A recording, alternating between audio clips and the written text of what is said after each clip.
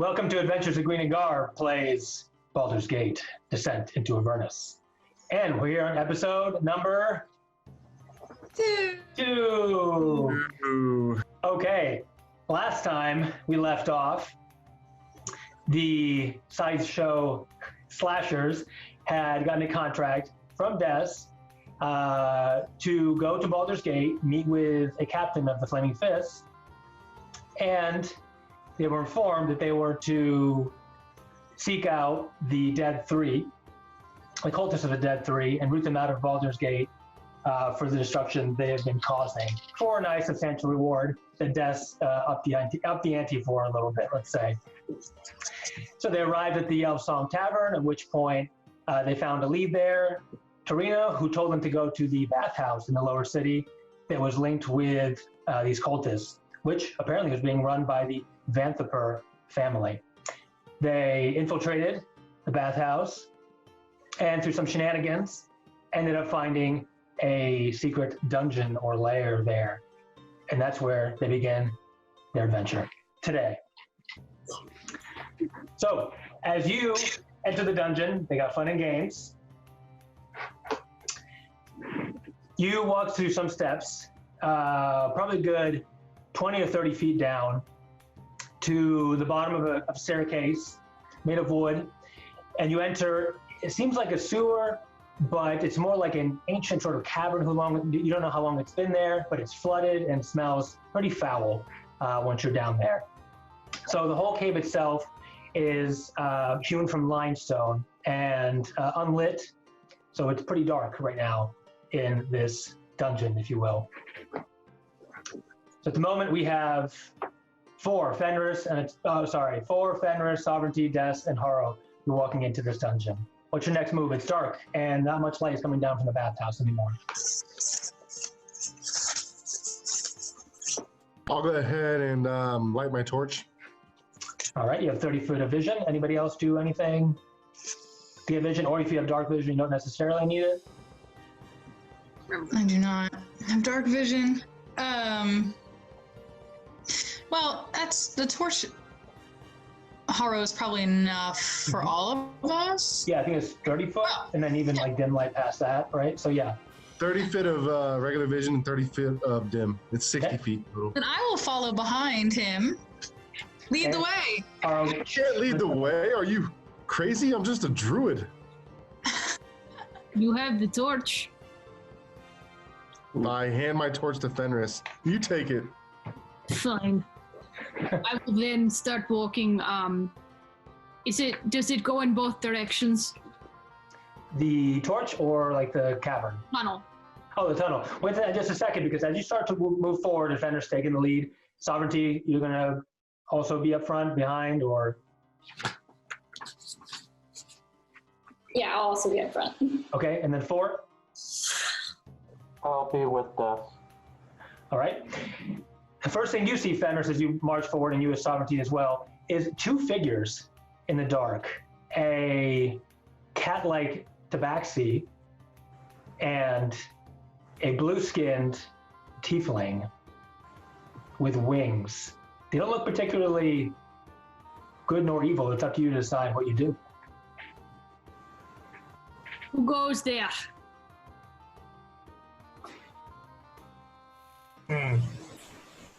Anatoly, who are these people? I don't know. I have no idea. They do not look like necromancers. Definitely not. Where did you guys come from? Why are you here? I sensed magic's most foul in these sewers. I am seeking their source. Hey, you sound like we are from similar areas. Where do you hail from? Barovia. Barovia. Tell me your name. My name is Anatoly. Your name is Anatoly. Yes, I am Anatoly. He is Anatoly. You look familiar to me. Should hope so. What? You can't remember your childhood friend? Fenris? Yeah. What happened to you? You're like 80. I got old, you canis. That's what happened. The last time I saw you was a month ago. You talking about I haven't seen you in 20 years? 20 years. I turned around and you were gone. Judgment. When did we leave? The shadow fell. It was a week ago, no? Month? Month. 20 years I turned around and you were gone. Oh, Well, distance makes the heart grow fonder. goodness. Oh, great. I sit here getting old as my bones ache and you look fresh as baby. Why, thank you. Where did you guys come from? How long have you been down here? That's really weird. Why are you even Weird down that you here? feel like it's been a week. Get out! Well, Judgment here. He helped me, you see. It is funny story, Judgment, why not you say? Huh. One night I was working in my research laboratory, looking at exotic weapon. And lo and behold, strange man comes bursting into my chambers. I was looking for a way to get to you. I did not know what to do. Some thief comes to my chambers at night. So I stabbed him with it. He stabbed me with magic blade. Yes, and he died. You died? He killed me. Looking back, it's quite comical. Right. But magic blade give me powers, bring me back to life. Made pact with Raven Queen. He explained warlock now. Yeah. You would. Of all the people in the world, you would do this. You would get yourself into some stupid trouble, get stabbed the first sign of everything. Don't worry, I won't do it again. Fenris, you're one to talk. You got Your head that I have next. Well, Judgment, why don't you tell them why we are here? I This is said the something dark magics. Something in the sewers is familiar to me, and I will reclaim it. Well, we're here just because we want to make some money. We're gonna get $600 a pop off of just cleaning all this stuff out. So, Actually, we're gonna get 1,200 gold. When we clean all this up. oh, he doubled it, didn't he? Well, I mean, that's kind of greedy, but I'll take it. I mean, if you don't want it, I'll have it. There's gold. Judgment, this sounds good to me. Should we help them out? Can I pull aside Haro and Sovereignty? Can I pull them in like a football huddle? Sure. Since while Fenris and Anatolia and Judgment are talking, go ahead.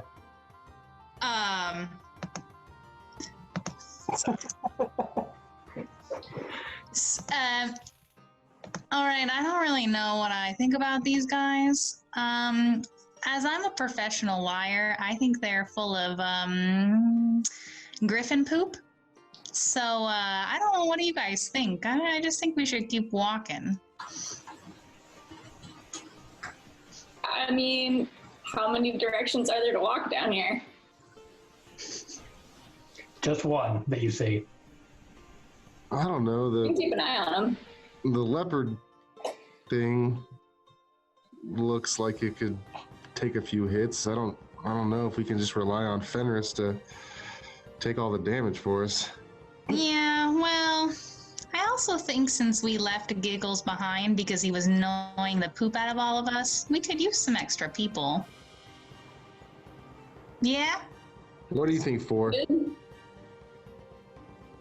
Whatever Death says. So what was that? He said whatever Des says. So, what if, because we are the Sideshow Slashers, we should have them prove their worth? I would like to be entertained. What do you think? Yes. I mean, sure, I guess. At this point, I would like to break Just take them out. I would like to interject into the huddle. Okay, one moment. Sovereignty had one last thing to say. Sorry. Oh, I was just saying, if you get sketchy vibes from them, we'll just take them out. All right. All right, Fenris, go ahead. we break from our huddle, and Des You can tell them what we said. Oh, well, we're actually a really famous traveling troupe of entertainers. And since we're all heading the same way, we thought it might be fun if you joined along, but you would need to prove your worth. See, I'm one handy changeling with a blade, and all my friends here have really important talents and skills that have been very beneficial, and I just don't want to add people to our troupe that aren't up to par with my great friends, so I would like to be entertained. She's right, I turned to wolf now.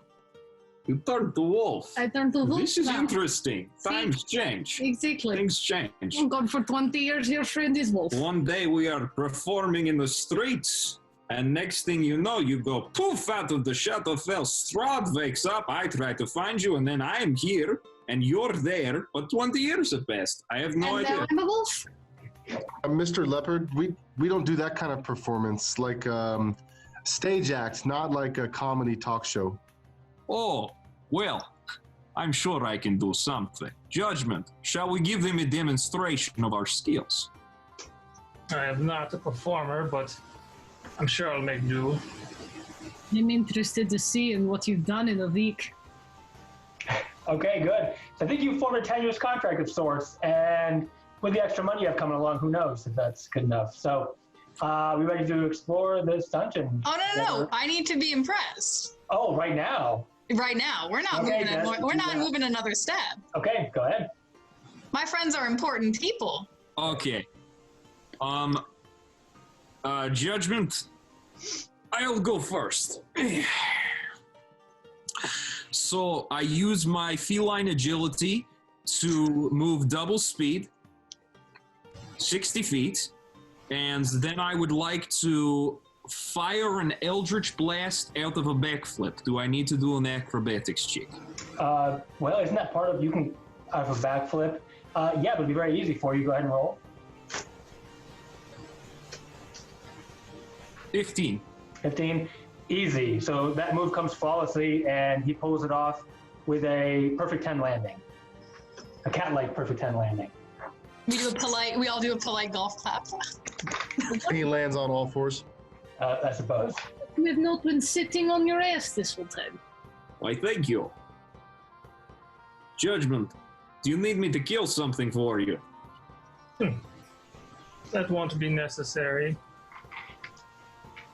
I'm going to fly up into the air and rain burning hands down on anything living in the sewer. All right. Judgment just does that very thing. He flies up with this sort of like strange gracefulness. Flames burst out of his hand, and he fries all the rats and other critters that are in the vicinity there in that swath of his fire. And the foul smell goes away temporarily. We check the Guys, bodies of the We're rats. performing, not trying to kill the audience. What are you doing?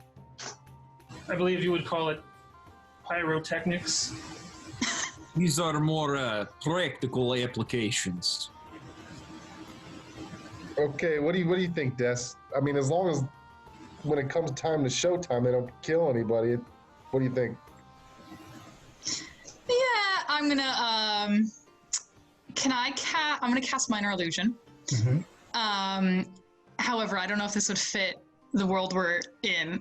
Can I create a small bowl of popcorn? Sure, or the equivalent. Yeah, they have corn. Or the equivalent. Would be popped. Yeah, I suppose that would happen. Corn that's popped. Okay, so I create with my Minor Illusion a bowl of popped corn, and I'm gonna take a couple bites, and I think, well, I was thoroughly entertained, but if we run across any kids, we're a family-friendly show. Remember that. Then I throw all the popcorn in the air, and it disappears. Oh, I didn't know you brought popcorn. Oh no! Okay, I cast Minor Illusion again. I give Sovereignty the bowl of popcorn. Here you go. Is it edible in this minor illusion, or is it just? No, it's absolutely Okay, not. Minor illusions are static objects that can't be moved, but it's fine. it's good. It's good. We get the point. All right. I Thank can you. personally say that I know this cat fellow. He is relatively harmless when it comes to it. I can vouch for him. And fear Oh, not. yeah, he's not even carrying a weapon. It sounds good to me. I look at Will not be dissuaded. He packs his own kind of punch. These are natural weapons. And don't you worry, this. I have few more tricks up hidden in fur. I turn to Sovereignty. Well, we could do a dog and cat act. That might be kind of fun for the kids. Maybe a petting zoo. That sounds adorable. You turn me into petting zoo, I'd bite your face off. What? I didn't say anything. All right, let's keep walking. Good. All right. I assume that you would eventually introduce each other and to enter this dungeon. So, okay. First of all, inspiration for everybody. That was fantabulous. I give you fantabulous out of 10 for that. I think I still have one left from last time. No. They reset every time. Yeah, they reset. I know, but like, I wrote it down and I never got rid of it. So Fair enough. Good. And so, welcome to the Dungeon of Dead 3. Here we go. Screen share, activate.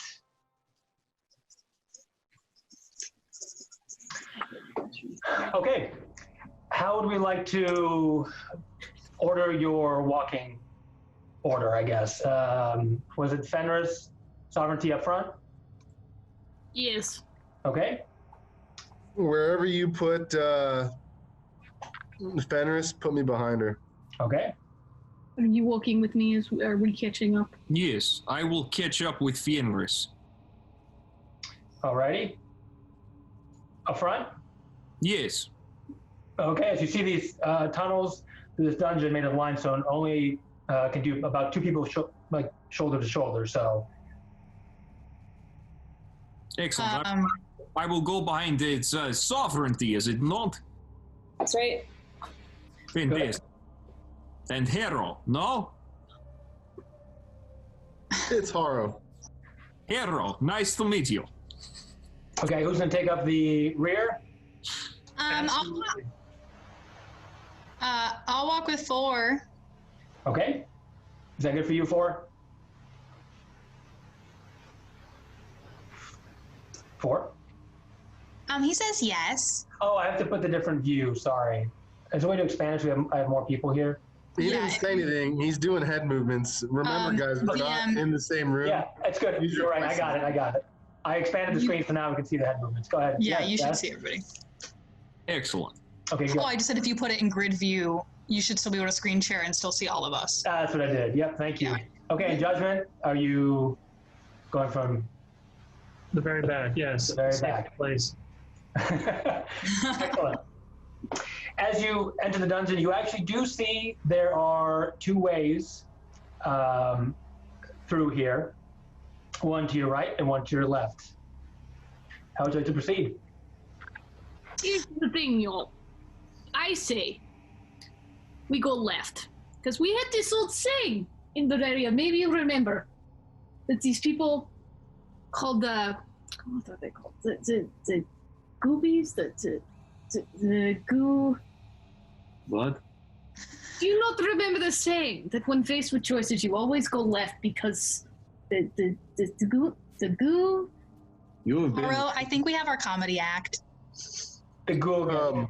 I think the saying is That's what follow they say. The sovereignty. Goonies, the explorers, they were these famous explorers in Bavaria. Rovia. Barovia, goodness. I have no idea. I think we should go left after all of I that. think they go left. Okay. The challenge, the Goonies, they always go left. Haro, what do you say? I say follow sovereignty. Okay, from what I understand, Sovereignty, Fenris, you're pushing forward to the left. I say we ask the one who has some sort of magic tingly sense guiding him around down here.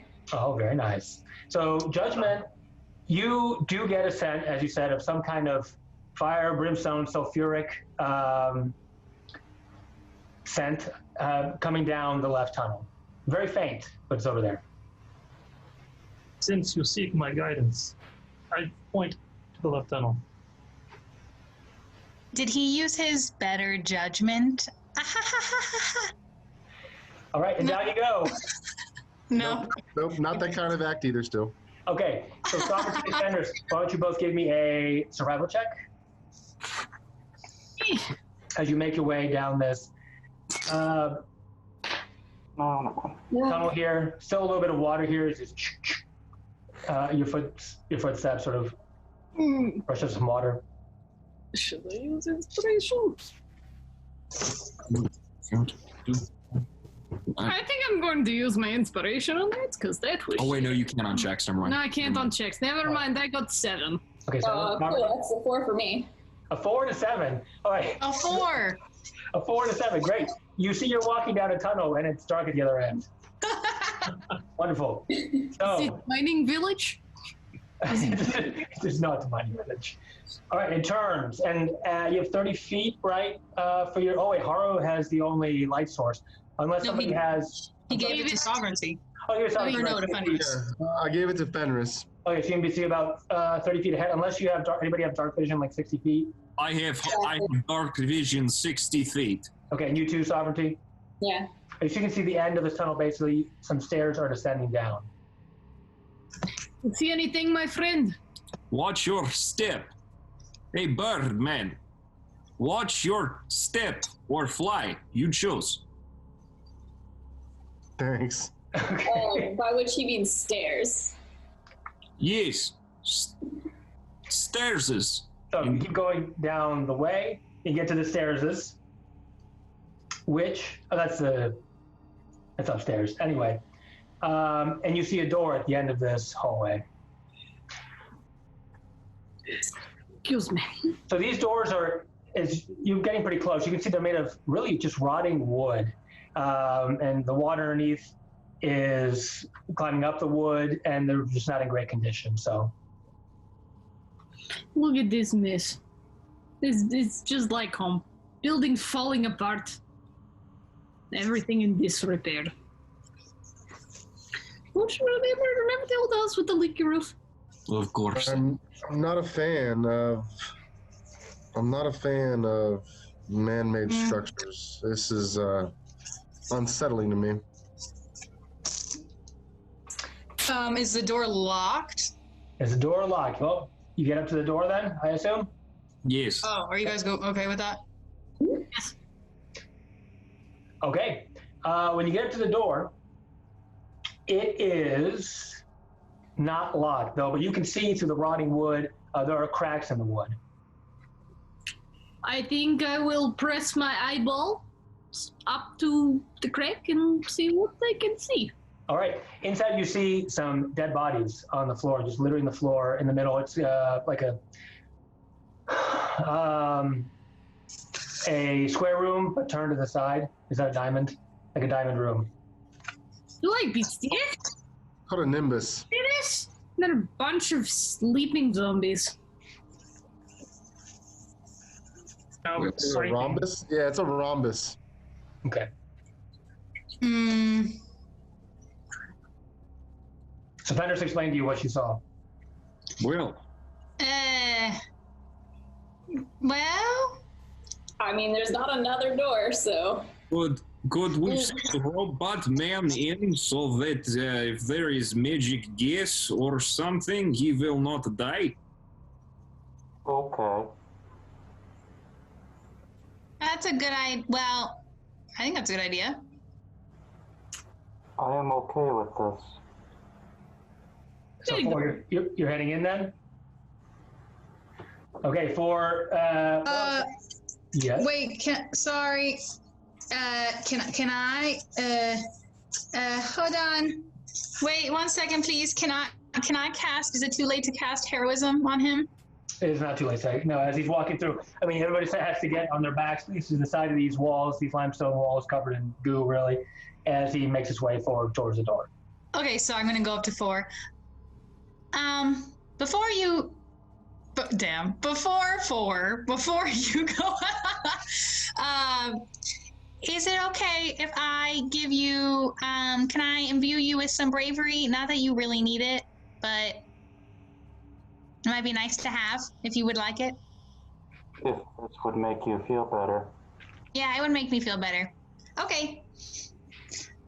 So I'm gonna cast on a willing creature. I'm going to cast Heroism onto 4. So basically 4, this means that you're immune to being frightened, and you gain temporary hit points equal to my spellcasting ability, which is a +6 at the start of all of your turns. Okay? Good. So that's a touch. So as you walk by, Des touches you. You're imbued with, I don't know, you're the 10 man, so I assume you get a heart or something. And now you, Oh my! Aww. you know, If I only had a heart. and you're ready to walk to the door. 4, you can easily push this door open again. It's rotting. Looks like it's been used quite a lot frequently. But again, because of you guys didn't really see anything as far as footsteps because of a couple inches of water there. So you ready to go in, 4? Yes. I Okay. light up my guns.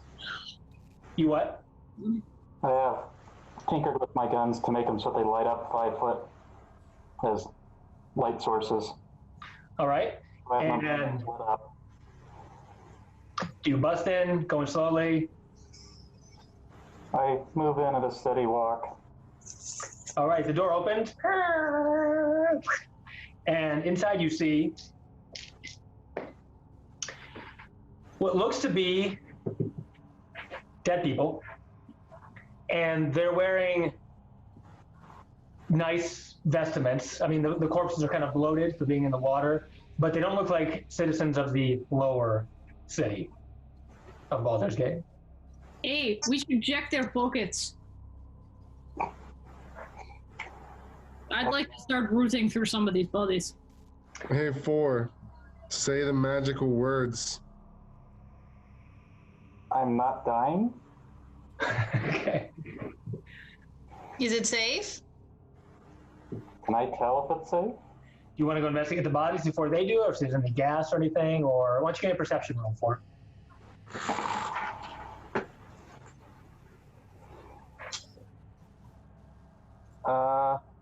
11.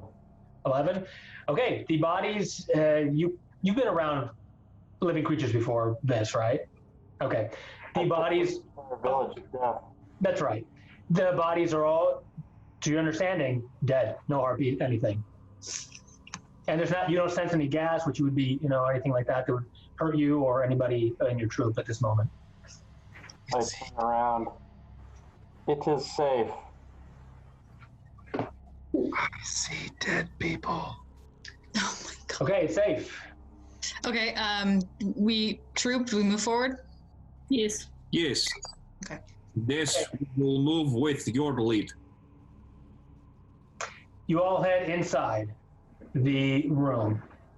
In the room, once you're all inside, have a chance to get your bearings, and you have adequate light source now.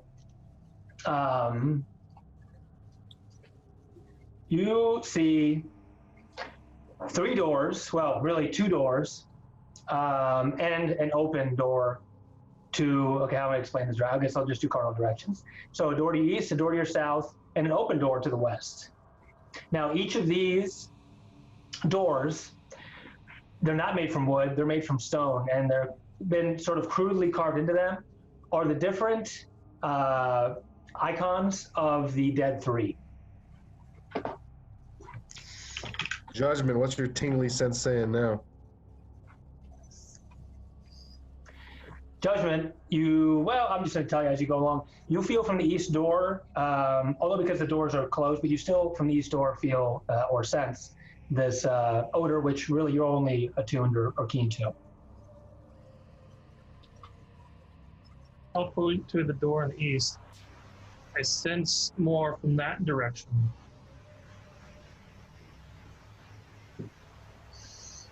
I check and see if it's unlocked. Okay, it is not. And in fact, above you see a plaque above each door that says, announce their names. I go and I walk up to it and read it and say, well, I guess we should announce them? And then I announce the one in front of me. What are you announcing?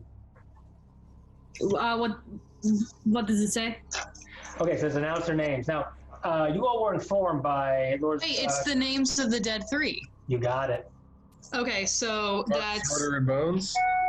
Yeah. So, okay, I'll go up to the door with Fenris. So the door off there to the east is has a giant skull with flaming eyes, and that is the Lord of Murder. So then, what do the other doors also have the skull of like the other two? Can I go Yes, so check? one is a giant handprint to the south, which is the Lord of Darkness, basically. Bones is the other one. The other one is the Lord of Bone. So you know their names. If you don't remember them right now, you can do an intelligence roll, saving throw. I don't remember getting their names per se. I just remember you telling us that they were. Okay. Can I just tell them? Otherwise, you would tell them who. Can I just tell the troop because I remember the names? Yeah, of course. They don't have to. Would they have to do a check for it? Unless no, they don't need to. Oh, okay. So I'll call knowledge. so I'll go up to Fenris. Well, this is saying their names. The three names. There are three doors and the three names of the dead three. So maybe if I can say the names at the same time and see if all the doors open. Is that okay? Well, we're gonna try it. I'm gonna announce their names. Darkness. Maybe we just do one and see what happens. What darkness? I say the word darkness. Does anything happen? Nothing happens. So the gods have particular names which wouldn't be unknown to anybody. So it's not that. That's like Lord of Darkness.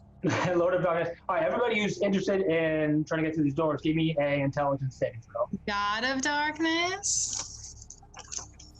Did you say intelligence? Sorry. Intelligence saving throw. Yes. Yeah, I definitely failed it. 9. Okay.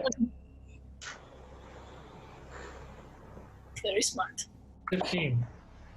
Can do the bite. 19. Okay. 9. 11. Huh? I didn't hear sovereignty. Sorry.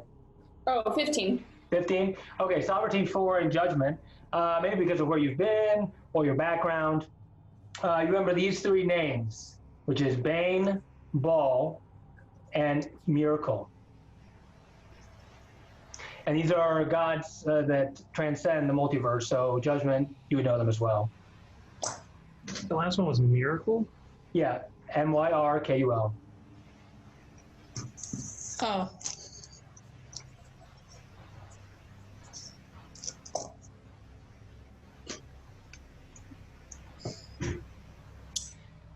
Can I check the bodies to see how they died? Oh, very nice. Okay, yes. Money as well. Pretty obvious upon inspection that they have been stabbed to death. They were stabbed. I'm going to cast False Life to gain temporary hit points. Okay. So Anyone remember what the Lord's names were? Obviously, Lord of Darkness isn't working. Or Lord, what's that? Lord of Bones or Murder? Bane and Ball and So, as 4 utters those names out loud, the doors begin to open as if some mechanism has been triggered. All 3 doors open at the same time, although it looks like the door on the west was already open, and it just goes, and that's all. Well, it's something.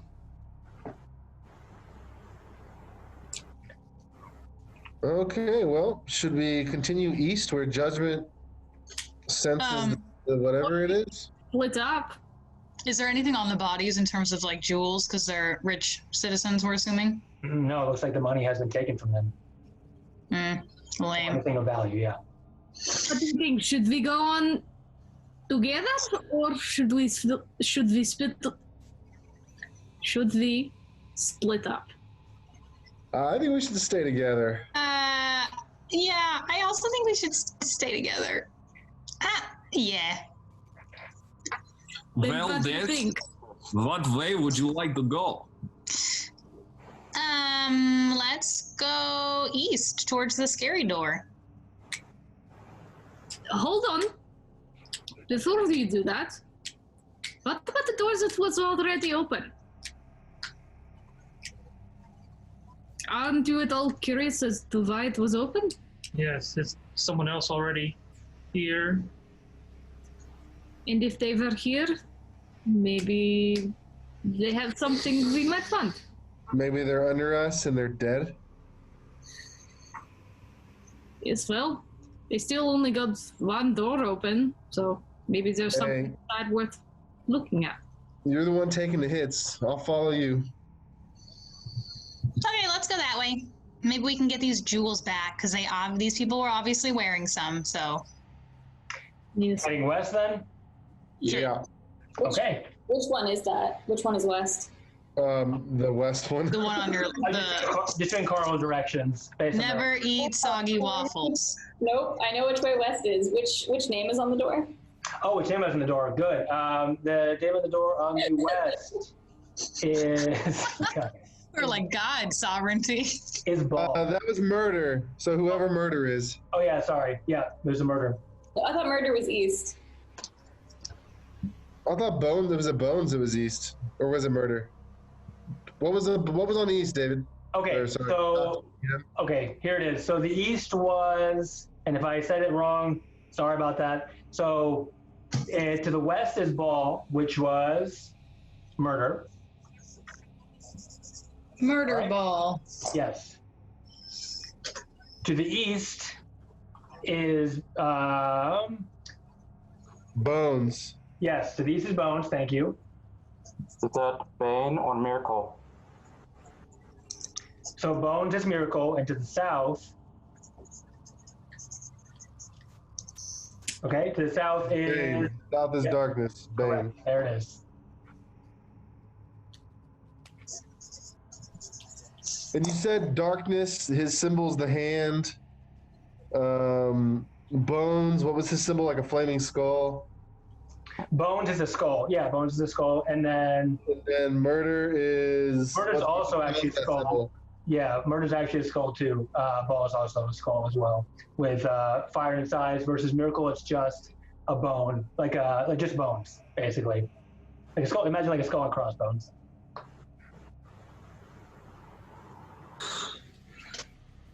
All right, let's head west. Heading west. Go. Mm-hmm. All right, you head west. Same walking order. But I suppose we'll keep it like this for now. For ease. You first encounter, again, it's dark, but here at the edge of this room before you turn right, there is a very moldy tapestry on the wall. I would like to read it. Okay, it looks like you don't know how long it's been here. It's a 5 foot wide by 7 foot wide, big tapestry. It's a very grisly scene of 3 faceless figures tearing apart another figure. Is there any writing on it? There's not, no. Something tells me this is the 3 we are looking for. All right, you continue on. Who is the 4? Can I, can we touch the tapestry? Is there anything on the ground? The tapestry seems to be covered with some yellow mold, which doesn't look like it's too inviting. Okay. I walk over and I pull the tapestry so I can look behind it. Okay, you pull the tapestry. Mold spores start to fly everywhere, but since you're not affected by that kind of stuff, right? Or okay. There's nothing behind the tapestry at all, but it looks like it was put up kind of hastily. Okay. There's nothing behind it. We should move on. Okay. Good. You're lucky you have 4 in that capacity. All right, now judgment is leading us. Lead us, judgment. That's just DM laziness. It's still the same order. So as you continue on this way, you see an altar to what looks like Ball. 3 wooden beams sort of brace the ceiling. This very flooded chamber features a stone altar covered with human entrails in the northeast corner there. Hanging from the wall above the altar is a 3 foot tall steel mask cast from the form of a frowning human skull, that of Ball, of course. So it's like someone's done some kind of strange ritual with what's left of people here. See, this is not the kind of show that I want to come to. Neither do I, but I think we found what happened to our merchants. How much are we getting paid for this? Honestly, I'm about to ask for more. I was going to say 1,200 is not enough. This is disgusting. Seems fine to me. The room. Okay. What'd you say for? I step out of the room. This is bothering me. Okay. I mean, you have your need to do perception. You don't see anything else in there but that. Okay, let's keep moving. Okay. You head back to the other chamber, and you have the east and south. Let's go. Can we go east this time? Or do you want to go south because the east seems the most daunting? Perhaps south? Again, I follow Fenris. Okay. What's behind door number 2? Door number 2. You head south through this door that's open. And inside this room, the dungeon,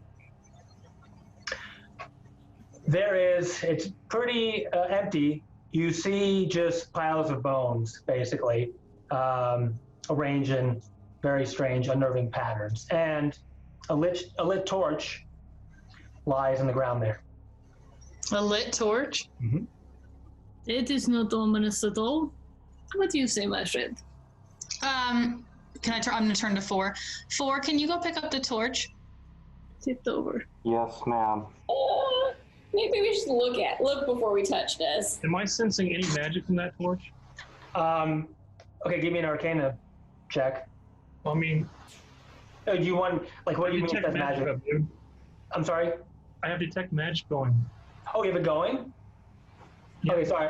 I must have missed that. Sorry. You do not sense any magic coming from the torch.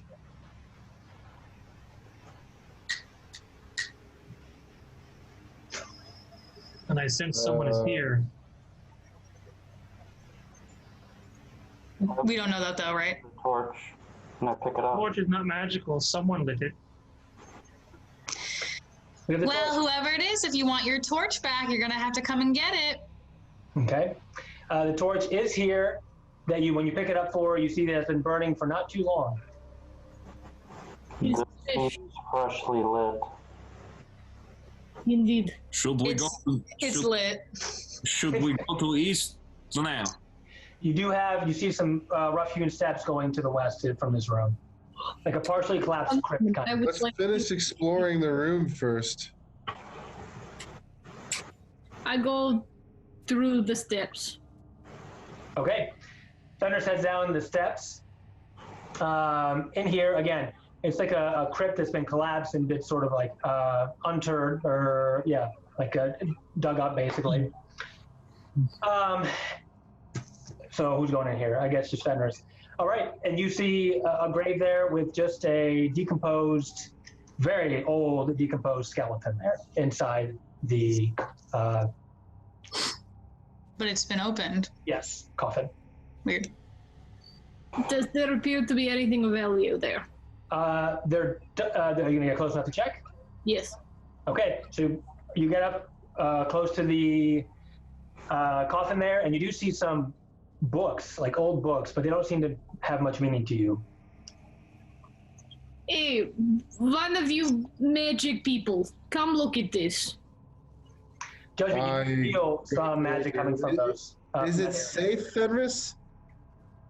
Smells just fine to me. I walk over to Fenris. I'll follow them as well. Things blow up around me all the time. But hey, I'm still standing. Just with a bit of a hole. I'm the bird. Okay, so just Haro goes down, that's it? No, I go over there as well. All right, 4, anyone else? I'll come closer, but I'm not going down there. Okay, you come closer and you see. Okay, Haro, both you, Haro and 4, both of you have proficiency in Arcana, or who does, or religion? Oh, I can just read 5 languages, so I figured maybe it's in one that I can read. It's not about, Arcana. you have, okay, proficiency in Arcana. 4, you recognize these as spellcasting books for wizards. These appear to be wizard books. They may be of great value. Well, we should pocket them even though we don't have a wizard. Allow me to speculate. what they might be. Hold out my hand. For the books or for? For the books. Okay. Okay, you grab the book. There are 3 spell books. One's bound in red leather. One has a sort of black cover, and the other one sort of scaly black reptile hide to it. And each contain a slew of spells, so you can add those to your repertoire at some point, correct? If you want to use them. Do they have like a specific kind of spells or just random? Quite a few. So I can go over them now if you'd like, or is it like when you rest that you memorize? It takes a lot of time. Okay, so you have 3 spell books with quite a number of spells that you can use. So if you'd like to keep them. Sorry, pause. Judgment, are you a wizard? Did we establish that? You saw me fly into the air and cast flame out of my hands. You could assume, yeah. Okay, because I just didn't know if we knew that. I mean, there's not a big difference between wizards and sorcerers as far as what they can do. So I mean, Yeah, okay. There is a large book hanging off my belt as well. Cool, okay, great. Okay, good. So then you all allow Judgment to take these books? Mhm. they are meaningless to me. I don't need them. I am Alright. good. Good? I shall read these books and see if they provide any monetary compensation to our group. That's what we like to hear. Okay. Heading back then to the other location in east, I assume? Yes, indeed. Okay. The door is already open, and more or less, I should say something like this. All right, then you go deeper into the dungeon. So it goes down quite a ways to the east, at which point you get to the edge here, and you see as you turn the corner that it opens up into a larger cavern. At the same time, you hear what sounds like somebody being tortured.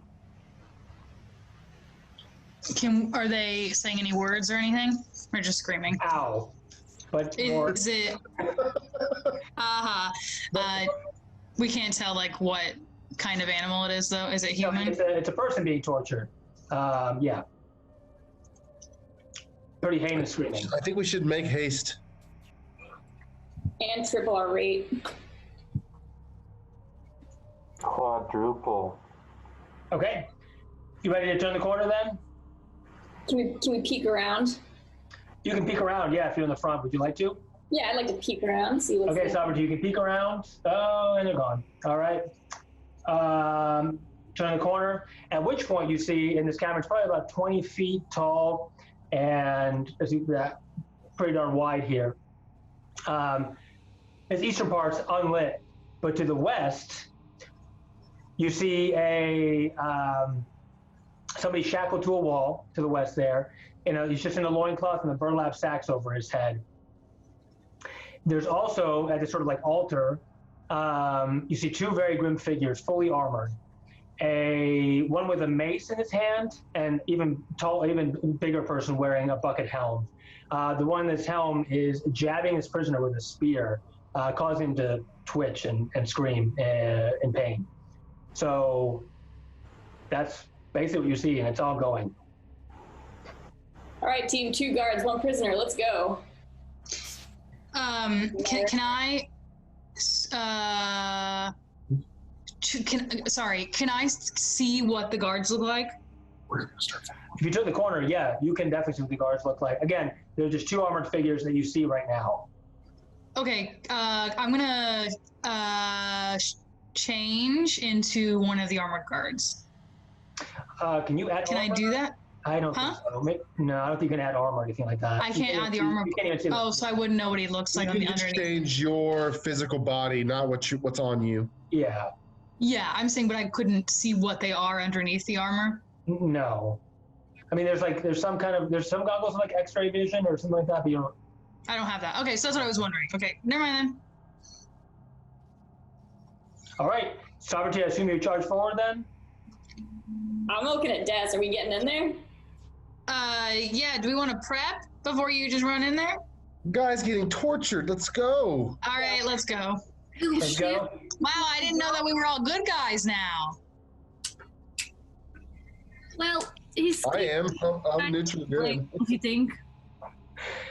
What? Okay. His screaming is kind of annoying, don't you think? All right, let's go. Yeah, it's I'm going to shift before I go in. perfect. All right. Yeah, the screaming is blood curdling, and I guess that is part of your contract. So, okay, as you turn the corner, same order here. I suppose who's in the front? It was Haro here. Nope. And we're gonna go with this.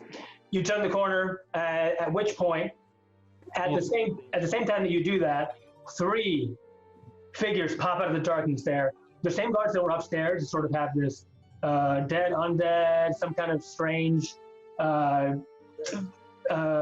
look to their skin, come out of the figures with flails that have burning skulls on them. And the 2 figures turn to you, brandish your weapons.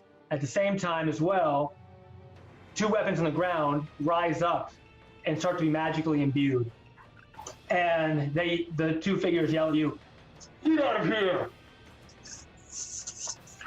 7-on-7 seems like a fair fight. Okay, roll initiative. Here we go. Ooh. 7. Ew. 8. Something. What? Oh, yes. 21. Damn. Crimson Light action. Okay, I got Haro 21, Fenris 19, Des 8. Des 8, thank you. Judgment 13. Judgment 13, thank you. 4 is 22. 4 is 22. Fenris is 19. Fenris is 19, okay. Sovereignty 6. Sovereignty is 6. Something that is an action. And that's everybody, right? Anatoly? Oh yeah, Anatoly. Anatoly. Anatoly. 7. Sorry. 7, okay. Well, here's the order. It's gonna be 4, Haro, Fenris, Judgment, Des, Anatoly, and Sovereignty. And then, of course, Sorry, we can you have say these that one? figures. So, Can you say them one more time, DM? yeah, you want me to add the enemies Yeah. in the mix? Okay, these figures up front, these sort of like followers, cultist followers with these strange maces, probably followers of Bane. We'll roll a 9, so they will go after Judgment 4 deaths. Great. Okay, the armored figures that were prodding the victim there are going to go on an 18. And the flying swords will go right after them. Okay, that's it. So 4, you're on deck. You're up, and then Haro, you are on deck. I move, Moving back. Got you. and I'm going to fire with both my pistols at the enemy in the front. Okay, this one. Roll. Hit. So you jump quickly to the side, back to your wall, and get your pistol. 1 shot in each resounds around the chamber. I'm going to re-roll one of those with my inspiration. Okay. He still has heroism, right? Yeah, it does give him plus to hit. Oh, no. Sorry. Nope. Just hit points. Ignore me. Okay. You'll have to do this fight. And I lose my dex because I'm firing both, right? On the offhand, yeah. Just on the offhand? Mm-hmm. Okay, so first one is a 13. Okay, you hit them. They're very lightly armored. Okay, the other one is only a 10. Okay, you missed the one. So your main pistol fires off, and the other one, which you don't have as much dexterity with, shoots wide. So when we're damage, Ooh, max roll. 14 damage on the fifth hit. 14 damage. Okay, this first one, you shoot him, and your bullet just sort of penetrates his upper left chest. He staggers back, and is not. You didn't terminate him, but he's not feeling too well. So. Okay, I use my bonus action to do a reload on my offhand. Okay, so the bonus action, you use a bonus action to fire when you're using 2 weapons. Oh, is that how that works? Yep. Never mind then. Okay. Any more Okay. movement? None of them are using ranged weapons, correct? No, not that you see, no. In that case, no, I'll stay where I'm at. Okay, Haro, I'm sorry. Haro, you're up, and Fenris, you're on deck. Yeah, I'll move. I'll move here. Okay. Sure. You can fly up a little bit here. It's 20 feet high. Yeah, I got it. I'll move there, and then I'm going to cast magic stones and use my sling to throw a magic stone at the same one that 4 shot. Okay. Magic stones come out of your hand, and you quickly load your sling. Oh, wait, sling is the thing where you twirl and toss, right?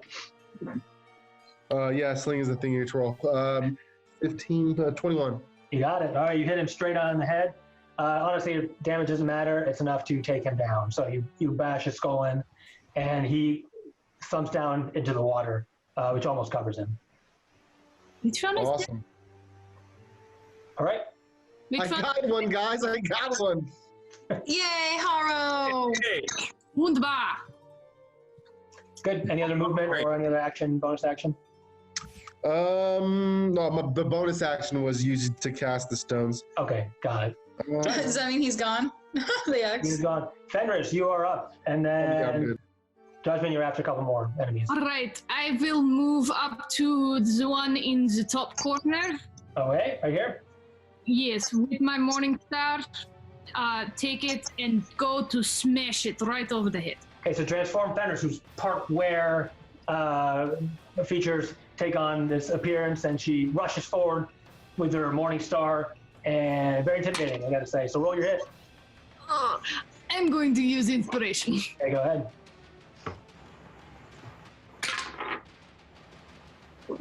Plus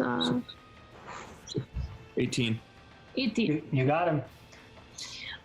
Then, as bonus action, I will invoke Crimson Right. So, Okay. I will roll my d4. Fenris, I think you could have done that. The Crimson Right lasts the whole day, so you actually could have done that earlier if you want. It's the first time using it, so you don't have to. Because I have to use it as bonus action. Right, but doesn't the Crimson Right last the whole day? Yes. You use it? So we can just assume you use that, like Haro uses, like you used your seed or your berries the day before or whatever, right? You can use that stuff like at the beginning of the day if you want, and you still have your bonus action to bite if you wanted to. Okay, great. That would be great. So, Yeah. So your mace is already, your morning star is already imbued in that. Is it the fire? I think. and then hang on, and I will calculate my damage for you. Okay. Yeah. So go ahead, add the Crimson Right damage to that.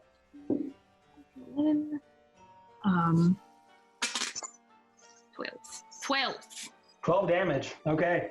So she comes rushing forward. Her flaming morning star connects to this guy and just decks him. It bashes him. What? It's cold. Oh, it's cold. Okay. So it just, all right. Shards of ice sort of come off of it, and they hit hard and bash this person's, like his whole chest cavity just comes right in. He's not quite down yet, though, but you do have your bonus action to bite, correct? And I will bite. Okay. Well, pretty sure. Give me my d20. Oh, thank you, whoever drew this. As I was asking if the X-Men, he was... That is 19. You also hit. All right, so your first charge, everything connects. 4 and 8. Okay, and you take your huge grown fangs and just bite into his neck, whatever you can get, and just slash out. Blood comes gushing out, and this guy he's done for. He's done for you. It's 2-part wombo combo. You still have some more movement if you want, Fenris, as you annihilate this cultist. Would you like to move forward or stay where you are? And howl at the moon. Nice. Do you want to move forward, Fenris, or stay where you are? You still have, I think, a little more movement. She has 10 more movement, I think. Yeah. 5, 10, 15, 20, 10 more I movement. just stay right where I am. Okay, and that's all. So, these armored figures lumber forward. 1, 2, 4. Okay, Fenris, they are 1, rushes over to you. It's a more slender figure, and they also have morning stars, actually, in their hands. At which point, they swing at you, just having torn up one of the other cultists. Miss. Swings wide. An attack. Oops. Other one doesn't quite make it. He has a battle axe. And that's all they do as they rush forward. These flying swords. Animated swords take off up into the air. And one comes down on you, Des, as you're not prepared to move yet. Sorry, question, but these are like swords, they're not like creatures? They are creatures. Their swords have been animated by some, in this case, darkness. Constructs, basically. So my question was then, can I use Unsettling Visage on them if they're technically creatures? No, because their intelligence is like 0 or 1. So that's what I was wondering. Yeah, okay, cool. No, so you can't, yeah, correct. Okay, the sword comes down very quickly and tries to slash at you as it flies by, which it successfully does. So you're kind of unaware. The sword slashes at your arm, and you actually take 7 points of slashing damage. Yeah. Okay, thank you. Oops. Not thank you, but... The other sword, you're welcome. The other sword moves closer, but does nothing. So, Judgment, you're up, and then the other followers are next, so... All right. I don't trust the lumbering giants and their suits of armor coming towards me. Mm-hmm. So I'm going to not fly all the way to the ceiling, but just enough to be out of like 5 foot range. Perfect. All right. Just straight up. Yeah. Okay. You take your wings up. Quickly. And then I'm going to cast Chill Touch on the guy with the mace. Okay. So the one in front. Chill Touch is a range, I assume, of 30. 120. 120. Go for it. Yeah. 23. That connects. So the ghostly skeletal hand comes out from one of your hands and grasps onto this armored creature of Bane, let's say. And he takes 3 damage. Okay. And then what other effects does it have? Until my next turn, he cannot heal. Okay. Takes 3 damage as it grasps onto him and stays there. So anything else with bonus action or? Actually, is he undead? He's not undead. No, not technically undead. No. Then that's it. Okay. That's your turn, right? The remaining. No. This cultist here moves forward. Right now. And Sovereignty, he engages with you. He takes his mace, which has that flaming skull on it, and well, really, he does his best, stumbles through the water, and he goes to swing with his mace, and you deflect it with your shield to no effect. So that's it for them, I believe. And Des, you're up, and Anatoly, you are on deck. Fantastic. And then after Anatoly, it goes back to 4, correct? Anatoly would be Sovereignty. Oh, I meant Sovereign. Oh, yeah, because she hasn't gone yet. That was my question. Great. So I was really inspired by Haro's use of Thunderwave, and I got jealous. So I'm going to cast Thunderwave. Okay, Except I have to move. I got to move. Okay. All right. So it is a 15-foot radius, and I would like to not hit my friends. So I would like to move. Oh, crap. How did I do this with the little arrow? I would like to be somewhere like here-ish. All right. Would that hit these 3 guys, but not Fenris? Okay, No. so 2 things are going to happen here. It's 5, 10, but you would hit them. It's 15 foot, so you'd have to be here, I believe, but you would still hit Yeah. them. You still hit Fenris there. Here, 5, 10, you'd hit, okay, here, 5, 10. There was no way you could hit everybody. Somebody would be hit besides the enemy. If I move, you read my mind. Yeah, if I moved there, would I hit those 2 swords, but not 4, right? If you moved here, you could hit both swords, yes. Yeah, okay, I'll move there Now, then. here's the issue, though. Because you're here, They would engage with me. They would take attack of opportunity as you left their area. So minimum. Only the first sword we get an attack of opportunity. Correct. Yeah, because she's moving here, right? Correct. Yeah, only the first. If you want to do that, you have to rush through their line. Basically, you would maybe be hit one time. I don't think I can take that damage. No matter what you move, unless you move around here, you're gonna be hit. Okay, then I'm just gonna stay where I'm at. Okay. I'm not gonna do that then. I was jealous. No, I don't think I'm gonna try it because I've already been hit. Okay. So I'm just gonna engage with my rapier and short sword. Okay, go for it. So you had them out. You get in your combat position and fence them down with both. So roll your long sword and then your short sword. Do I roll that with a D8 then? Right? You're rolling to hit or you're rolling damage? Oh, I'm rolling to hit. Mm-hmm. She hits automatically always. Okay. Haha. 19. A hit with the first long sword. You engage with this other magical sword as you. Yeah. I said, come at me. I'm part of the College of Swords. All right, you hit? Yes, but I don't have to. Yeah. So my damage for that guy, 7. 7? Okay, so you parry the sword and then stab into him. All right, you take 7 damage. And then I'm going to swing with that was my rapier, so now I'm going to swing with my short sword, because I'm double.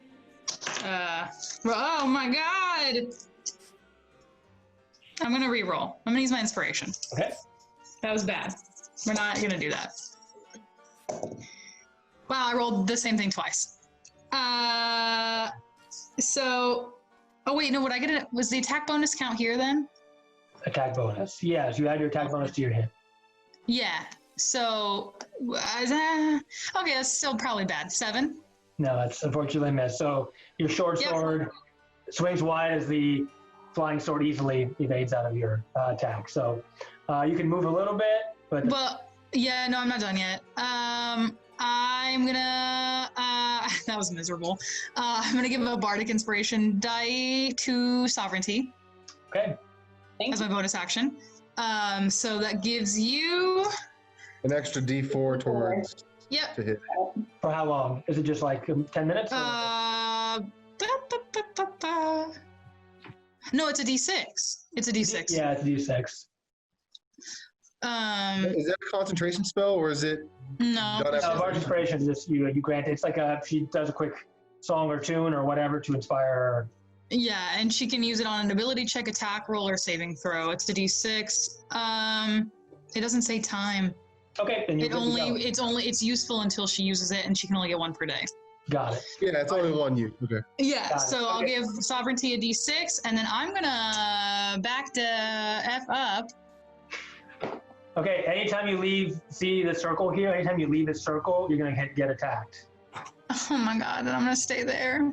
Okay, you can move around the circle, but that's it, unless you want to try to get out of the way. No, I'm gonna stay right there. Disengage, but that would take the whole action, wouldn't attack. Yeah, no, I'm gonna stay there. That was not good. Sorry, guys.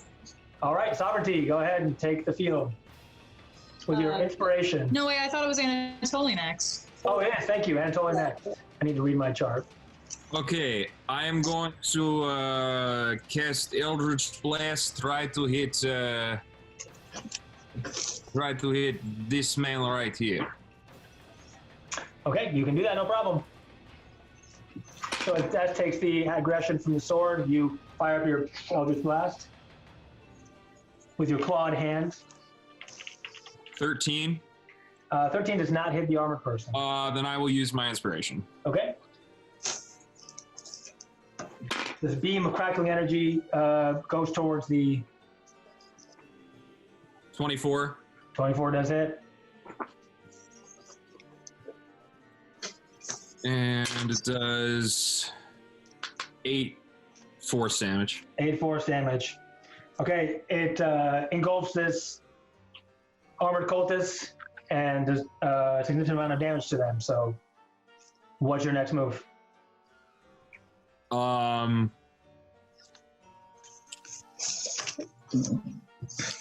think I'm gonna get a attack of opportunity. I think I'm gonna stay put actually. Okay. Sovereignty, if you're done. Okay. Ooh, the guy that came up to me and tried to hit me. Yes. I'm gonna hit him back. Okay. Good. So you deflect his blow and then go in for your own counter swing. Yeah. Hopefully. That is a 15. You hit him. Sweet. Oh, Lord. That does 1 whole damage. However, because I think that's done, I'm gonna use Divine Smite as my little bonus here. Won't you add your strength to that longsword hit? Yeah. She should, yes. I didn't write that down. I should have. So 1 plus, I want to say 3, maybe 4. Yeah. Is your strength 16 or 18? It's 4. Okay. Yeah. All right. And then plus the smite damage? Yeah, so because that was weak, I'm gonna also use Divine Smite, so that's an extra 2d8 radiant damage. It is. Oh, baby. Zariel's conquest Dead flows dude through coming. Zariel's conquest flows through the sword, and Yeah, she doesn't like cultists very much. No. So that's another 9 damage. another 9 damage plus the 4 is 13. Okay. He's not quite down, but you stab him through, and he sort of almost erupts in the holy damage from the smite. Wait, 9 plus 4, right? Yeah. Okay. Oh, it's radiant damage. Okay. Oh wait, it's Yeah. radiant damage. Yep. Okay, so never mind. He explodes in radiant energy, and he's done. Well, it did. Yeah, so he just it overtakes him, and his body parts just go flying. 19 or crit. Okay, that's it. Would you like to move? I'm gonna stick close to. Looks like Dust is covered. I'm gonna move over to those purple guys that are armored, right? Okay, next to them here. To the Just north. next to Avernus somewhere. Okay, That's good. all right, good. And back to the top. So 4, and then Haro, you're on deck. There should be bowls on the door. Oh, wait. Boink. Okay, Haro. Sorry, 4 moves around, and what are you gonna do? I'm going to fire on that guy. Okay, he's been wounded already. I'm going to use bonus action to reload the other gun. Okay. Let me shoot. Let's see. 21 total. You got him. There's some accurate shots. So your pistol has 3 different barrels, shoots off. Ooh, that's not very good. Only 6 damage. Okay. All right. Does pierce his armor, makes a wound there, but he's not down. Any more movement? I'm gonna move 1 more forward right behind Des. And that's my full movement. Okay. Haro, you're up, and then Fenris, you're on deck. Wait 1 sec here. Am I good to go for? Yep. I Oh, want to do a bonus. Oh wait, no, I already did bonus action, so never mind. Yeah, you're good. All right, I float up in the air about 8 feet or so, Mhm. and then kind of reach behind me and like massage my bow, and then I cast Bless on Sovereignty, Anatoly, and Des. okay. And that gives, how long does it last, Bless? 1 minute, 10 rounds. Okay. So all of you guys get an additional 1d4 on your to hit rolls. Jeez. Sweet. Awesome. Pretty nasty. Okay. Like that. Thank you. He's the neutral good. Haro flies up and uses his extraplanar magic. Good. Any bonus action? No, I'm good. Okay, Fenris, you're up. So Sovereignty has joined you in the fray, and there are 2 armored targets in front of you. Fantastic. I will strike with my mace first again. Okay, your chill mace attacks this individual who has been shot and hit as well. 10. 10. Fortunately, that ineffectually just sort of dings off his armor, and does not hit. You still have your bite attack as a bonus action if you want. And I will then try and bite his head off. Okay. 18. 18. Okay, you bite his head off. Success. Well, not his whole head, but I mean, you do the action of biting as you use your magical claws that somehow go through pure steel, and you chomp onto his head and roll your damage. 4 is 6. 6. All right. He now has a bullet wound through his armor, and his head is pierced through in 4 different spots, I assume, or more, exposing his sort of gray skin. Haro, Fenris, so these figures now go. All right, this first armored figure, the bigger one, Sovereignty, attacks you as you happen to be right in front of him. He takes his Morning Star and does hit you.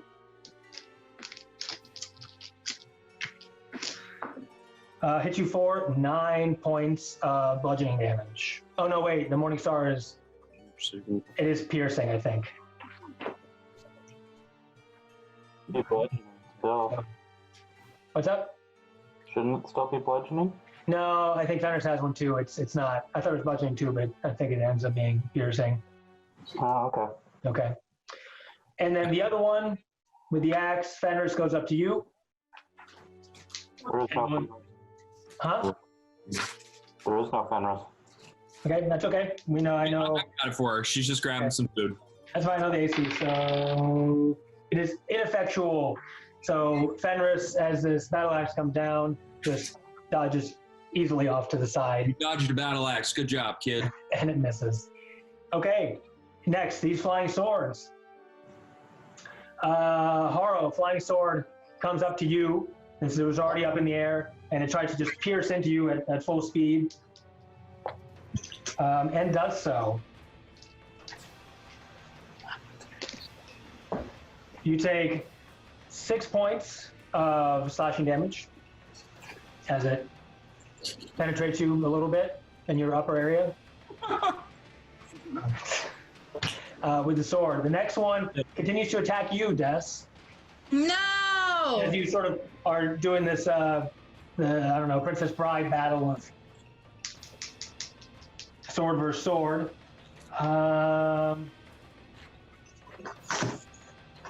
But no, you deflect. As it tries to attack you, this magical sword, you deflect it off with your sword, parrying it successfully, and does not do any damage to you. Next, it's going to be Judgment. And then Death. All right. I don't like that thing has lived after I put my hand on it. So I'm going to cast Chromatic Orb at 2nd level. Jeez, okay.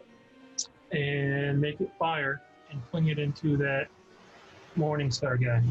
Okay, this one's been heavily wounded, so this might be a diminishing blow. Are you level 3 already, Kenny?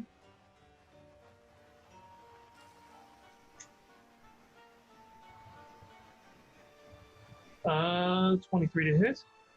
You got him. Mm.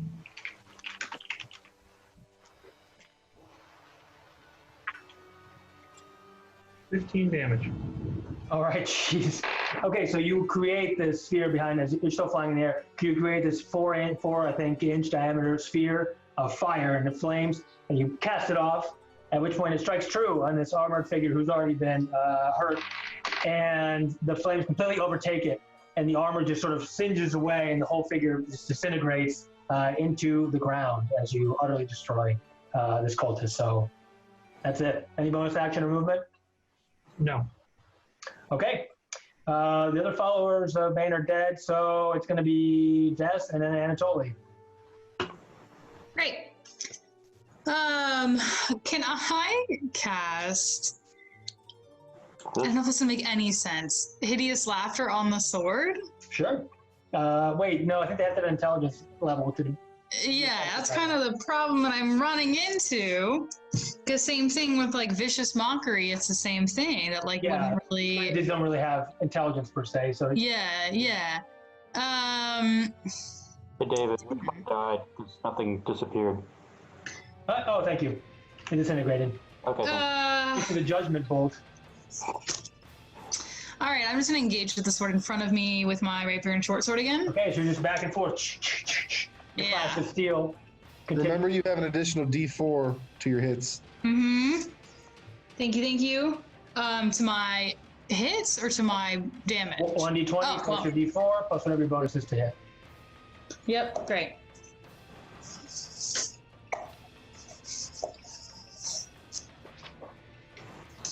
Uh, 11. To hit? No, that is a miss. Damn. The long I'm sword. terrible. Yep, it parries you. It's just a back and forth stage combat here. All right, so I'm gonna do with that was with my short sword, so I'll do the rapier now. Yep, same thing. 1d20 plus 4. 22. You got him this time. Jeez. Yeah, hit him with that rapier. Okay. Bam, bam, bam. Well done. Oh, sorry. 2 swords are better than 1, as it were here. Yeah, 19. So, and then, and I rolled an 8, actually. Okay, it's a good hit. So, as you're going back and forth, you take the sword by surprise, the other sword, and sort of pierce through him, and it breaks apart, and the magic expels away, destroying the sword. Great. And then for my bonus action, You did your. I think you did 2 attacks. One was the bonus action. yeah, no, I did 2 attacks. No, I'm done. Okay. Anatoly, and then Sovereignty. I will, at the big dude, I will cast another Eldritch Blast. All right. And we Not have. been wounded yet. God. Even with my bonus, that is a 8. To hit, even with. Did he have? Yeah, I rolled a 2 and a 1. Oh, goodness gracious. No, unfortunately, Eldritch Blast cackles with lightning and flies straight across. It, shit happens. Yeah. But I will move. Let's move here. All right, so you pounce forward a little closer to the fray. Sovereignty, you have this axe murderer in front of you. Yeah, I'm gonna try to hit him with my sword. Okay, go for it. All right. That is 19 plus 5. Does that hit? You got him. That's Right through the armor. Oh, beautiful. Well, I haven't done Well done. That's 9 damage. Okay, good. That's a strong longsword hit that shudders him as you pierce through, or slash through, I should say, in this case. Anything else? Bonus action, movement? No, I'm not gonna. Okay, so all these people so far that you've come across seem possessed in some way or another. They don't seem to be backing down despite being objectively outnumbered here. So, okay, back to the top 4 and then Haro. I'm dual wielding again. Okay, First one is a 15. wow, which one on? I'm attacking the guy. The actual guy. Gotcha. Okay. 15 does not hit. It doesn't. That's going to hit the armor. First shot. The second hit was an 18. That's a hit. So the second pistol does penetrate through. And got it on a decent roll, so that would be a total of, it's done as a 11 damage. Okay. So with that slash, you follow up Sovereignty's slash with your own gunshot, which is almost put this one down, but not quite. So Haro, you are engaged with the sword. I also move up to here. Oh, God. Thank you. I'm so dead.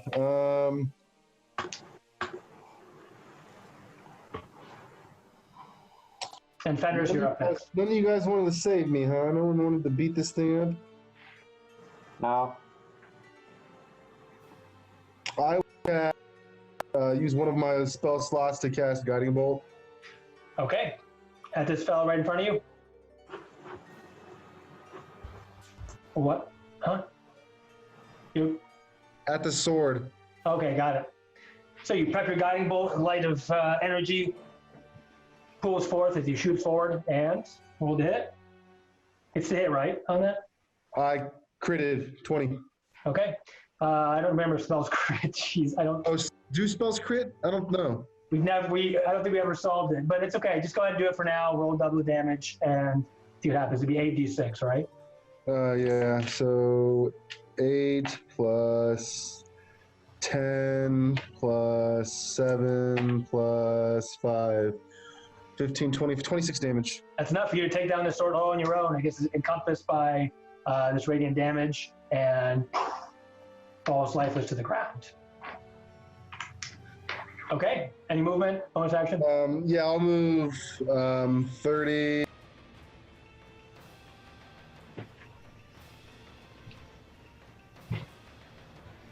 Okay. Good. Fenris, you are up, and this last cultist here, heavily armored cultist, is basically at your mercy. You guys are muted.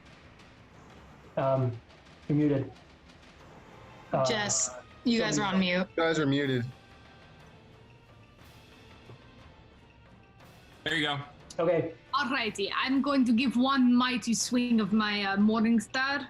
Okay. I already rolled, and 18 plus 6, so I definitely hit him. You got it, no problem. And that's it. How would you, Fenris, how would you like to finish this evil individual off? I'd say go right for the head. Okay. You take your Morning Star, like I assume a baseball bat or something for the head, and it goes, yeah, there it is, like that. You twirl it, the head goes flying off to the south side and lands in the water with a sploosh. All these cultists are now dead. Congratulations. Yay!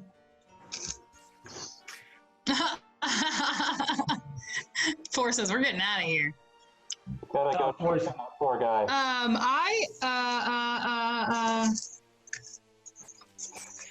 Okay. I'm gonna go ahead. We can't take like a short rest, right? Not here, but somewhere where you find where you can maybe like put some buttressing, like somehow fortify it. You could rest. Yes, we do a short rest. Okay, well, I would like to do some healing. Yeah, can I go check on that guy that's shackled? Definitely. Hey, we need to check on the poor guy. All right. I Nice. didn't even think about him. Okay, Des, you gonna heal?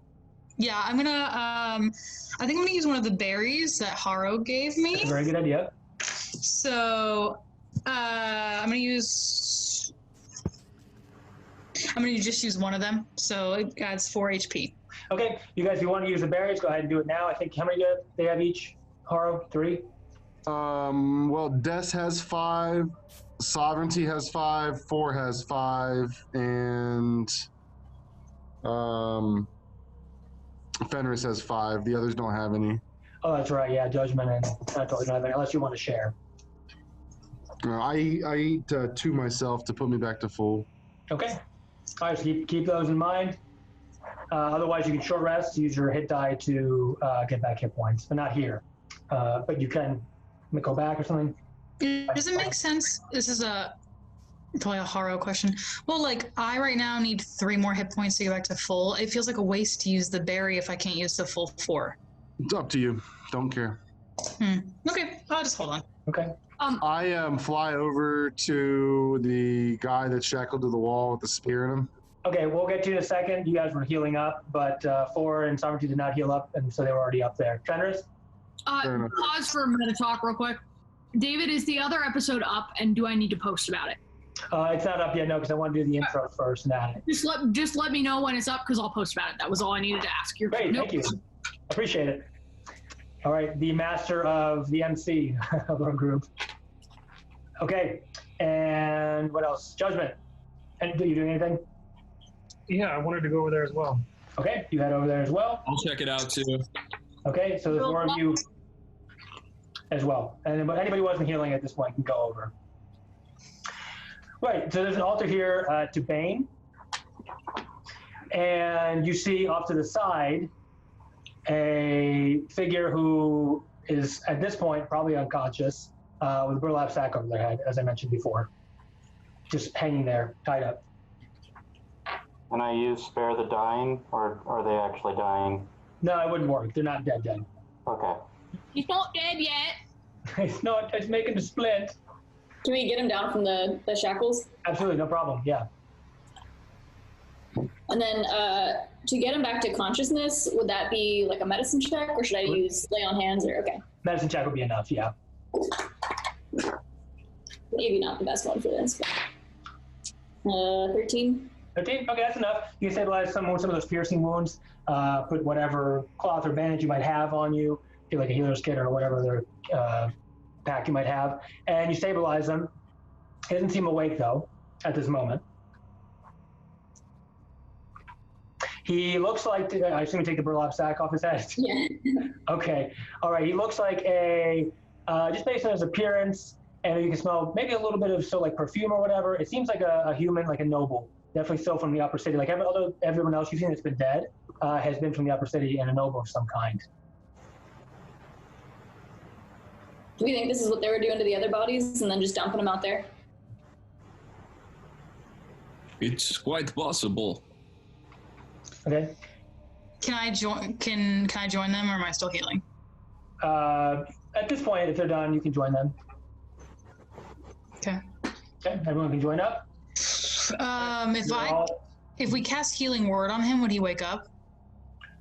No, but you can maybe try to just. I wouldn't waste any magic on him. He's stabilized at this point. He's just maybe a little bit out of it. Other ways to wake people up besides using magic. Can I play my recorder and see if he wakes up to my dulcet tones? Sure. Yeah, go for it. Everybody's so excited and to put me on mute right now. Pretty pissed.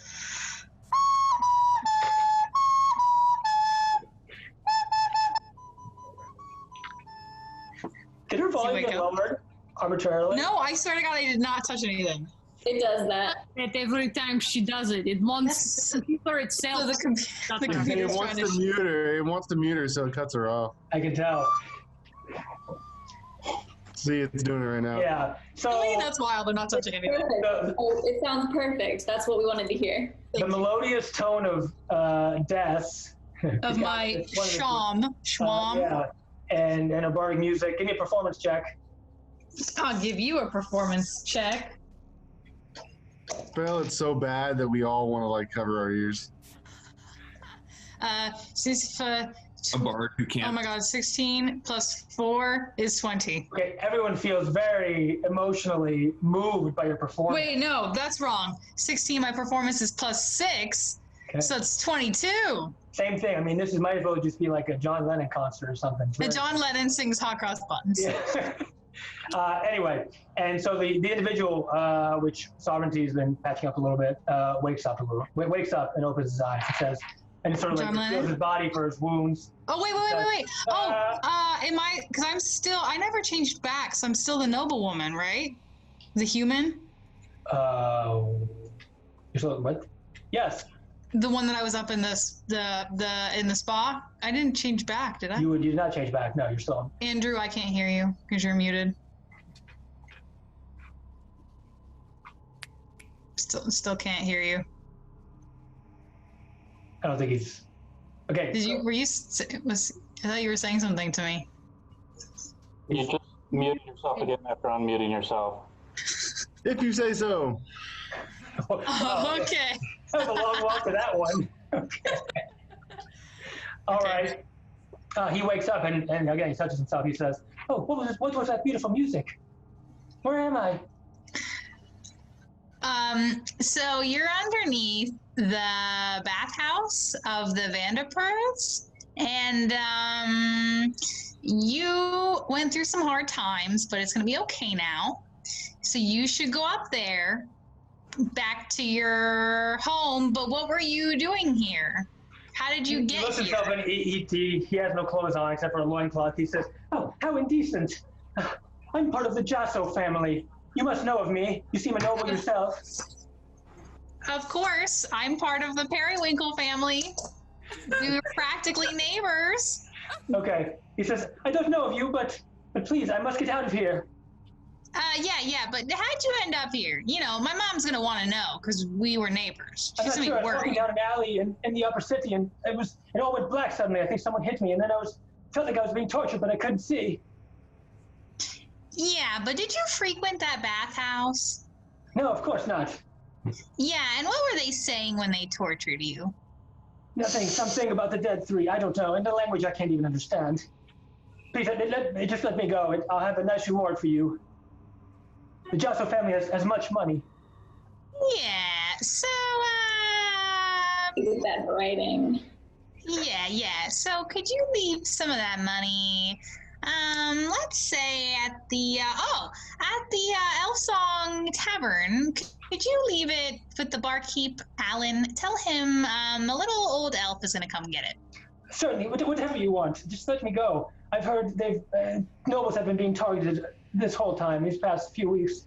Yeah, I don't know why. I'm fine. I don't know either, and I don't know. But this is strange that it's in the Vancipur baths. I don't know. Yeah, how do we feel about the Vanthipurs? Well, the Duke wants power. Everyone knows that. Yeah, he wants to be the new mayor or something. I just don't. The Duke's Okay. I shouldn't have assumed. Should not have assumed. It's okay. Everyone hates her anyway. She's kind of a beep. Oh my. Okay, I'm gonna look back at the group. So, do I let my neighbor go? Yes, absolutely. What? You've kept them here long enough already. Okay. Let go. Well, you just tell Alan at the Elfsong Tavern that his little elf friend says hi, and you get home safe. Okay, thank you. Just please watch out for the Vanthipurs. I think they're no good, especially Thalmara. What was her name? Thalmara. Who's name? She's the Duke. Oh yeah. You mean the Duchess? No, she's the Duke. The Duchess? It's a title we've used for generations in Baldur's Gate.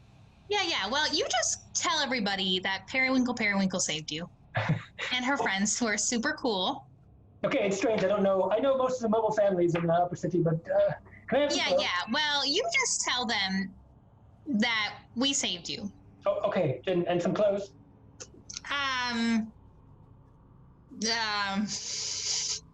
Sorry, forget it. I'm out of here. He gets up and it's quite a display and runs out of the. As far as you can tell, back in the direction you came. Grabs a torch. Don't look like that.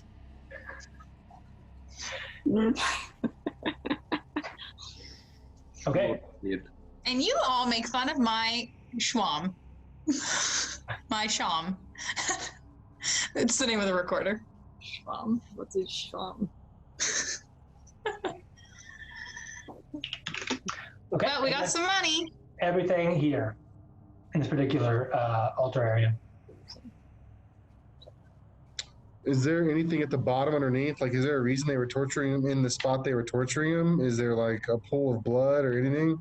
There's definitely blood in that place. He's probably not the first or last one that's been there. There's dried blood all over the recessed area above the water. Well, I guess a raised area, I suppose I should say. I guess we could have warned him about the bodies that he's gonna have to go past. Yes. Oh, it's my brother now! Take clothes from them. Well, my neutrality doesn't give a shit, so. Okay. So you are Recast detect magic.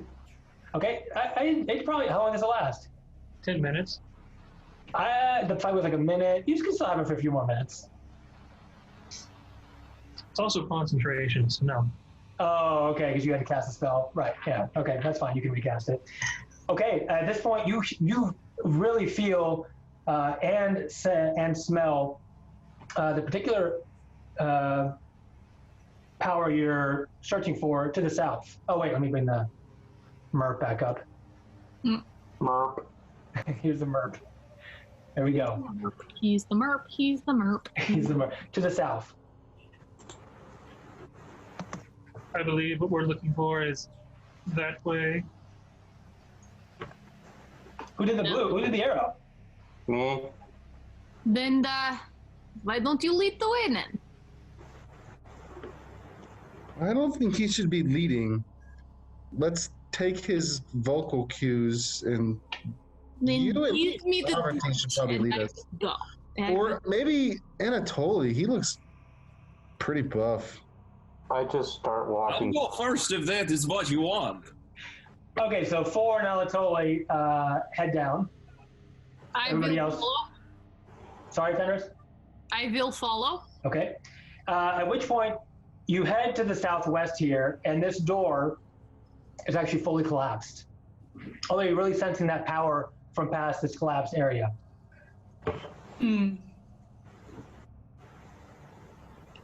Like collapsed in what way? The whole ceiling came down? The whole ceiling came down. Yeah, there's no way. You need a whole excavation crew to get through this. Well, let's start digging. I start digging. Patient Uh, through here. You don't have the tools, probably, or know how. If you can try, but it may fall on you even more. I'm just letting you know. Oh, Are you talking about the passageway in front of us or the one behind us? In front of you. To the Oh. south. To the south. Maybe there's another way around, guys. There was that other door to the east of the room when we came in. Sure. that sounds good to me. I'm making an assumption that everyone's heading east then? Yeah. Good. Good. Okay. You had you had east. Some of you meld into the wall, and then it's just another one of those rotten doors. I don't mean like rotten, like Oh, some rotten doors. rotten doors. The dirty, rotten scoundrel. Get off my lawn. It's just a rotten door. Okay, so we break the door down. Okay. Des breaks the door down. Yeah. What the fuck? Get out of here. Let's do it. You just kick it or whatever, and you enter. You don't got time for this. Okay. Everyone, give me a survival check right now. Me? Everyone. Oh, Everyone survival check. great. Oh, Sovereignty 15. 17. I don't. And 10. 12. Okay. Who rolled 15 or above? Me and Sovereignty. You. That was okay. You two sovereignty. Okay. The rest of you, as soon as Amali. Oh God. As soon as Des. Whoops. Oh. As soon as Des opens the door, you immediately, the air smells like the rotten eggs, sort of a putrid stench. It carries into this room right away. This is what we get for bringing a cat with us. See again. Oof. But Haro and Sovereignty, maybe you encountered this before, but you get this feeling that this gas, if it makes its way close, could blow by Haro's torch. Right. Yeah. You have. I'm giving you 10 seconds to make a decision. With the I torch. grabbed the torch out of Fenris's hand and put it out. Fight! Okay. All right. Haro pushes the torch, and suddenly everyone who can't see in darkness is engulfed in darkness and just smells like rotten eggs. Oh my god. Sticky, but I I can see. cast thaumaturgy. Then To make a little light. don't miss Can I do this. that? Yeah. If Thaumaturgy makes light, go ahead. Yeah. I'll do it. I still have my pistols glowing from earlier. Oh. Guys. Right. Okay. Do not, It's only whatever you do not create fire. There's a gas. I'm sure you smell it. This gas will kill us. Excuse me. I have made a stinky. My god. 20 years I was putting up with this and then free from the smell. Now he's back and the first thing he does is stink up the joints. This is not a natural smell. What? Hey. Do you think he is natural? Fire? No fire. We will not give fire. Okay. Haro, Fenris, and That's Anatoly. bigger than him. So I'm gonna take. I'm gonna like start covering my nose with like the thing I have on my shirt. Okay. Start Anybody else covering. covering? Also, I lied. I don't think I can create lights with thaumaturgy. I think I can like dim and brighten lights. Okay, so the only thing maybe is- the guns or something. I can create lights. What's the range on the guns? How far can you shoot light with? No, they glow themselves. They're 5 foot bright around the gun and 5 foot dim past that. Okay, so really all you see is this gun's light. They're like. Can I just cast minor? See in the dark. I can cast minor illusion. Friends, just follow me. I will walk, and I will tell you what I see, and we will move forward. I can see just fine. Everyone hold hands. Okay. Can I cast minor illusion? That doesn't. So the spell you're looking To make for. light? The spell you're looking for is actually called light. Yeah, it's Asmar's, like the, yeah. Well, not just Asmar's have it. I mean, yeah, but I have it as the... You have it, Never mind. Taro? So I walk into the dungeon. Okay, so then looks like you'll be taking each other hand by hand. Yes. And following the glow of Thor's guns. Guns blazing. Oh my god! I can make those glow brighter. I don't know if I can give us like more range on that. With what? With thaumaturgy. Okay, maybe. Does it increase glows? Yeah. Okay, great. How much more range does it say anything It about doesn't it? specify. It just says that I can cause flames, or I guess light, to brighten for a minute. Sure, okay. As long as Thor, are you okay with people touching your gun? Yes. She doesn't have to touch it. She doesn't? Oh, okay, good. No, it's So, the DM. 30-foot range. got it. How far can I... What can I see as I'm walking in?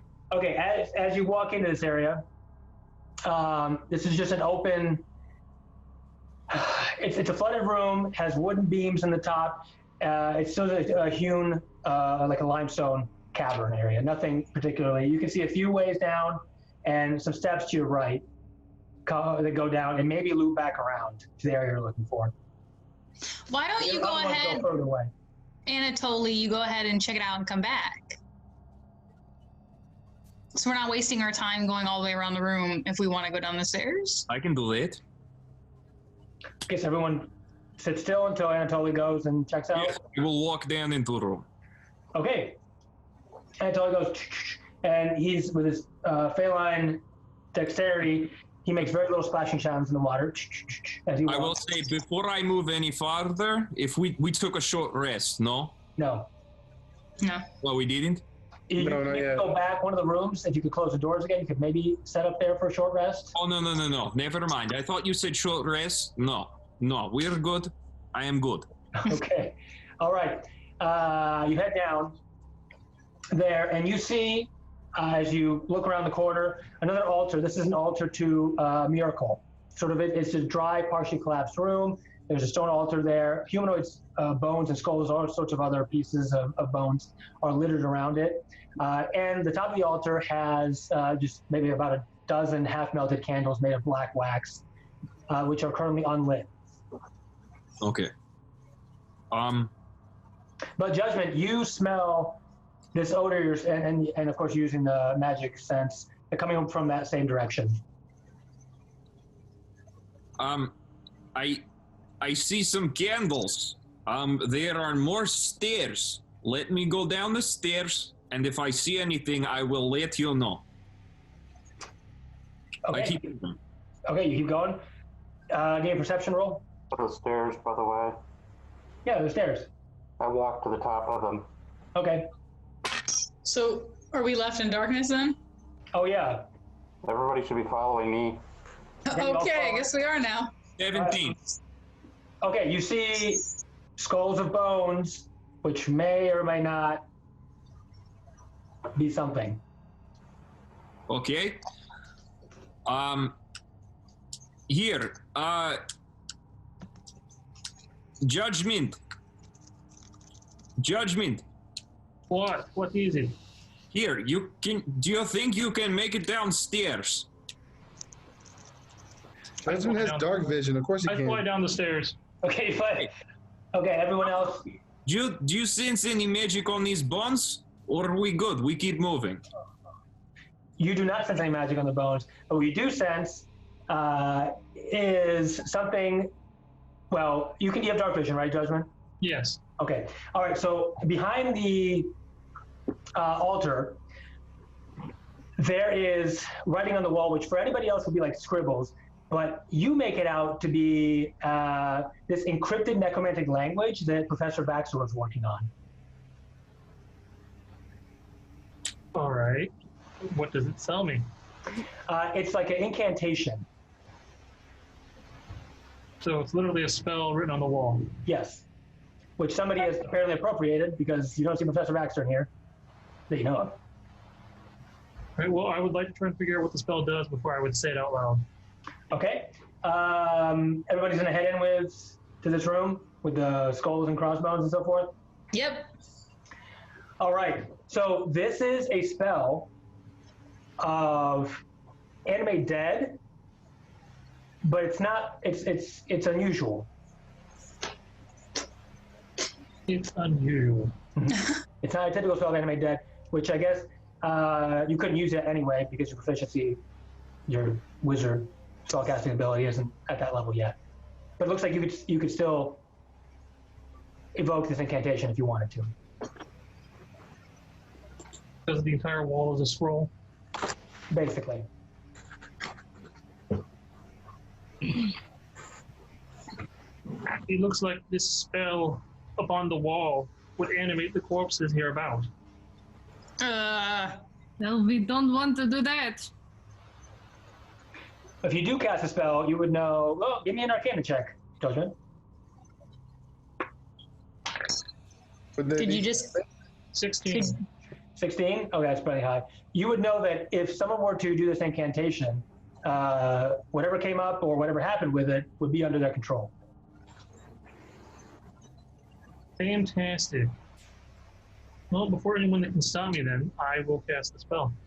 Okay, you read the spell, top to bottom, and the last 4 words are very evocative, and they are rise and be counted. I grab onto my rapier and short sword. Okay, do you want to say the last words as you go through the spell? I mean, I don't know how to cast it any other way. Go ahead. Rise and be counted.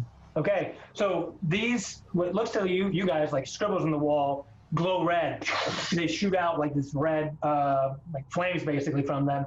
Not like actual fire red, but fire flames, but magic arcane light comes out, and 4 skeletons sort of start to, like bones in the, like all around you guys, basically underneath your feet, everywhere start to like cobble together, and skeletons start to rise up. 4 skeletons start to rise up from the ground.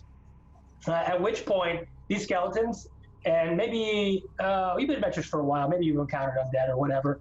Normal skeletons maybe are just kind of more inert, but these skeletons have red fire in their eyes, and their whole body through the like their bones and their chest cavity and everything. It's just like a glow with like a red, like arcane light. Like they're suffused in this light. So you now, Judgment, have 4 skeletons at your disposal with increased stats because Professor Baxter was up to something. It must be my birthday. Ah! Sorry. I hide behind sovereignty. 3. So these skeletons are not moving, but they're sort of like, doing strange movements as they. You said you wanted to see a show. I don't know if this is what I meant. Form a pyramid. I instructed the skeletons to form a pyramid. Okay, the skeletons sort of clamber over each other, and like 2 get down, and the other stands on top, and he does this. And then Oh my god, spooky, scary skeletons. Yeah, they're actually very scary. So, Judgment, I want you can look up the stat block for the skeletons. You can control 3 of them. They go right after you. But all their stats are increased by +2.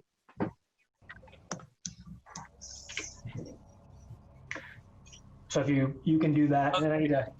What's up?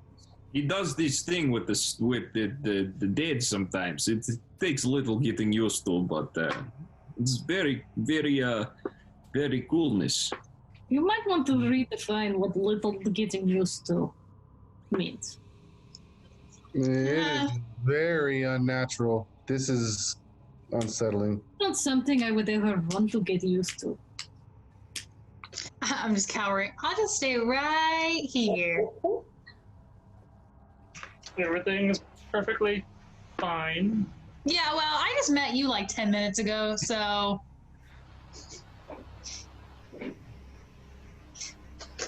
But I think you're cool. I just don't know if I like your friends. Can I call them Skelly? Oh yeah, they'll definitely need names at some point. So Skelly. you have 3 undead skeletons on your team. Should we attempt to keep going? It's taking us back the direction that we were blocked off at. Judgment, you feel even more power coming that way. So this is right, even more of the sort of same power heading west. Southwest. Yeah, southwest, west. So yeah, that way. Out of curiosity, will the glow from the skeletons allow the others to see better? No, it's not like a light glow. They're just like inherent. Thank you. Then I will take lead. So, because I can see and continue walking forward, would you like to join me, friends? I think we're not all. That sounds good. I'll run ahead. Near Anatoly. Yeah, I don't want to be by those skeletons because they freak me out. Well then, walk by me. Walk that way. All right, so I'm going to tell 2 of the skeletons to follow me, and I'm telling the last one to follow Des and protect her. Okay.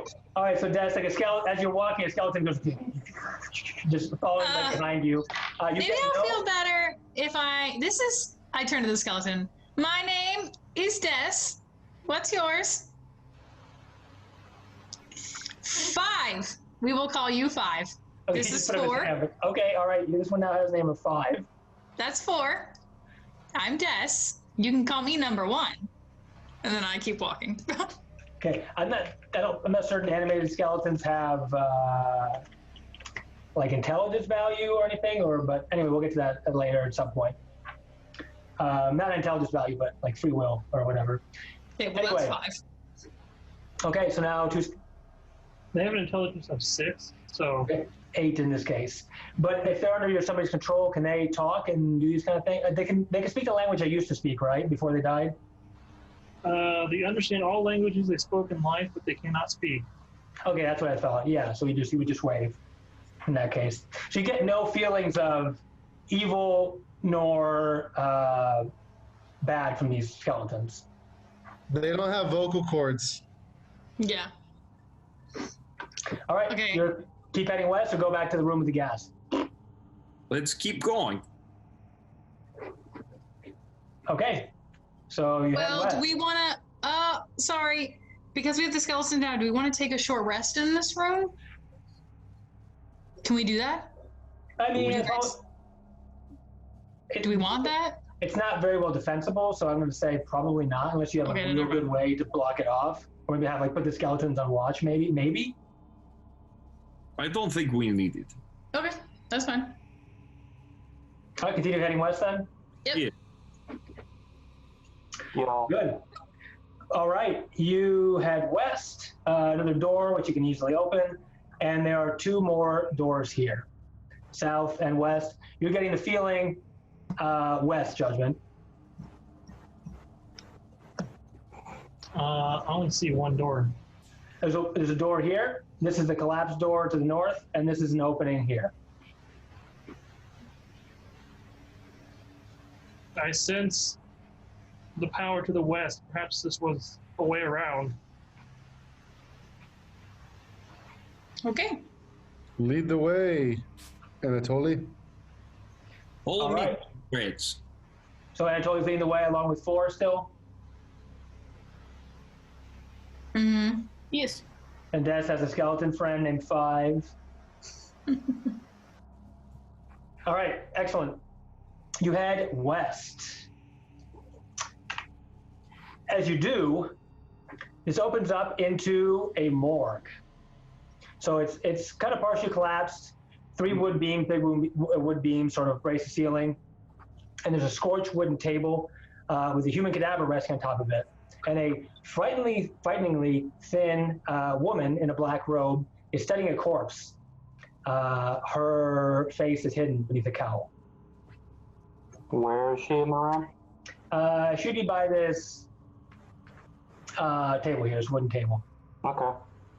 And as you come in, she says, "What do you want?" We need to kill some lords. Gold. Gold, and we need to kill some what? The lords, the dead 3. We're gonna get paid a lot of money. We gotta kill them. No, you cannot. And she looks at Judgment. She looks at you and looks at your skeletons and say, "What are you doing? That is our spell." The spell you stole. No, the demons from Avernus gave it to us, fair and square. Sorry, the devils. I'm going to say the devils. Sorry, the devils. Tell me more. I'll show you more. And then she conjures up her spell, and beneath her, into the side, a undead horde basically rises. Roll for initiative. Oh no. So am I rolling for the skeletons?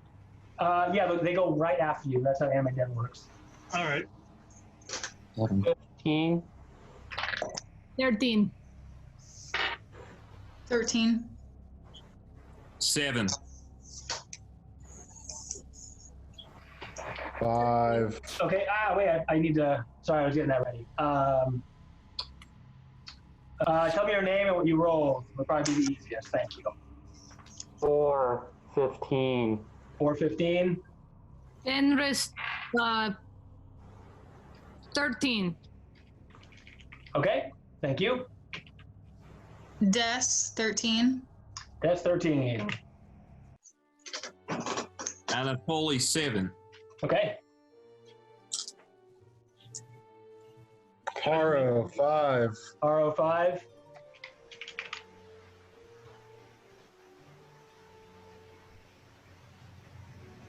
Sovereignty 17. Sovereignty 17. Who am I missing? Judgment? 18. 18. Okay, so what rises up in front of this evil-looking witch, if you will, are 2 swarms of undead rats and 4 skeletons, which match the appearance of Judgment skeletons, kind of, but their glow isn't quite as intense.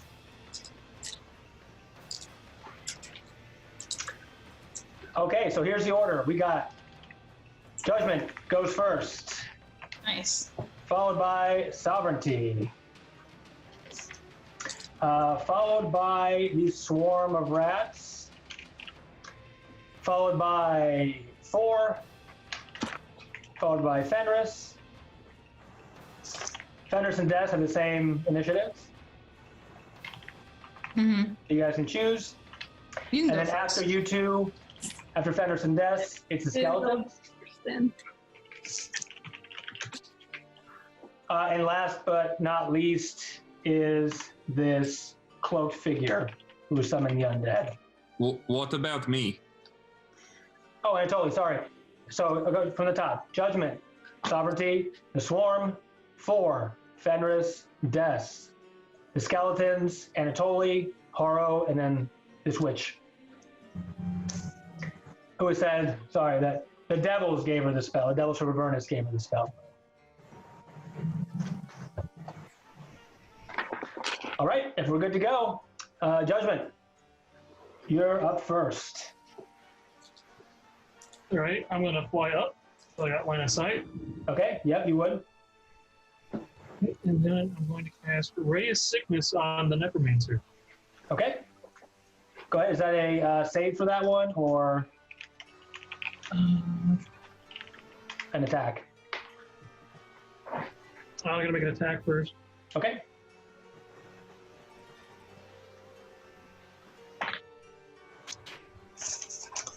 $22. 22, you hit. All right. She takes 4 points of damage. Okay. A beam of sickening green energy latches onto this necromancer, and she takes 4 points of what kind of damage? Poison, right, or something? Poison damage. Okay. All right. And then she needs to make a DC 13 Constitution save. Okay. She does not make it. All right. She has a disadvantage on all attack and ability checks until she gets rid of that. Okay. And then, did she also take 2d8 damage, or did you already do that? Damage is automatic. Oh, gotcha. Okay, Now good. she's poisoned. Gotcha. Oh, disadvantage. Okay, great. So she's infected by this and starts hacking and coughing.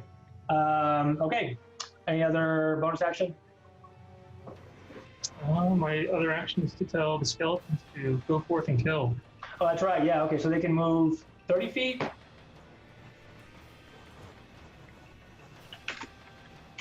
Right. I'm checking. Yes. 5-5. I'll miss you. 1, 2, 3, 4, 5. Then go up to here, and up to here. Is that good? Well, that's as far as I go. Sure. Yep. All right. So the skeletons are taking the front line to defend your group. Wow. Who's up next? Sovereignty, you are, and then there's 4 after that. No, I'm gonna horde after that. Yeah, but like player-wise. You're right, though. The skeletons get to attack? They are not in range. These ones only had mana. Got it. But if they live, Judgment can equip them at some point if he wants. I think, can I reach that skeleton in the top there? All right. 5, 10, 15, 20, 20. Yes, you can. You can go up to here. Okay. All right, Judgment rushes forward past your skeleton friends, I guess. And Sovereign? Yeah. Now I'm gonna hit him. All right.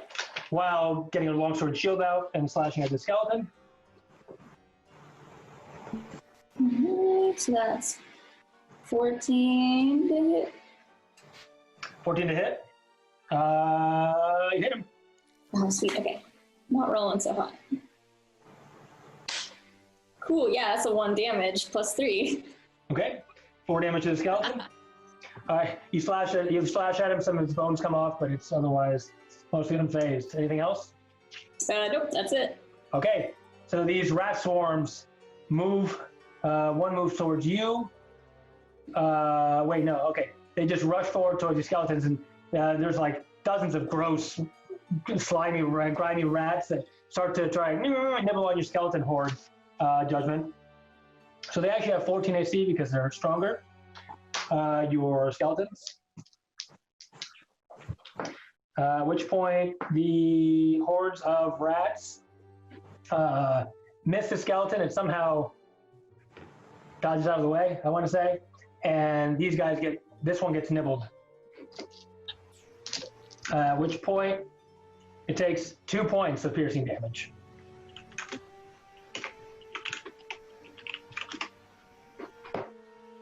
Good. All right. All right. Good. So, Swarm, and then 4. You're up. And then Fenris, you're on deck. Let's see.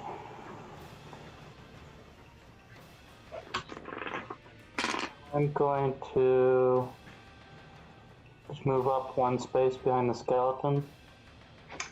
Okay, like here. Up 1 as well. All right. And I'm going to fire on the necromancer with both my guns. Okay, you can do that. A 19 and a 20 were my 2 rolls, so one of it's a crit. Yeah, that's good. Roll your damage. So as you use the skeleton as a shield and fire both the pistols through them, gunpowder ignites and lands on his... 15 damage on the first attack. And the second one is, you just double the base damage, not the bonus, correct? I think you actually roll the dice twice. Oh, that's fine. Yeah, I can roll do the that. dice again. So the second one was for 21 damage then total. 21. Okay, well, this necromancer was probably not expecting this to be shot twice. Shot twice from Quentin Tarantino style, and she falls to the ground, at which point the 4 skeletons deanimate. Just so that their bones just crackle and fall. No way. And the rat swarms are still there, nibbling on the skeleton. So, I kind of was hoping that would happen. okay. So Fenris, you're up. Wait, is she dead? She's Yeah. just- oh. She Well, did. you think. Well, maybe. I will go up to the nearest swarm of rats, take my mace and go to just bludgeon those mofos. Okay. Well, you jump past the skeletons and go ahead, attack. I rolled hit, 19 plus 4, or plus 6, You definitely got hit. him. Mhm. And roll for damage was 10. Was 10. And I went to roll for bite and I missed. Okay, so you're gonna bite the swarm of rats. Arr! So you take What's your great is- Morning Star and it splatters, Ratatouille. splatters this group of rats. They just go flying everywhere, blood and rat guts all over the skeletons. The skeletons are loving it, and that's it for the swarm of rats. So, Fenris Des, you're up. So what's left of these rats, right? Just one swarm of rat who appeared. You should turn Who is? should play your flute and make them drown in river. Oh, I kind of wanted to. I don't know if this is ridiculous. Take my rapier and my short sword and just like I'm making rat kebabs, just like try to get them on my side. Okay, go ahead. You jump up. Well, I gotta see if I actually hit. Your combat I flourishes. guess, but You avoid your skeleton friend. 5. 16. You hit. Okay, cool. And roll the other one while you're at it. Yeah, that's 10. Okay, that hits. Oh wow. Okay. Do I need to also roll damage? Yep. Oh yeah. I just thought I had just speared them all. Well, 7 for the rapier, and 8 for the short sword. wow. Okay. Piercing. All right. Well, then you somehow, even though the swarms of rats, there are many, you end up stabbing all of them somehow, and just using your combat, your stage combat expertise, of course, to just stab rats, and then they all are murdered and die. They were undead rats anyway, so they return. And then I go against the wall and I wipe the rats Okay, off the sword. you're not a bad idea. Okay, There you that's it. You hear this witch necromancer kind of coughing up blood. Time to go and see what she wants. Hey, David, I sent you a quick question in the chat. Okay. We walked over to Verbally Lady. All right, everyone does, or including you, Judgment. I assume you're the one most invested in this. I have a question for you, yes. Okay, go up to her. Does anybody else have questions for her, or No, but I'll follow. okay? Follow. Okay, Judgment, go ahead. She's almost in sort of like, as she's coughing, sort of like a black mist is coming off of her. Go ahead. What deal did you make with the demons? It was the devil, sorry. That was my bad. Makes no difference. Oh, sorry. Okay.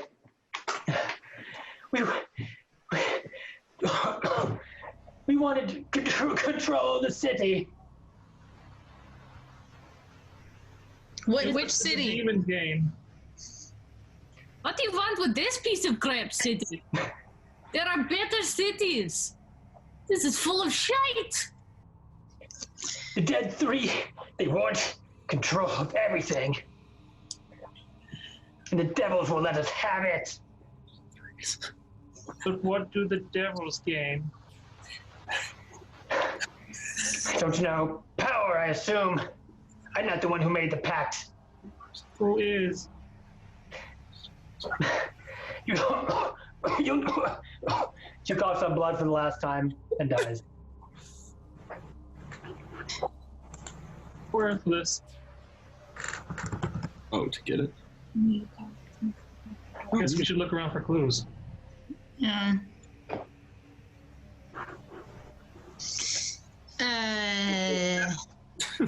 So Judgment. How'd you know how to read that spell before? The same way I knew how to read the books. Yeah, but you meant.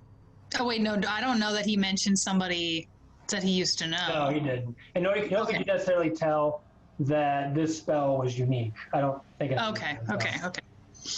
Well, I'm sorry you didn't get what you wanted out of her. She was Ford did a pretty good job. I'm gonna go through her robes. Okay, so in her robes, you find a unique spell book. It's actually magical. It's an enduring spell book that you can use for your own spells if you want. So many books. So the other one are just spell books like you can use to copy spells from. This is actually a spell book you can use for your, as a main spell book, whatever you want. A spell book cannot be damaged by fire or immersion of water, and does not deteriorate with age. So it's just a unique spell book. I see.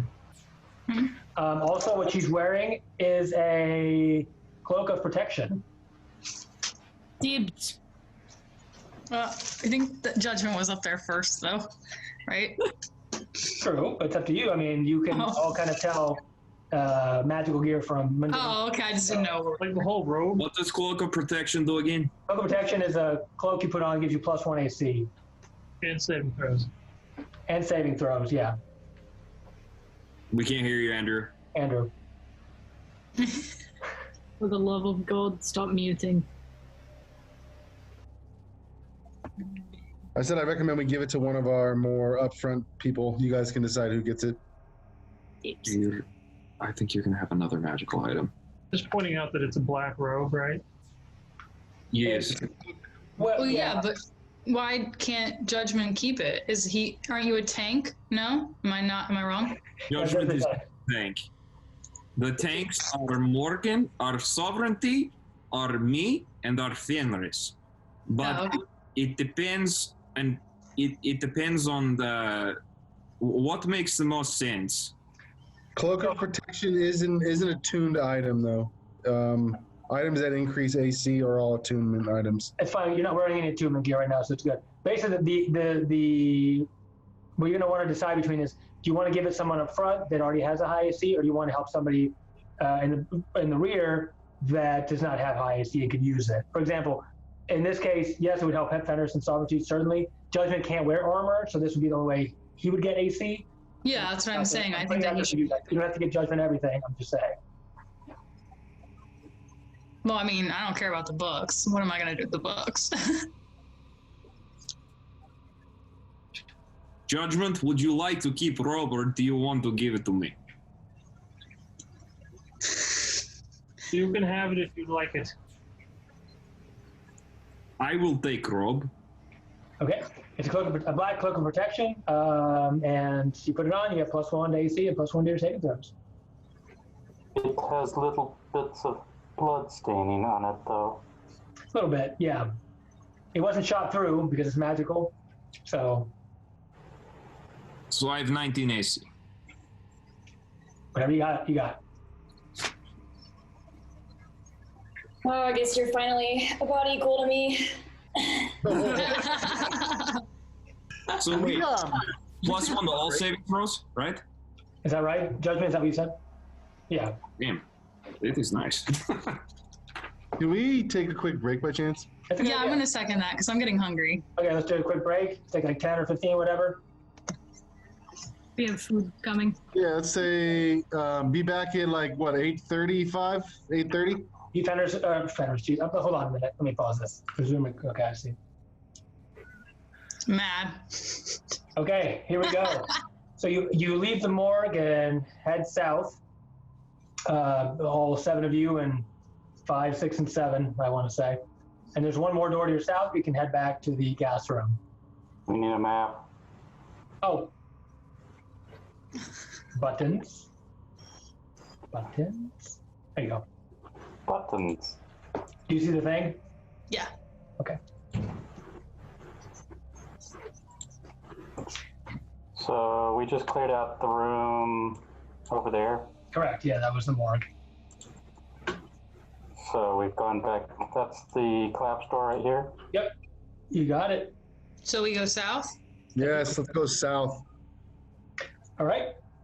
You head south. There's another one of the rotten wooden doors. Easily bust open. And in here, there is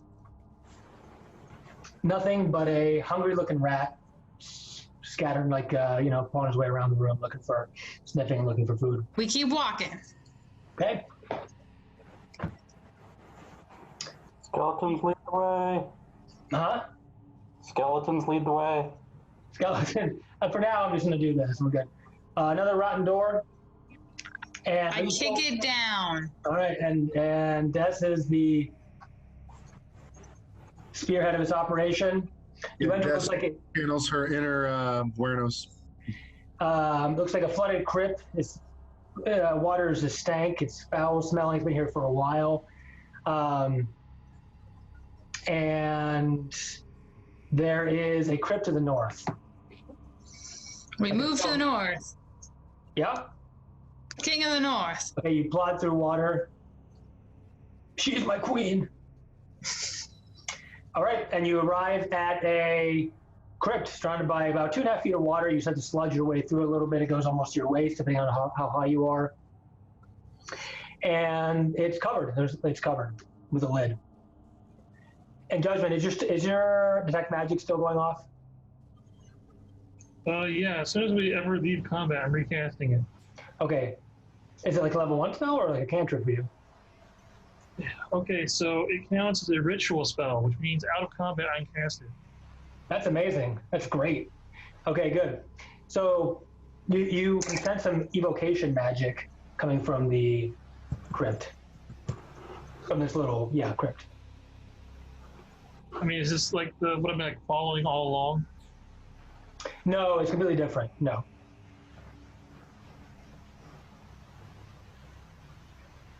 Something faint is within. Anyone?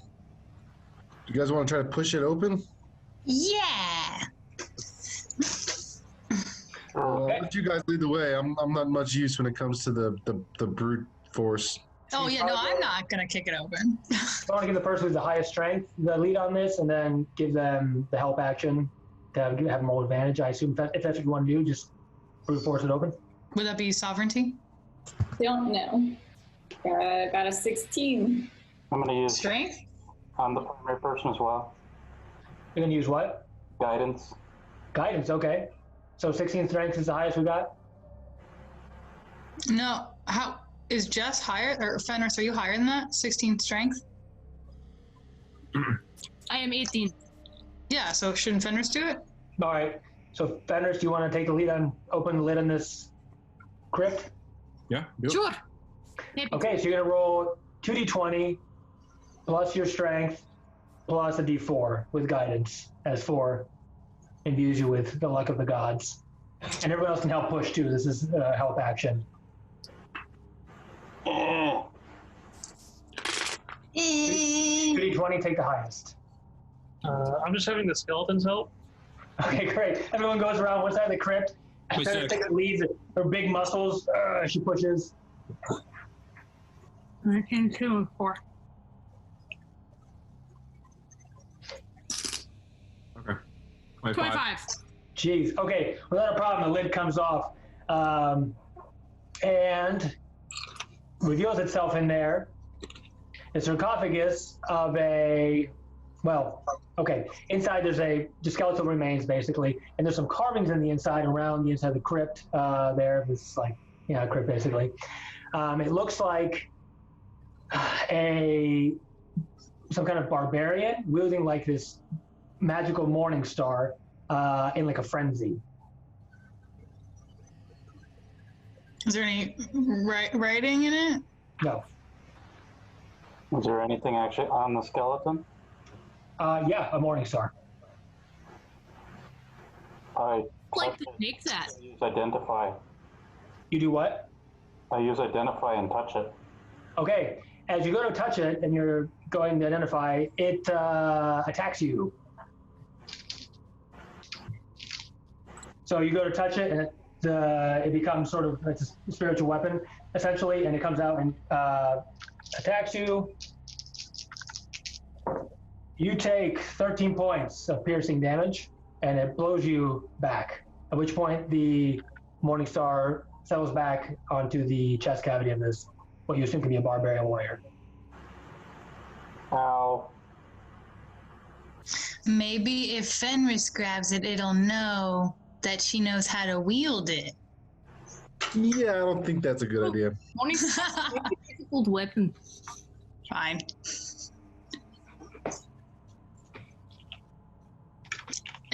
Do you want to fight it? As you were getting close, though, you did notice that your magic was starting to get a hint that this was, in fact, a powerful magical morning star. What if we swap it with another morning star? Or a bag of dust or whatever. Yeah. Like we very quickly swap them and then the skeleton will never know. Okay, that's the best I got. So. That is definitely a powerful magical weapon. Judgment. Ow. Ow. Did that hurt you for? It almost killed me. Jeez. I'd be careful then. Judgment.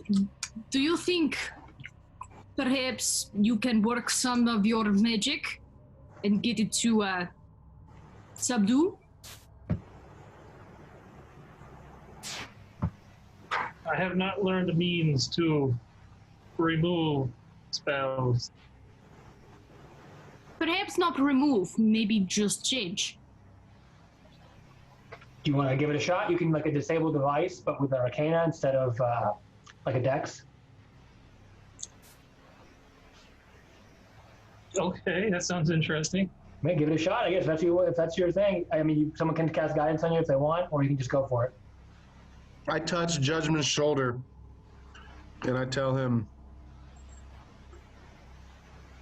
"May my natural health be with you." How Okay. confusing.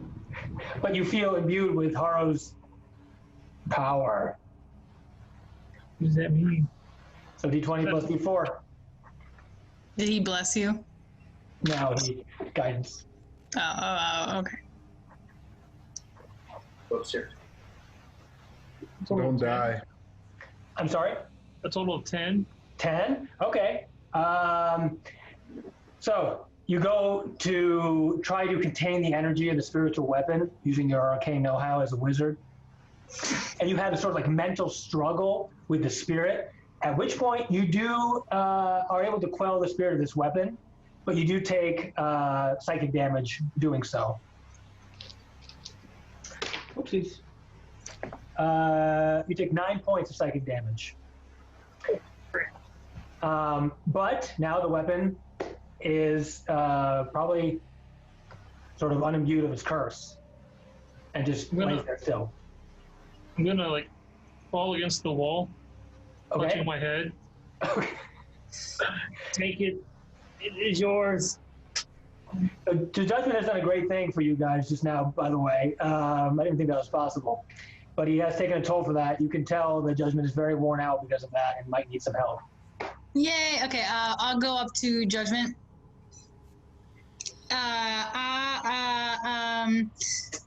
So you have proven your worth in joining the Sideshow Slashers.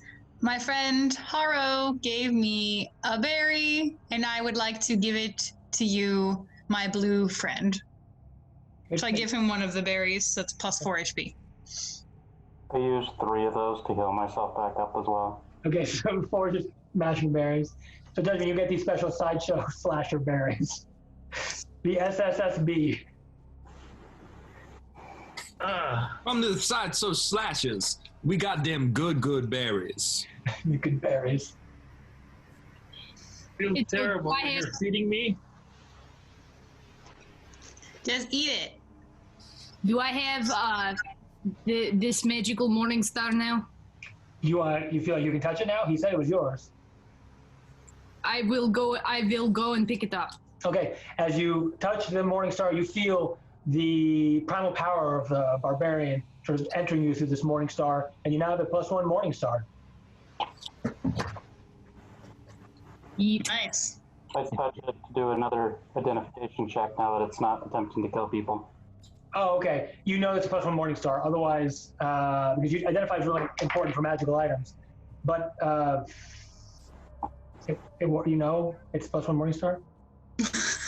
I don't know. Like if it's like a ring or something, it'd be useful. But I think The Ring of Power. Yeah. I didn't know if it had anything else going on with it other than being a +1. Oh, I see. No, nothing like spectacular. Like it doesn't do extra fire damage or anything. No, good point. Yeah, it's just a +1. Good point. Yeah, because you wouldn't know if it was like vicious or this or that. Okay, yeah, keep that in mind. Okay, there you go. So Foreign Judgment almost died to try to get this. Yay. Okay, so we're out of here. Okay, do you want to just retrace your steps at this point? Yeah. Yeah. Okay. You slide back through all the water and everything. Just work right through the walls. Don't mind me. We're flying. Break immersion here, and go back to the room that smells like Anatoly's gas or whatever he said is perfume. Anatoly, lead the way. I already had a headache. I will lead the way. Okay. You enter back. Should it be known that I know a secret that I don't know if I should say or not, Sovereignty. Sovereignty also has dark vision, so Anatoly's not the only one who can see where we're going. Oh, no, he can definitely lead the way. That's fine. Okay, but I just want everybody to know that Sovereignty does know, and she's letting the new kid feel good about himself. Oh, okay, very nice. Okay. Wait, by the way, Judgment, did you eat Haro special berries? Yeah, well, I was given one. I ate it. Okay. Is that all you need? Are you guys like divvying out? Do you need more than one? It took 9 damage. Yeah, how much HP do you have? Like 12? You got another 4, bud. Add another 4. Oh, sorry. I thought you only needed one. Just kidding. That's pretty big damage for a wizard, I want to say, because they have pretty low. Oh, okay. Yeah. It's okay. We're all learning about each other's characters, so this is part of it. Help each other out. Judgment has proven himself this day. Okay. It's a Judgment day. So you see to the north, it's just a dead end here where the gas is coming out of, but you don't really need to head that way unless you like gas. So you can just keep heading east. Okay. I assume you just want to head deeper in here and try to. Yes. Can we determine what the gas is coming out of? Yeah, further down underground. I mean, that would be your determination. The deeper the better. Let's go. It's not for, I see what you mean. It's not from anything special, just like underground sources of gas that are combustible. Okay. Okay? All right, the last thing to do is head east. So you all going? Mm-hmm. Good? All right, well, it's time to transition to a new map. Whoop-a-doo!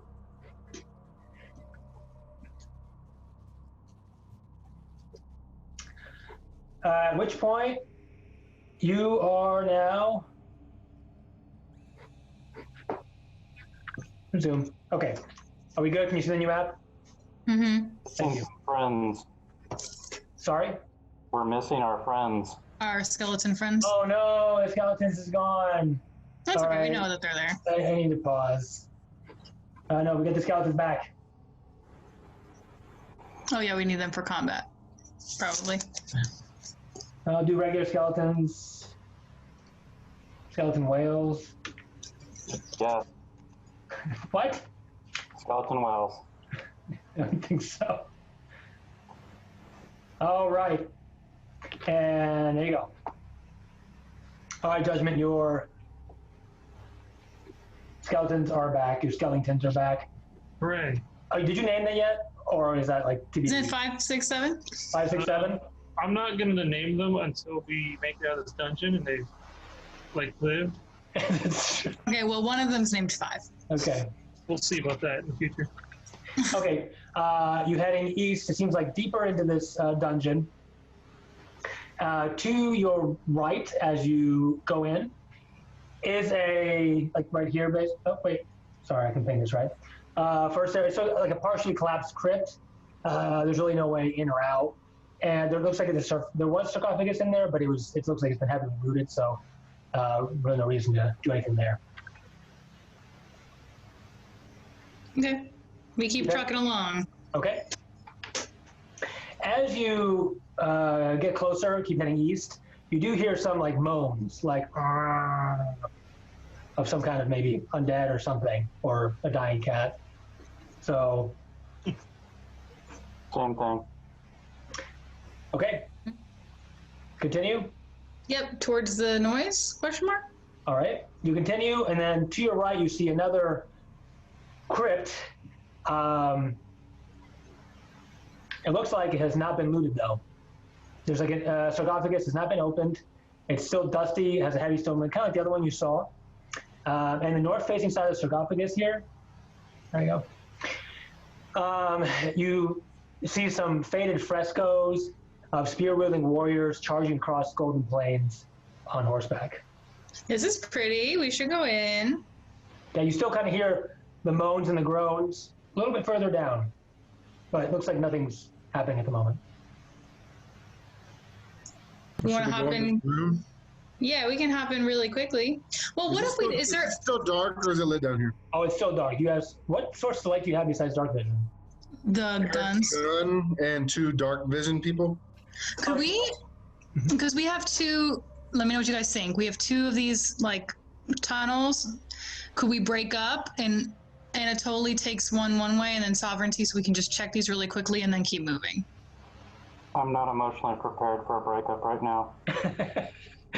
Okay, then. By the way, everyone gets one more inspiration point for all the stuff you guys have done. I do it individually, but because it's really kind of hard in this format, so just everyone just take one.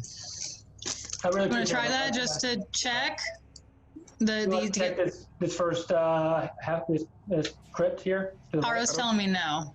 I don't think splitting up is a good idea. Splitting the party, A, doesn't really do anything beneficial in that you're still just taking turns talking in this case, and it's dangerous. But Okay, never mind then.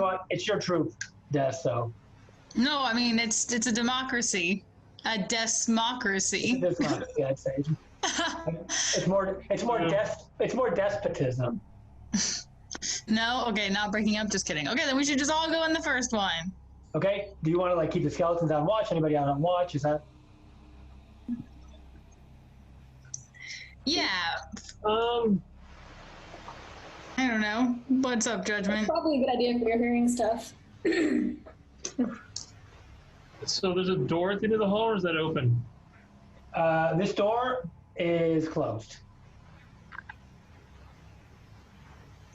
All right. I tell my 3 skeletons, guard that door and let nothing through. Okay, they shamble down to the door. The moanings still remain the same. And you got, okay, Haro is definitely going, we're going into this crypt here, it seems like, as the skeletons guard the door, 5, 6, and 7. So, it's a sarcophagus. You want to try to open it again? Yeah. Okay, here we go. This one's easy to open, not too much force. And what you see is, so you open it, but there's like a small, like inch layer thick of plaster. We break it down. You just might break it down. Okay, you easily smash through. You smash through the plaster, and what you see behind it is like a mummy floating in a shallow pool of like red brine. Yeah. We unwrap the mummy. I'm kidding. I don't know. There's nothing in there, guys. Okay. I name you Imhotep. Okay, so you if you unwrap the mummy. Oh, I do it. I will not let you do that, Des. I stopped Des from unwrapping the mummy. Okay, Fine, you guys are no fun. You two give me initiatives. Me? Both Des and Haro roll for initiative. Get If Haro red. beats you, he may be able to stop you. Okay. Pause you. Sovereignty's like, please don't do that. 16 initiative. 21. Okay, Des quickly unwraps the mummy as Haro is not paying attention or looking at other things. Look at the rest of the mummy. And inside the wrappings of the mummy is just a mummified mummy. Okay, well, I tried. And you actually see a unique surprise in there. It's a bag. It's a what? A bag. Oh, a bag. A bag. A purse. Give me that, and I grab it. You got the bag. Okay, it's a bag that has some Of holding. power coming from it. Judgment. It's a bag of holding. Judgment, what is it? Be careful with that. It radiates power. Unlimited power. Touch. Touch. What are you touching for? I'm identifying. Oh, identify. Okay. 4, you know that this is a bag of beans. Oh my god. That's where the sticky smell's coming from. No, a bag of beans is not what you think. It's actually really amazing. Yes. What is it? Yes. Kind of crazy stuff. With the bag of beans. So you're lucky that Haro can identify it, or 4 can identify this stuff. So a bag of beans are a limited amount of unique beans, and you plant them, and in 10 minutes something unusual or great or disastrous could happen. Oh my god, get wrecked, it's mine. Crazy things that can happen. Yeah, many things can happen. So you're welcome. It has, so Des, I want you to roll 3. Aw. I want you to roll 3d4. A bag of beans, 3d4. Yes. You got it. Roll big. I'm gonna try, dude. 2. Can I use inspiration on these? You got a 2 on 3d4? Wait, what? Oh no, sorry, I'm running them out of I was really, Roll 3d4. 2. Okay, so you got a 2 on one of the d4. I was thinking my first one was a 2. I Oh, good, wasn't okay. done.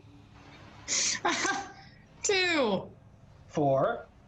4. 6. So 8. 8. Okay, so inside the bag, 2, 4, 6, 8. What do we really appreciate? Inside the bag, there are 4 magic beans. magic- I'm sorry, I derped. 8 magic beans, obviously. You will not know the effect until you plant them. Of course, I'm sure somebody's Googling it right now, but if you don't, it'll be unique and interesting if you decide to plant one ever. Okay, I just got 8 magic beans, and I'm absolutely at some point soon going to plant them. Oh, I thought you would eat them like the berries.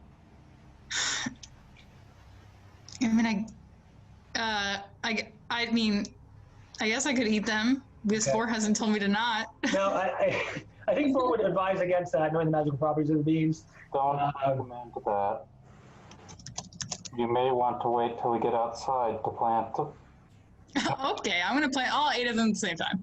Okay, so you're welcome to plant this whenever you want. Something could happen, something magical, who knows? Or you can use them as a weapon also. You can throw a beam and it explodes in a fiery explosion. Oh, that seems like a waste compared to planting them. Up to you. If you decide to throw a beam, it does 5d4 fire damage. That's strong. 5d4 fire. Okay. And you guys didn't want me to unwrap the mummy. I didn't. And so honestly, this only happens if you dig deeper into the mummy. Anyway, so Haro, since you were about to stop her, you also noticed something else in the mummy. 2 gemstones in its eye sockets.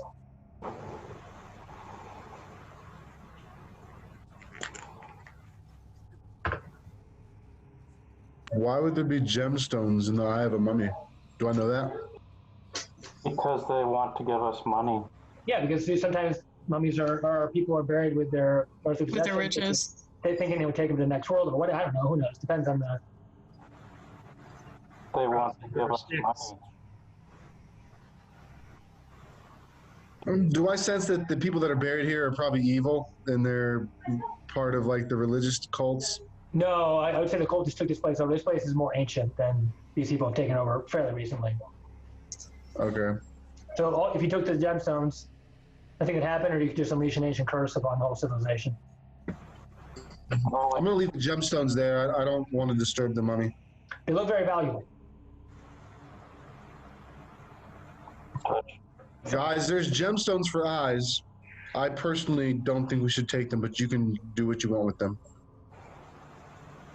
Touch. Can you identify them 4?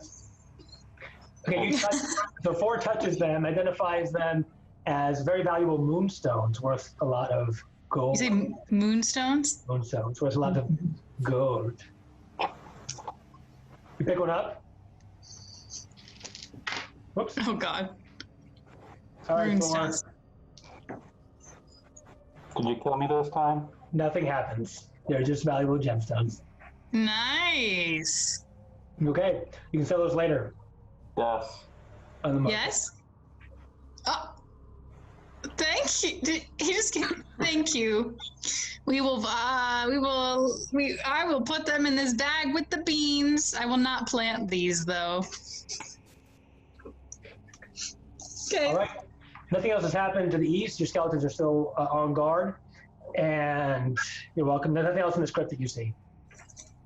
On to the next. All right, on to the next. Who would like to be the first to turn the corner here? I will do it. Anatolian, who else? I will follow. All right, so the cousins head to the front. And as you're about to turn the corner, or do turn the corner, you hear some moaning, and you turn and see sort of like, in that area. This is exactly where we are, yes. In this area here, behind some bars, are dozens of zombies. Dozens, just moaning. Rotten flesh, shambling about, dusty crypts, reeks of death, and pretty much all you see. For some reason, they seem to be ignoring you. Well, More of your judgment. I turn back to the party. There are zombies in that room. We should avoid at all costs. They don't seem to notice us. I say we keep it that way. Yeah. Let's. Or they could be guarding something valuable. Are they looking at something? Well, that's a good. I'm glad you noticed that. So who said that? Was that you, Des? Are they looking at something? Yeah. Yes, they're actually looking away from something. Looks like they're somehow scared or put off by Judgment skeletons. Judgment, have my friend 5 walk in there. No, interesting. 5, approach the cell. All right. Look, a man of science. 5 walks over, and as he does, the zombies in there sort of like scatter away from it. There's some kind of power from this skeleton that is making them fearful. Since the zombies have gone to the side, can you see farther into the room? Yeah, you see there's a sarcophagus in there as well. But only if you have dark vision, of course. Well, We go loot the corpse of the sarcophagus. We could get more expensive things. you want to go in there, 5? Can 5 do it? You wouldn't be able to loot necessarily. Oh, okay. You can go in Well, there. You think the other skeletons could kind of corral the zombies? Yeehaw! Zombie pool. Interesting idea. We can just kill them real quick. They will plant. It'll be really cute too. This room looks small, but the dozens and dozens of zombies. You could, I don't know, it's up to you. I think sovereignty had a good idea. How about you two go into the room and slay the zombies while 5 blocks the door? So do you want them to go inside the zombies? You know they'll be eradicated easily, right? You said the zombies are avoiding them. Oh, that's right. I had not considered that. So do you think the zombies will fight back? It's up to you. See, that's the question. That's the learning. You command him or not? I'm going to tell them to start attacking. I can always tell them to run away. Okay, so they start attacking, and the zombies don't do anything because it looks like they're not being commanded. And slowly the skeletons have this undead versus undead battle of bones and blood and guts, and they, after 5 or 10 minutes of you guys watching, they destroy all the zombies. So it's just a skeleton to zombie just skeleton genocide. We're all just like twiddling our thumbs. And these skeletons just take their swords, attack at the zombies, so we're just falling apart, and the zombies are all dead. Yay, 5! Now the skeletons are literally covered in blood. Your skeletons are all red now. Okay. Anatoly, go in and check the sarcophagus. Okay. Whoever wants to go in there is going to give you a Constitution saving throw. Okay. Unless it's 4. I go in there. And Anatoly's going too, it looks like. I go. 23. Okay. you follow 4 in there. You 4 has his guns. That's right. So you both get in there and you make it up to the sarcophagus. Would you like to loot it? Yes. Okay, between both of you, you push up and walking through zombie guts and other debris. You open the chest to find another dead person with some jewels there as well, worth money. So, are the skeletons covered in so much zombie blood that they are now basically zombies? Oh my god! These skeletons literally just complete mass genocide of zombies. So that's it. Amazing. Shall we continue, comrades? Okay. Yes, let's continue. David, Yes. nothing else inside the mummy or around the mummy?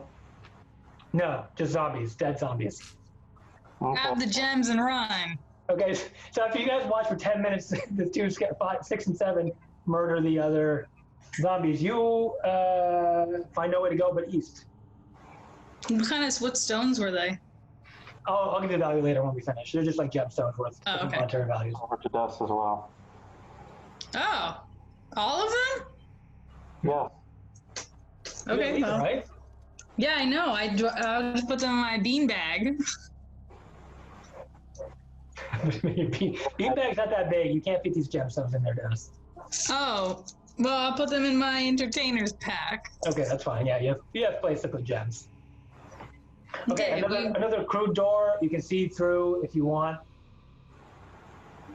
we can't get open. All right, that kicks it open, and inside you're attacked. No, I'm kidding. So it's actually a torture chamber of sorts. So the walls and the floor of this room are covered with streaks and splashes of blood. So you see 2 dangling bodies, again shackled to the east, one to the east, one to the south walls. One's an elderly human male, the other is a young female tiefling. Both are covered in severe gashes, neither is moving. In the middle of the room is a sturdy wooden chair with a bloody whip draped over it, and a bucket half filled with salt sits on the floor nearby. I go up to each of them and use the save from death thing. Spare the dying. Okay, so the one looks like he's dead beyond the abilities of spare the dying. Isn't spare the dying have to be dead for 10 minutes or whatever, or? But not dead. Yeah, so unfortunately, the old man is not savable. But does anybody else go in? Yes. Follow for it? Yes, it looks like they got a little too into it. I would like to walk over to the bucket of salt, pick up a small bit, and go like this on judgment to see if he hisses. Okay. Ah, what are you doing? I knew it. So it is true what they say with those of the demon sort and salt. You take your hypocrisy in your terrible, terrible names and go away. Leave me alone if not enough. He does not seem to take any damage from. You don't take any damage from salt. Did we go in this room right here that I'm highlighting? It's nothing. It's like a little alcove. Oh, okay, I just want to make sure. Sorry, I should have mentioned that because it was on there. Okay, so after 4 is making his way to the young tiefling, Sovereignty, Des, Haro. I'm gonna search the room for more. Do I see anything else? There's blood and salt. Okay. I am also going to approach the tiefling woman. Okay, Haro. I go towards that room. Okay, everyone's inside now, including are the skeletons inside too? I guess. Are they just following you, Judgment, at this point? Yes. Actually, my command pretty much has been to have them go to the next door and guard it. Okay, all right, perfect. So they do that, and they're looking out for intruders. All right, so it was who was going over to the tiefling woman?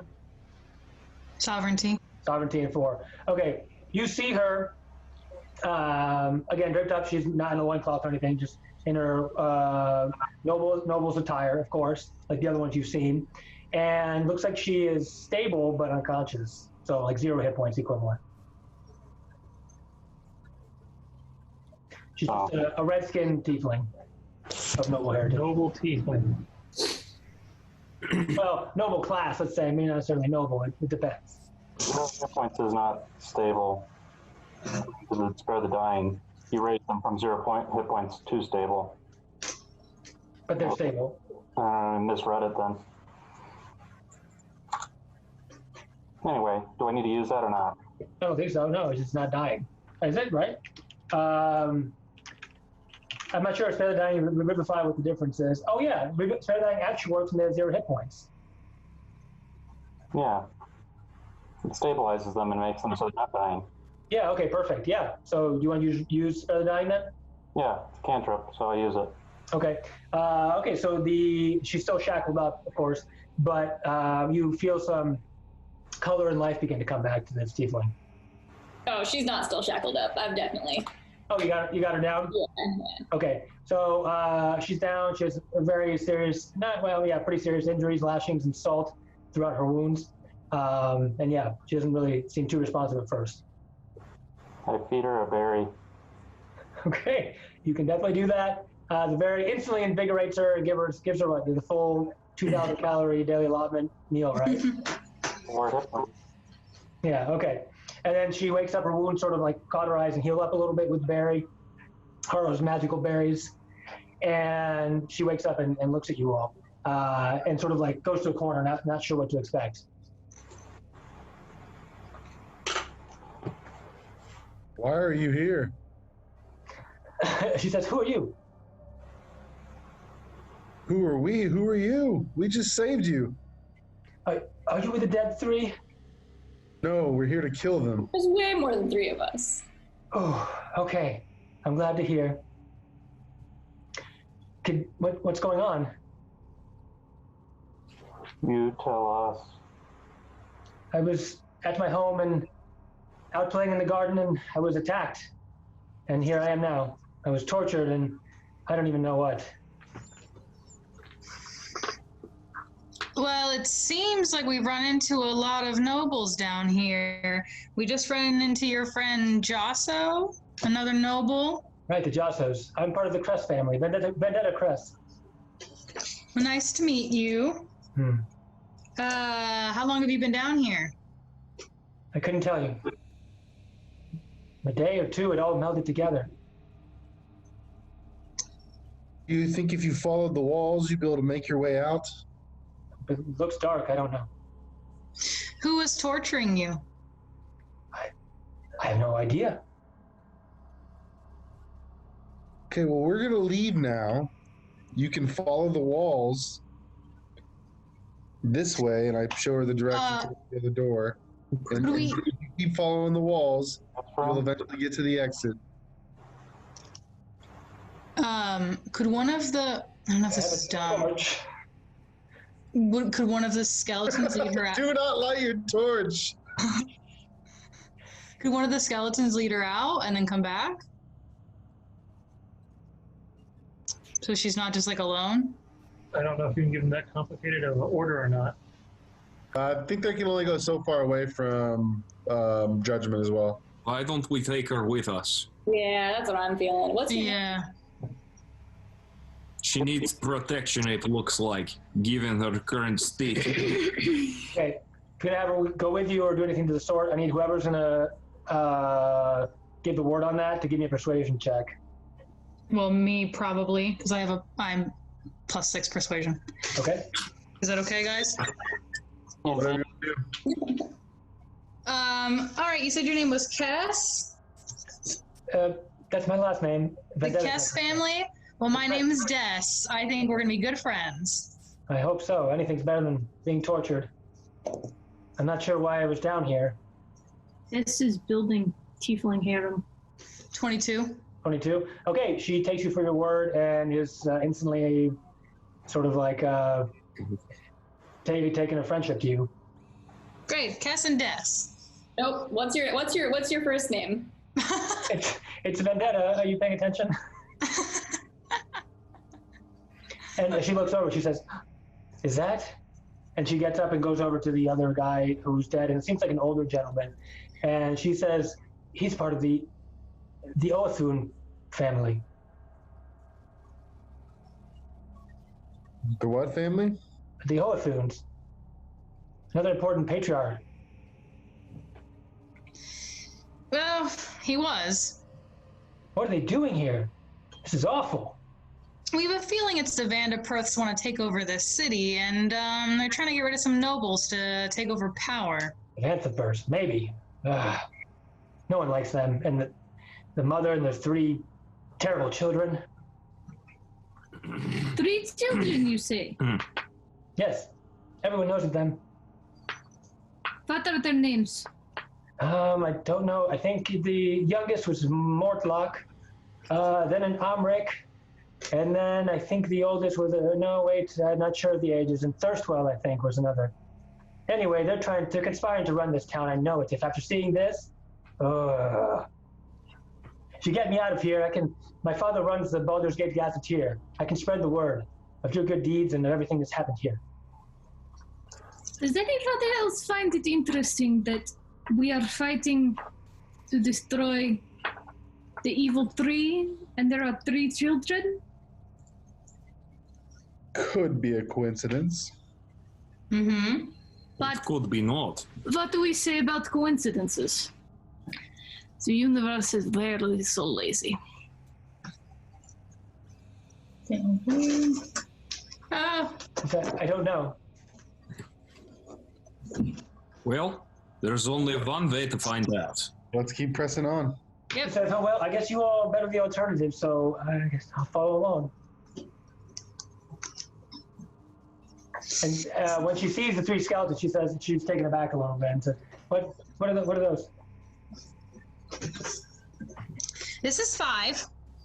That's 6, and that's 7. Okay, can they wave judgment? Will they do anything like friendly or not?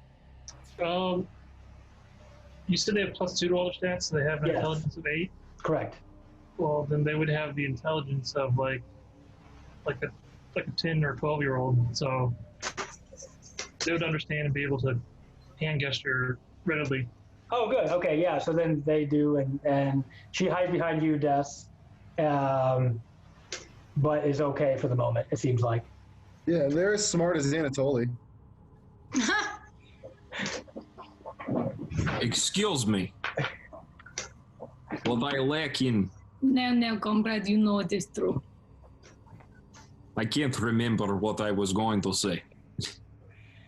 Okay, so you have one of the patriarchs, family, patriarchs of the noble houses, and you have one of them with you. So you're gonna keep heading then north. There's. I like that we made the guy before run away, and then we're keeping this girl. Because I think there were torches nearby and there wasn't any gas there. Yeah, that's true. Take it. We didn't want that. Let's go. Okay, heading forward. Oh, I see. Harl leads the way. So another door, and you keep heading the only direction you can go. At which point you arrive around a corner, and everyone give me a perception roll, please.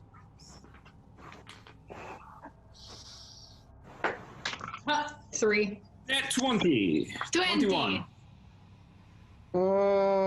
16. 11. 18. 20. 22. 22. Okay, anybody that rolled a 20 or above, as you turn the corner, oh wait, Anne has dark vision, I forgot, because you don't have much reach. Or do you have dark vision? No, I have his extra bright gun. It's not enough to see further down. So Anatoly, you're the only one right now that sees this. You The see skeletons get to roll? I'm sorry? The skeletons have dark vision. Do they roll as well? Yeah, sure. Does it Yeah, matter? give them a perception roll, whatever their wisdom would be as a bonus. That's They it. can't communicate, but they can use gestures.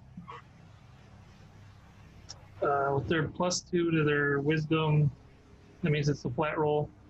Okay.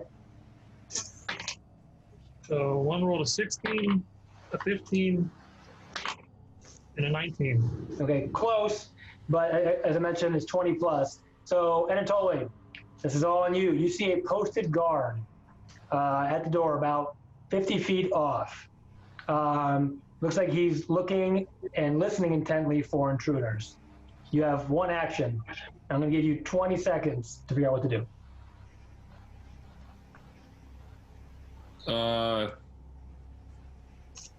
10. I turn back. 9. Got trouble. Engage in combat. You have one action, like an action. You can also talk during an action. But you have an action. So like I can engage in combat? You can do something with an action, yes. Then I'll engage in combat. Okay, what would you like to do? I'll fire an Eldritch Blast. Okay, roll for damage. So if you light up the spell... Roll for damage or roll to hit? Just for damage. He's unaware.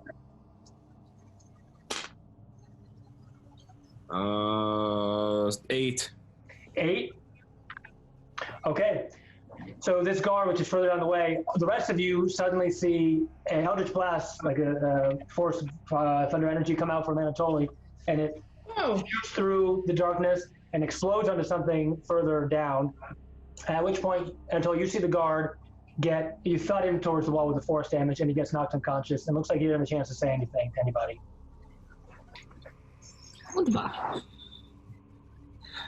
What'd you just do? Well, there was guard. He was looking for us. I threw him against the wall. Seems to have done the trick. Advance now, Anatoly? What? Is it okay to advance? Yes, follow me. We can go forward now. I checked the body of the guard. The body of the guard? Okay, so he's right in this corner here. Nothing, just general crap on him. Okay. Not like physical, just like junk. Like Right. not feces? No, well, who knows actually, but all right, here you see 3 doors. So everyone again, give me a perception roll, please. Just everybody in this case, doesn't matter if you have dark vision. Are the rooms lit up? I rolled a natural 20. Natural 20, okay. 12. 11. 17. 17. Okay, as long as you roll a 15 or higher, you hear basically snoring coming from all 3 of the doors. Oh, good. It's time to massacre. What? What's happening? Someone is taking, 3 someone's taking long name. I got the advantage, but Someone's sleeping. What do you mean somebody's sleeping? I hear snoring. You can't hear that? No. didn't say I do. We're surrounded by snorers. Oh. Not just one in each room, but you hear... Just wake up the masses. Should I help? Maybe we should go to the middle room first, and maybe we can get up with them without knowing. It works for me. I have better idea. I howl very loudly. And wake them all up for what? That is a bad idea. Why not take them all out at once? Okay. We are very weak. There are 7 of us. Okay, anybody want... If you want. I go to try to cover her mouth with my Okay, hand. everyone give me an initiative who wants to try to help Fenris out, or not help her out, but do something to Fenris, who's coming back to, like, lurching back to Roar. That's a 19 to stop her. 13. I want to roll 5. 4. And what'd you roll, Fenris? Oh. Hit initiative. 8. Okay, so all of you can do whatever you want as you see, not whatever you want, in reason, as you see Fenris about to howl. Cover her mouth. Yeah, we both, Sovereignty and I cover her mouth. Okay, well then you cover him out. That's how initiative works. And the howl is nothing but a little yelp. At which point, you still hear the snoring going on.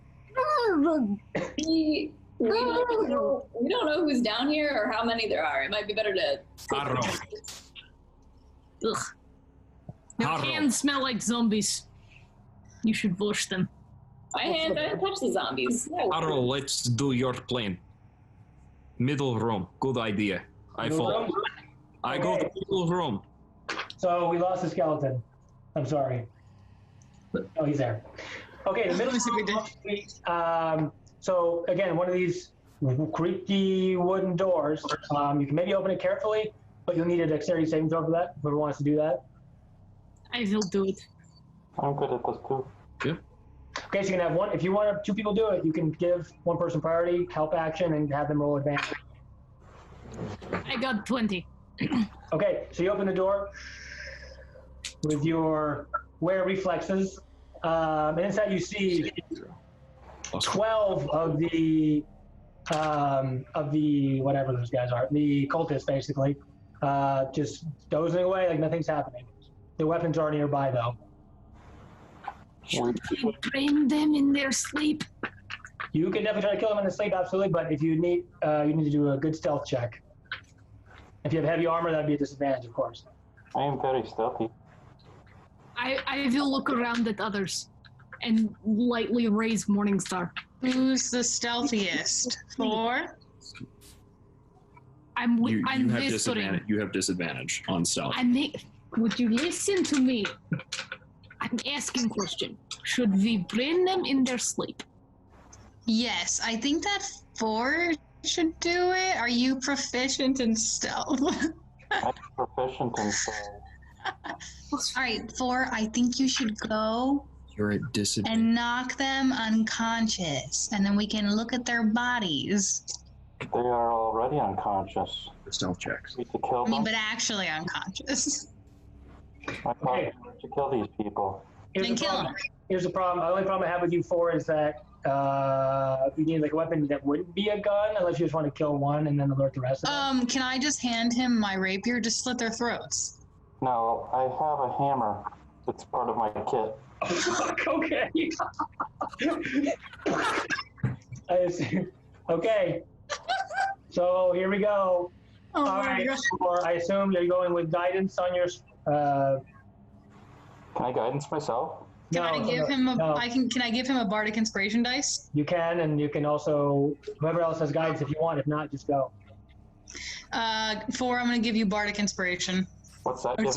Give you 1d6. It can help with like an attack roll or an ability check or a saving throw. Okay. As Forrest passes me to go in, I put my arm on him and tell him to be very, very quiet. Okay. This is it. You either. He's using the rapier, right? Not the hammer. No, he's using the hammer. Oh my god. Why don't you take 4? Wait, okay, I'm gonna try to. You would. Can I- If he's not proficient in the rapier, it's not. He could possibly fail. I can use special weapons. Wait, I have an idea. Wait. Could he carry me very stealthily, and then I can slit their throats with the rapier? He just carried his arms like, here you go. Why not? Okay, okay. Listen, I'm gonna change into a halfling, and now I'm very tiny. Why can't I just hammer them? It's gonna be loud. It's just a hammer on flesh. It's not that loud. No, actually, it might be loud. My soul is cracking. Okay. So here's what I want you to do for. If you're gonna go with that's his plan, I need you to roll a strength check right now. Do I get that D6 all the time? Yeah, You get the want to- D4 and the D6. The D6 is just once, though, right? Okay, I would use. If I were you, I'd use D6 for stealth, but it's really up to you. I'm gonna save that for the stealth. I'm doing the strength check first, correct? Okay, yeah. That's the 3. So 18 total. All right, you can carry Des in one arm, no problem. Haha! As a halfling, well done. I'm- Casey. Yeah, it's a halfling. Okay. Carry me. Okay, this is it for you. Give me the stealth check, and if it goes bad, Is this my only stealth check I'm gonna be making? yep, just one. That's fine for the whole. For It's the not what you suggested doing in the first place. Okay. The D6 and D4. Because my D20 was a 3, so I'm using my inspiration. Okay. That's better. Total is 18. Oh wait, no, I forgot to add my stealth check bonus, so 22. Or 23. I have +5 to stealth. Okay. So I just did 8 perception saves. Basically, what's going to happen is you will lower deaths to cut 7 of their throats, and the seventh one is about to wake up as you get close. So wait, so we killed 6 of them? 7. There's 8 total. We killed 7, so I went slit. Hey, are you like a crane? I'm just like a little halfling. Yeah, it's a little halfling with the staff. I'm Frodo. Okay, these are all evil cultists, so I guess it's not so bad. Anyway, so there's one that's going to wake up, He's or about to wake up as you get desk close, yes. okay, he's the last one though. Yes. I'm going in with the rapier. Drop her and use the hammer. Huh? What judgment? Hammer, both. Drop her and use the hammer. Do it quick. I swing with my hammer because you said I'm holding her in one arm, Yes. so I swing with my hammer as well. Okay, so I'll give you time before she gets down and slit his throat, and you bash his skull in. 8 cultists defeated. Well done. I was gonna get him. Just being cautious, madam. Okay. 7 out of 8 ain't bad. Okay, Back out of the room. you've done a great deed today. All right, you have it. Wait, is there anything in the room we can look at? In that room? No. Just like a Check the bodies. They'll have some like equivalent of gold and stuff, but I'll tally that all up at the end. Okay. There was snoring from the other doors as well, right? Mm-hmm. Yes. So let's do this again. Somebody else can feel free to, if they want to try something. No, if he is quiet, please, by all means. Okay, what, south or north? I can give, South. sure. South? Can Okay. I can give him another bardic inspiration dice, right? You want to? Yeah. Yeah, I'll give you another one for. Okay, there's only 4 guards in here, so it'll be probably easier. To me, roll high. Do I need to roll strength again, or just the stealth? You got her up on your shoulder or whatever, so you're fine. I rolled a natural 20, so it's about 30 total. All right, you do it again. The destined for murder spree continues, and Morgan's mad. okay. With that as on you- all right. Oh well, my God! 4. We are Frodo and Sam. Lesson 4 Murder Spree 2020. I'm glad you are well oiled, my friend. Oh yeah, it's just a flick of the wrist. Slit. Very good. Okay, the last one is up north, and in actuality, you do not hear any snoring from there. What you thought was snoring from there was from the room adjacent. So, I Still, think the snoring that we heard is actually Aro. Haro took a break, and we'll be right back after these messages. So, 26. What was your total? 30? on my last stealth check I did, Oh, yeah, but that was fine. Okay, you did that. You murdered okay there. Or whatever. If it's bad people, is it murder? Or is it just righteousness? Justice. It's just, you justice is them.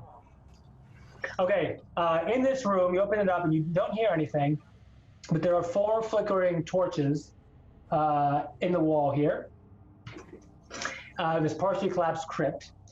There's no freaking open sarcophagus in the middle, and the room is filled to the rim with blood.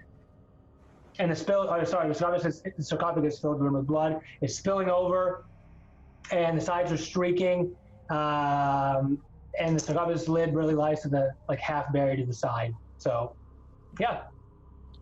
this is disgusting. This is very gross. Okay. You hear some noises coming from behind the crypt, from behind the closed crypt. No, that crypt. I turned to our teaching and saved and tell her to stay back, not to come near the door. Okay, I'll stand back.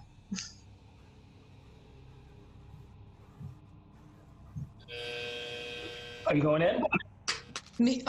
Me? No, Okay, if you want to. Who is? Somebody else can take the lead on this one. We'll go. So just Anatoly then? we send in the cat. Okay, Anatoly, you walk into this blood-soaked room and your paws become stained red. Ugh. Shit. And you turn the corner to see an old woman. Oh, no. She says, "Oh, Sonny, I'm glad you're here. Help me. It's a trap. Who are you? It's a trap, okay. She says, I am Nebra. I was kidnapped. Help. I am old and decrepit. Is that how old people talk? They say, I am old and decrepit. I yell back to the party. There is old woman in here. I shout back, it's a trap, slit her throat. I'll join him. Yo, what? Join him. You'll join him? Okay. You see an old woman, and she's frail, and she's like in this pool of blood. She says, I need help. Please get me out of here. I'm so old. Can we roll insight to... Sure, go ahead. Okay, see if she's... Actually decrepit? Is she dressed like a noble or anything? She's not. She's dressed like an old woman. Okay. Old Dressing? That's 12. 15. I was waiting for my son, and then I was attacked. Right? Oh, maybe it's some. Is that the Vanderpuss mom? No, it's not. They would be in Or is it 15 and what? What is your son's name? It's Dylan. He's such a good, sweet boy. Sovereignty rolled a 12. I rolled a 15. 12, 15? It's like an old woman to you. I need help. Is she... I want you to get me out of here. I would like to walk into the room, walk up to the old lady. Oh, I love dogs. Claws. Don't do it. What are you doing? I'm just an old lady. I sell flowers in Baldur's Gate. How did you end up down here? I was kidnapped. Why are we not believing her? We believe those others now. I will walk up to her. And Ageism, sovereignty. They were going to make me a slave, I think. I can cook pretty damn well. I will offer her my arm. Oh, I love cats too. Do you offer your arm? Yes. Okay, she takes your arm. Let's go then. Okay. All right. You now have a... What is this? What am I doing here? That man should be able to detect if she's using magic to hide her appearance. Is that how detect magic works? If that was the case? He'd be able to detect magic from her. For the duration of the spell, I sense the presence of magic within 30 feet of me. If you sense magic in this way, you can use an action to see the aura of any visible creature or object in the area that bears magic. And you learn the school of the magic, if any. Okay. All right. So as you help this woman out, Judgment, you see this old woman coming up from this crypt, and you do detect magic. What school? Well, the school is probably illusion. Oh, you don't say. She says, "Oh, you're such nice gentlemen. Look, I'll even tell you where to go. There's a secret room on the way out of here." Oh, Skeletons? Restrain her. Okay, so skeleton. Sorry. No, go ahead, Fenris. restrainer. Mm-hmm.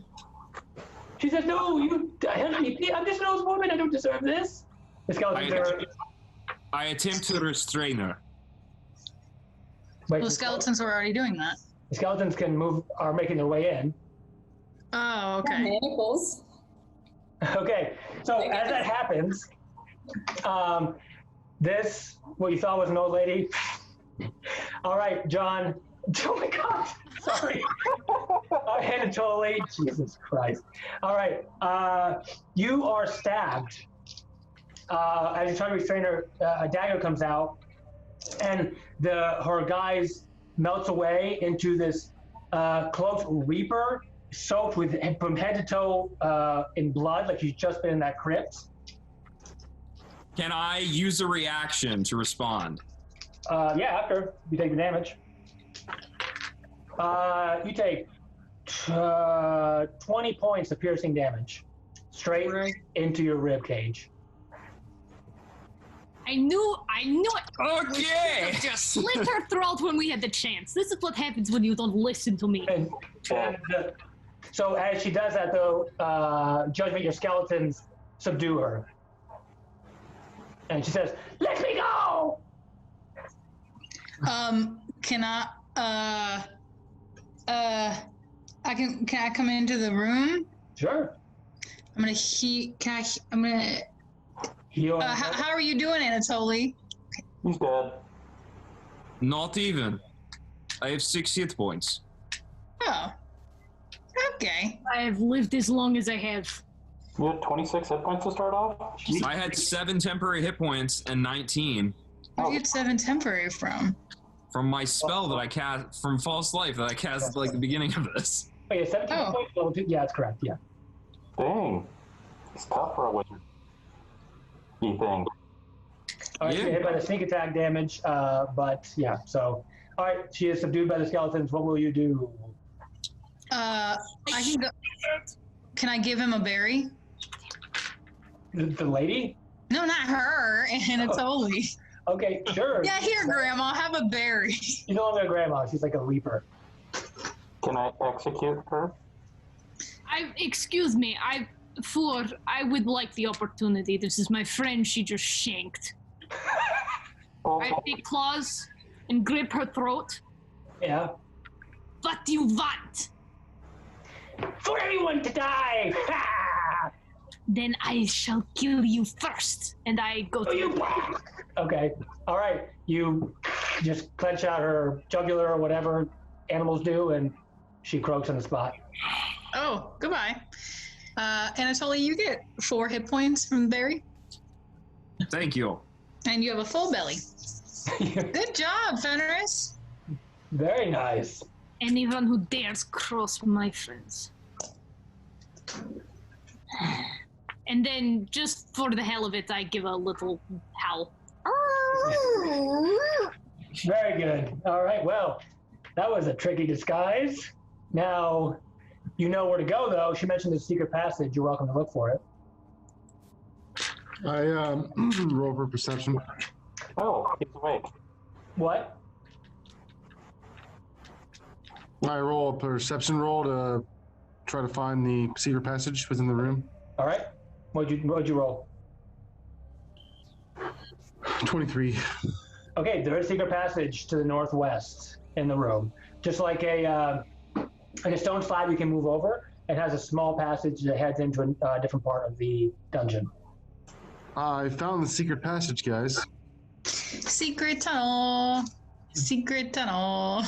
Through the mountain, secret tunnel. Secret tunnel. Okay. Your skeletons are still restraining this dead person. Is that okay, Judgment? Desecrate the corpse.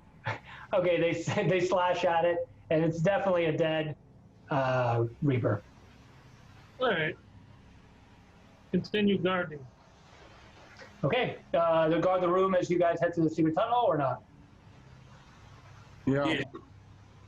Okay, you head to the secret tunnel. Bum, bum, bum.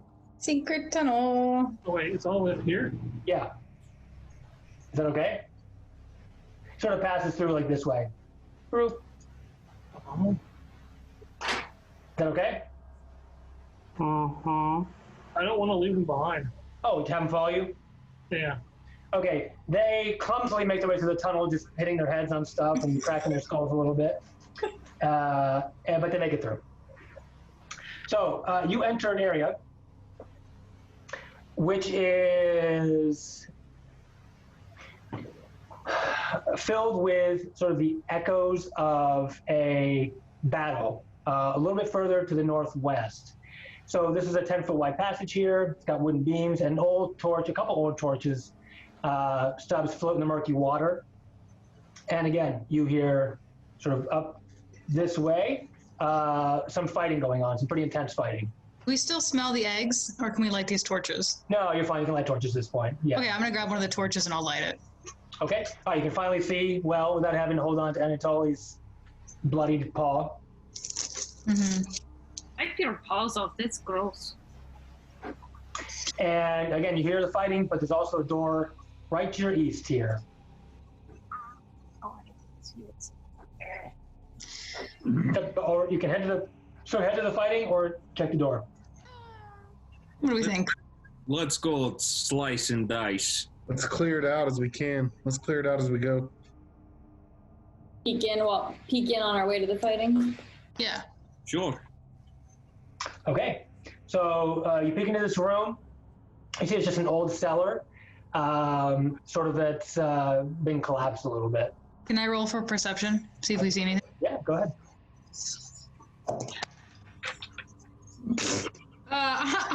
10. 10. Nothing of value seems to stand out for you. Okay. Keep moving. Yep. Keep moving.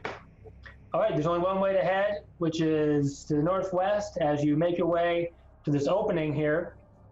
So beyond this hallway you just went to, there's this flooded chamber, opens up to a rough-hewn steps to the south, to the north, and northeast. You can see on the map there. The floor buckles up above the water line in the middle of the room, forming a small island. You see corpses, quite a few corpses, and doused torches float in the water around the island, atop which two men circle each other with weapons barred. One of the men is a tall, unarmored brute with a great club and a scarred face, who towers above his opponent, but is very gravely wounded. The smaller figure, in black and cloaked, is very muscular and bare-chested, but he clutches a bloody dagger in one hand and a torch in the other, and has no flesh covering his skull. Ugh. I think this is them, guys. This is some of the dead three. Well, then let's us do the job we were hired.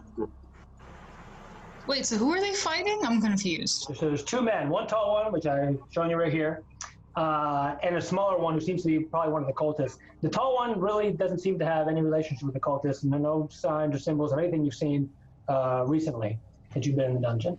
And sort of, again, this tall, burly one, and the one is fighting the smaller one without flesh for his skull, and he seems to be gravely wounded.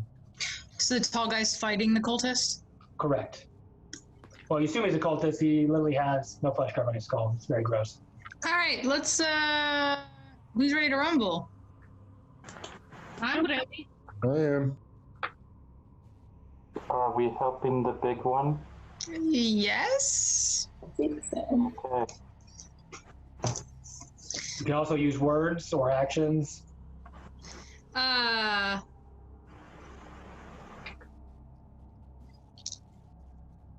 Around the big guy, I think he might be on the good side. Yeah.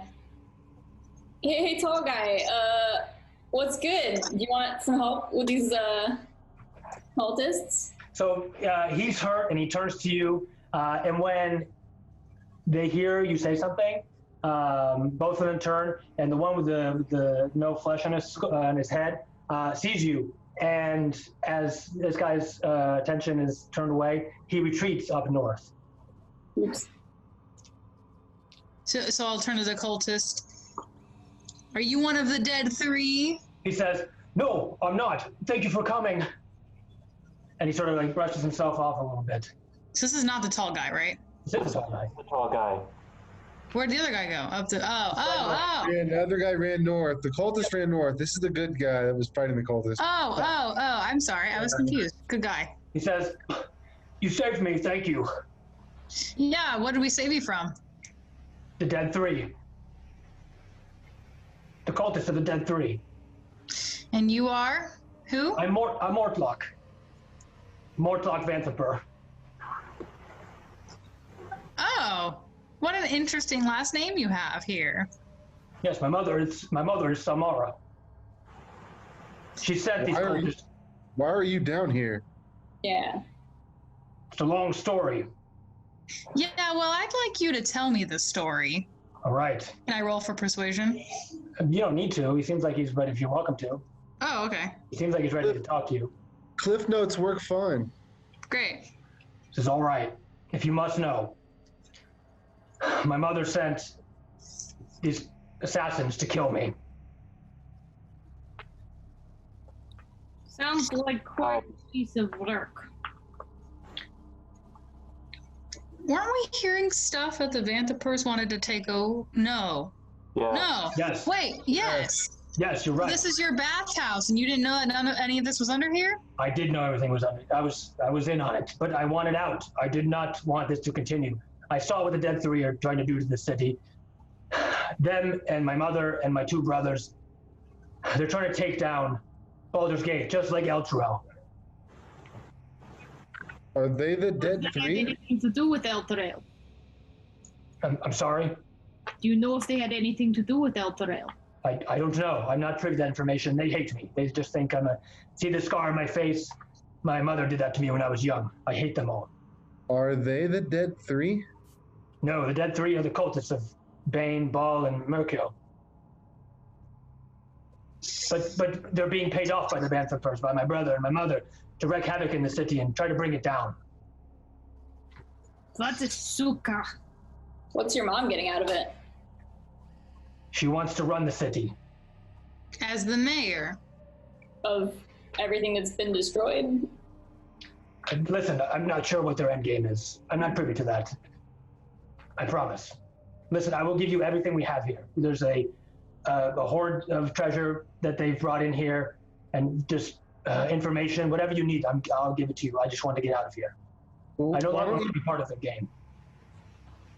Why don't you take this hostage, this person we saved, with you and escape to the city to safety, and we'll take care of this. Okay, but just know that this isn't the end of a Dead Three. If you really Do you want to think put this up, we need his help, though? he's very wounded. Oh, okay. We can fix wounded. If my mother wins, she's trying to eliminate all the other patriarchs. If she wins, she'll become Grand Duke. Is that why she's killing all these nobles? Yes, of course. And if she does win, I have no doubt that Baldur's Gate will share Elturel's fate and be dragged down to the Nine Hells.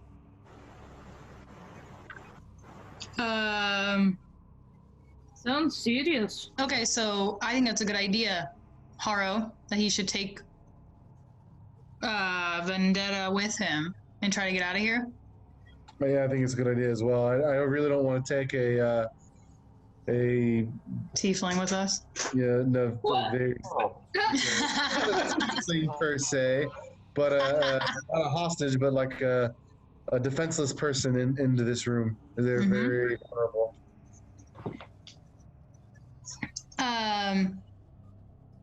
Can I? Yeah, I'm gonna give them the torch that I had gotten from the other room. There's lots of torches around here, so. Oh, okay. hmm Should we give them anything else? Is that plenty? Do you need any more information or anything I can help with? When we are done slaying these evil fiends, we will talk in town.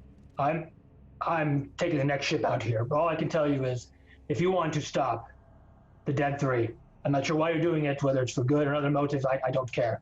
If you want to stop them, you have to go through my brothers and kill my mother. Not a problem. We don't like evilness. Okay. You mentioned treasure also? Yes. Here's the key. He hands you a key to the south. He mentions there's a treasure cache there. Listen. You can't just enter the upper city as is, and much less the Vanthapur villa. Go speak with my brother Amric. You can find him in the lower lantern. I thought you didn't like your brother. I hate them, and I hope you kill them. What they've done to me, unspeakable. What's your name again, North buddy? of the city, Mortlock. Mortlock. If you find a way through him, through force, intimidate, whatever, to get into the villa and stop the Dead Three and stop my mother. Otherwise, you're all going to hell. Okay. Yeah, you got it, dude. And not the good way.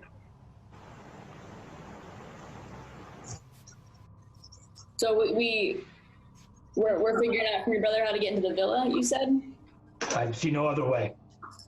Okay. Thank you. Let's let them go and continue on.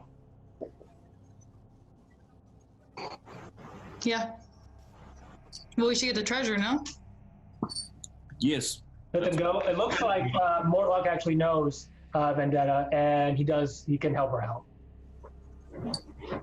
Should we heal him at all before he leaves or not? It's probably a smart idea. I never got hit since very early. Wait, what, Haro? That sounds like a very good idea if you took damage, if you have something. I'm gonna cast. How are we all doing? Because I can cast Healing Word and heal everybody. Yes, I need help if we are going to continue or short rest. Judgment, you sense a terrible presence up to the north. I give 2 berries to Anatoly. For 4 each? Yep, you heal 8 hit points. Thank you. I am Who? Am I the only one who has not lost single hit point? Yeah, how are we all doing? Because Healing Word only fixes one person. Yeah, okay, how y'all doing hit points right now? Who's low? I have not lost a single hit point this entire time. I'm only 18. missing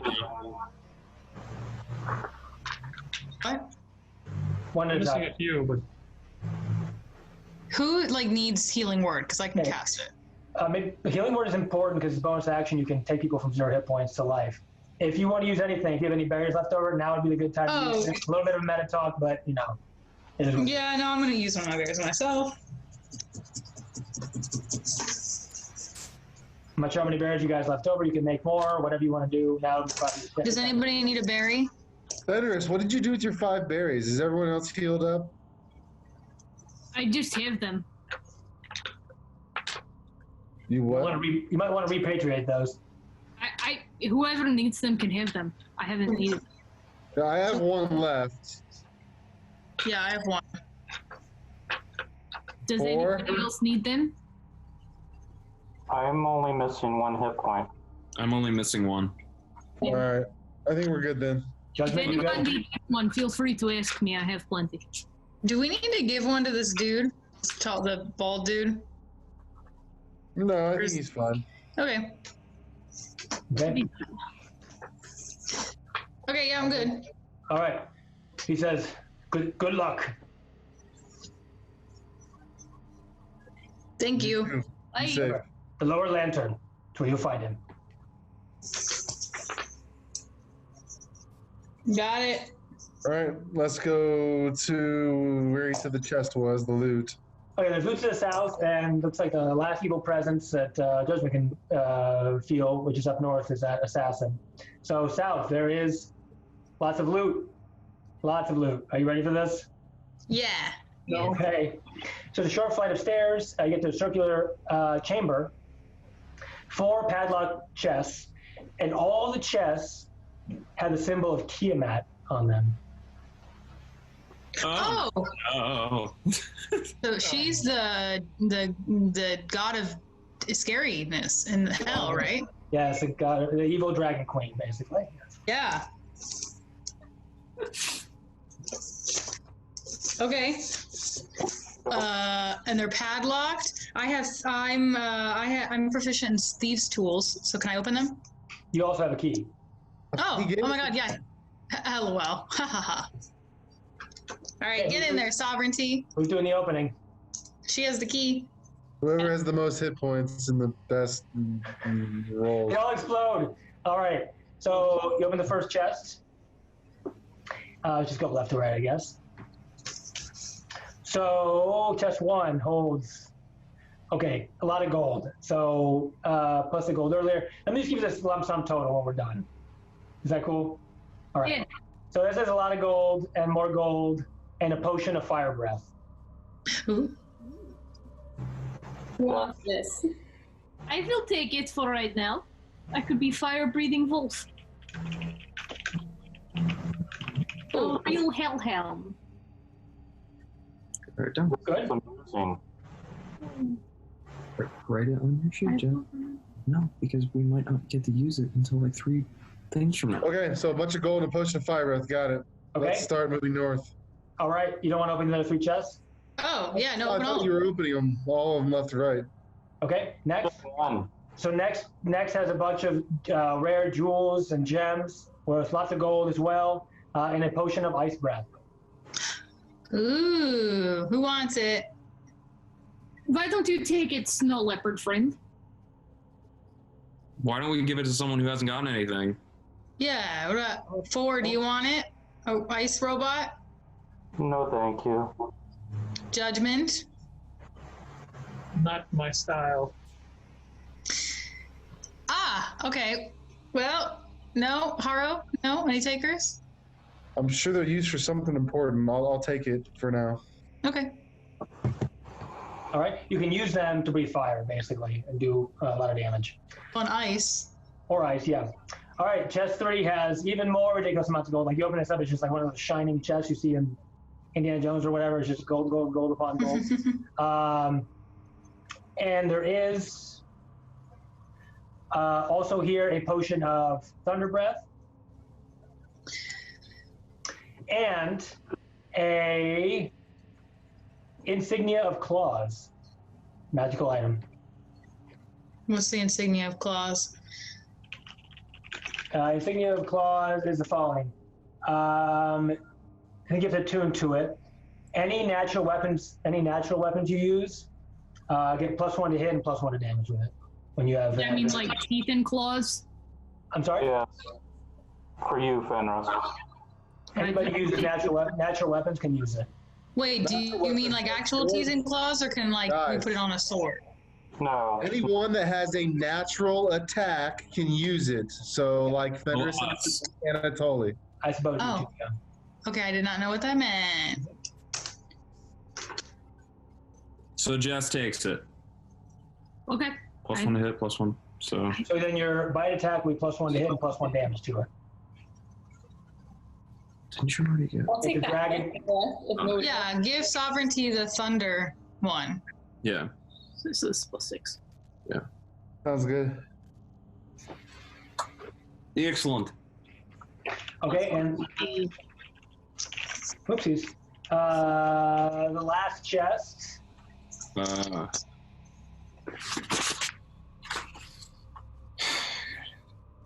Want to hit 4 of those.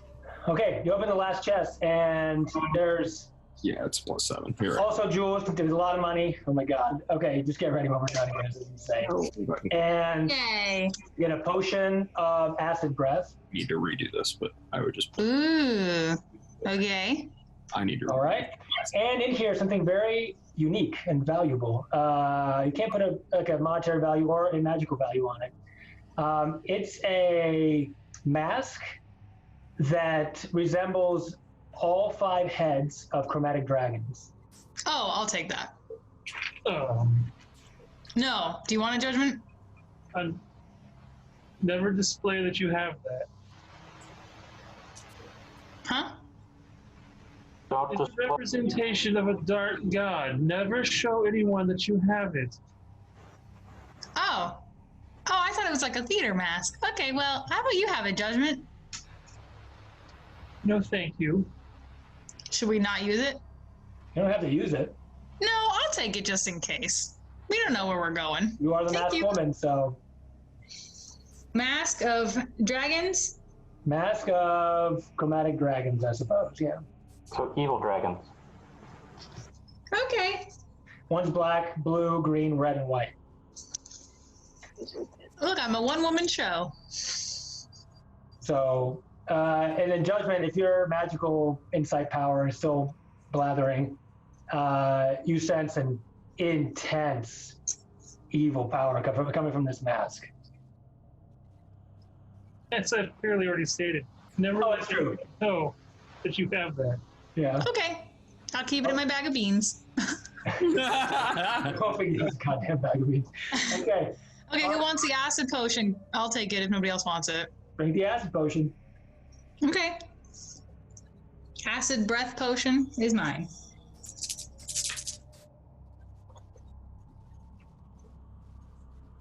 All right, we're out of here. By the time you're done looting that, Morlock has left with your tiefling lady friend, and just one thing left to conquer.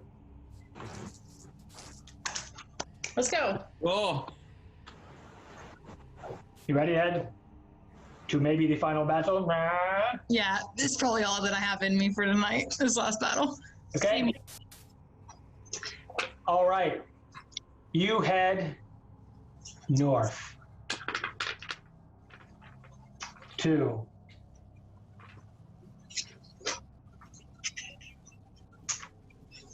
an area littered with, okay, who wants to be up front and behind and so forth? I'll be I will able be, to. I will be up front with him. Okay. I'll be in the back. Sovereignty, you're in front too? I'll be in the back. Yes, please. Okay, Des, and we'll put, and then your skeletons, Judgment? We'll take the flanks in the front, so there's no Okay. gaps. Got it.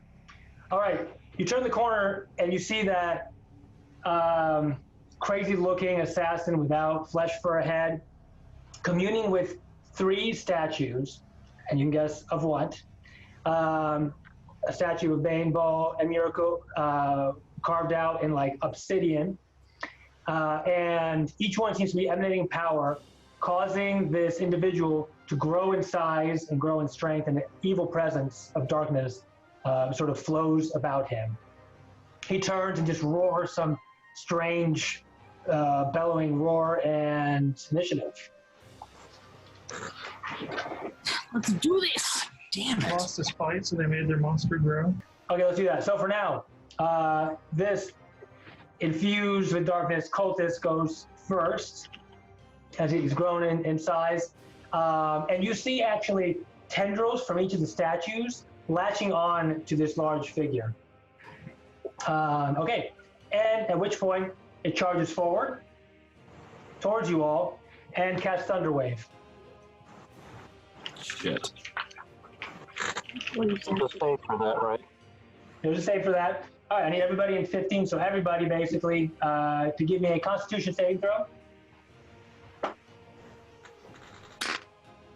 Fuck. I'm using inspiration. Okay, you should have 2, I think, if you haven't used any. 8. I'm using inspiration too. 8, okay. 22. Okay. Do I still have guidance on me? You still have guidance? That doesn't work for this. I have one for myself. Oh, well, it's 14 is what I rolled. Okay. Are the skeletons still in the range of it? Yes, they would be. Everything is up to 15 feet, so basically you make the end there. It's a rectangle? It's a radius around you. So 15 feet all around him. Can I use Bardic Inspiration on myself? No, that's on your turn. Well, then I rolled a 6. Okay. Judgment, you have to roll for all the skeletons. Yeah, I'm looking at their stats. Okay. First one rolled 16. Okay. 23. 21. Okay. If you roll a 14 or higher, you do not get pushed back by the thunder wave.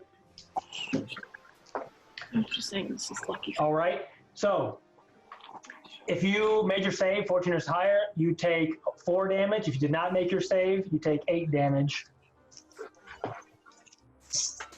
What was the amount? If 14 or higher, you made the save. And if not, you take 8 damage. 8 damage if you did not make the save. Correct. So, And they get pushed back. and you get pushed back. So you didn't make your save, was Fenris, right? Yes. Okay, you get pushed back on 10, 15. Who else got pushed back? Des, you get pushed back as well. 15. Anybody else? Yeah, it's not Sovereignty, push back. And that was it, right? Everyone else made their save?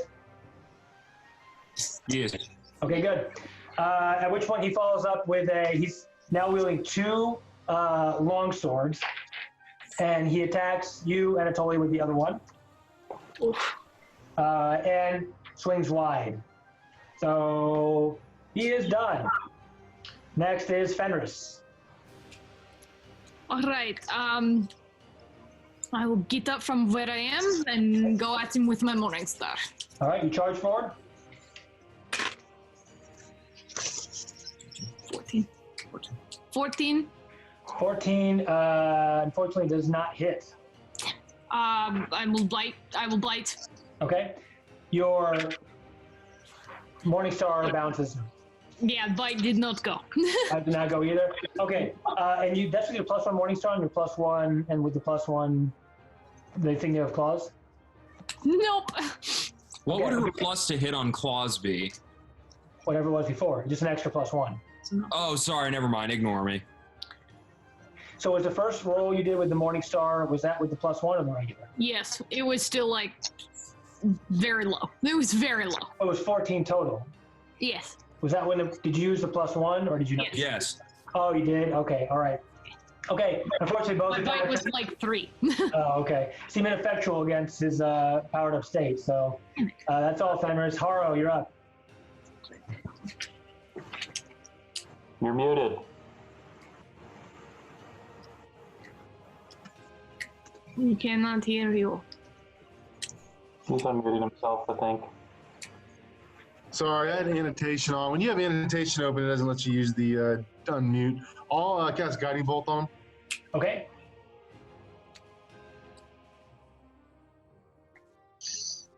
Uh, 18. Okay, you hit. Your guiding bolt shoots off.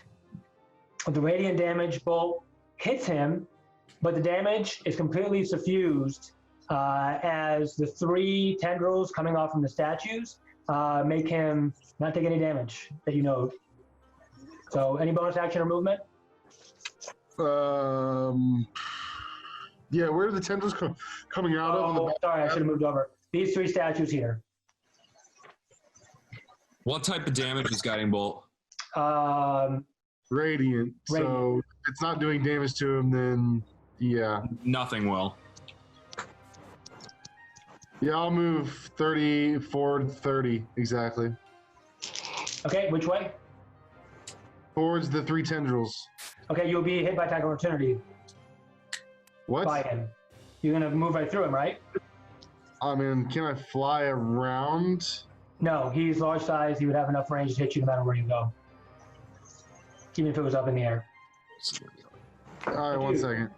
Okay. Regardless, you're already in his range. You would still be hit. You have to. That's true, yeah. Needs for someone to lure him, so that we have enough space to get. So, Judgment, the skeletons did still take damage, though. Yeah, I marked it. Okay. All right. So, Hara, got you there. Any bonus action?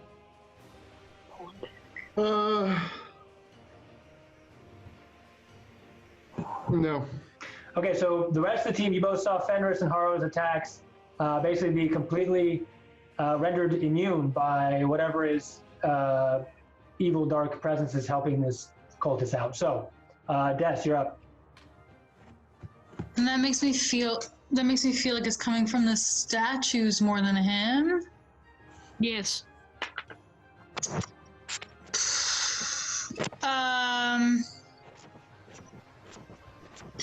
Can I cast? And then Damn. Judgment, you're up next. And 4, you're on deck. I don't know what I want to do because I feel like if I cast like hideous laughter on him, it's not going to do anything. Correct. Do not hit him, please. Focus on the tendrils. Yeah. So, I'm not gonna be able to get past him though, because he would get an attack of. Would he get an attack of opportunity? Yes. Yeah. What? You move. Theoretically, you could move like Haro did to the edge here, and you would not get attack opportunity unless you move past it. Yeah, I'll move there. Okay. So you run through him. This is a giant, dark creature. What are you gonna do from there? I'm gonna cast. Again, these statues like emanating dark waves basically to this. Hey, David. Yes. Does she have 40 move? Because you just moved her 40. No, it's 35, right? But you have an extra 30. 5 from your college of. No, that's not till level 3. Oh, okay. Yeah, so you can only get to here. Oh my God. Holy poop. Back one. That's still 35. That's fine where it was at. He moved her too far in the first place. You only get pushed back 10 with Thunderwave. Oh, you pushed back 10? I thought it was 15. No, then move her one more. 15 Yeah. foot radius. 10-foot pushback. Thank 10 you. foot. Okay. So can I cast Thunderwave on those pillars? Thunderwave emanates from you. Yeah, because it's not gonna reach though, because it's 15 feet. I don't know what to do. Okay. If you don't want to use your action, you could. No, I'm gonna use my action. I just feel like I shouldn't. Okay, can I not move? Because I don't think I can do anything right now. I haven't thought about it enough. Okay, if you're welcome to give, you can use a help action. Yeah. No, I'm gonna just support right now. Okay, which will give anybody you want advantage on their next attack. What? You can use your action as a help action to give somebody else advantage, or you can use your action to do something you want to do. No, I'm gonna do something. Okay. Give 4 advantage. Huh? Oh, Okay. yeah. Never I don't know what's mind. happening. Do what you want to do. I can give I don't know what's happening. Okay, I'm just gonna cast. And you're taking off of the tap to talk thing. You're like cutting in and out. Julia, Yeah. if you don't know what to do, give 4 advantage so he can shoot one of the pillars. Oh, I'm sorry. I literally thought you meant +4 advantage, not like 4 as an Eric. Oh. That's why I was confused. I was like, what are we talking about? Okay. I'm going to give Eric, as in 4, I'm going to give him advantage. Mhm. Can I still do a bonus action? You can, yes. Okay, so then for my bonus action, I'm going to give 4. No, he already has a Bardic Inspiration dice, doesn't he? Or did you use it? No, you used it. He used it, yeah. I think you have one more to use for the day. Yeah, I have one more. So I'm going to give him the advantage, and I'm also going to give you the Bardic Die of Inspiration, okay? Okay, so 4 is very encouraged in this particular fight. Great. That's all I'm going to do. Okay, And so Judgment. Judgment, you're up next. All right. Well, seeing what happens with these statues, the very first thing I'm going to do is cast Chromatic Orb on this one. On that one, okay. So sign up your Chromatic Orb. You can shoot it around this fella, and you shoot the I'm going to shoot. Bane statue there. So go ahead and roll for damage. You don't need to roll the hit. Oh, straight for damage, eh? Straight for damage. It's an inanimate object, basically.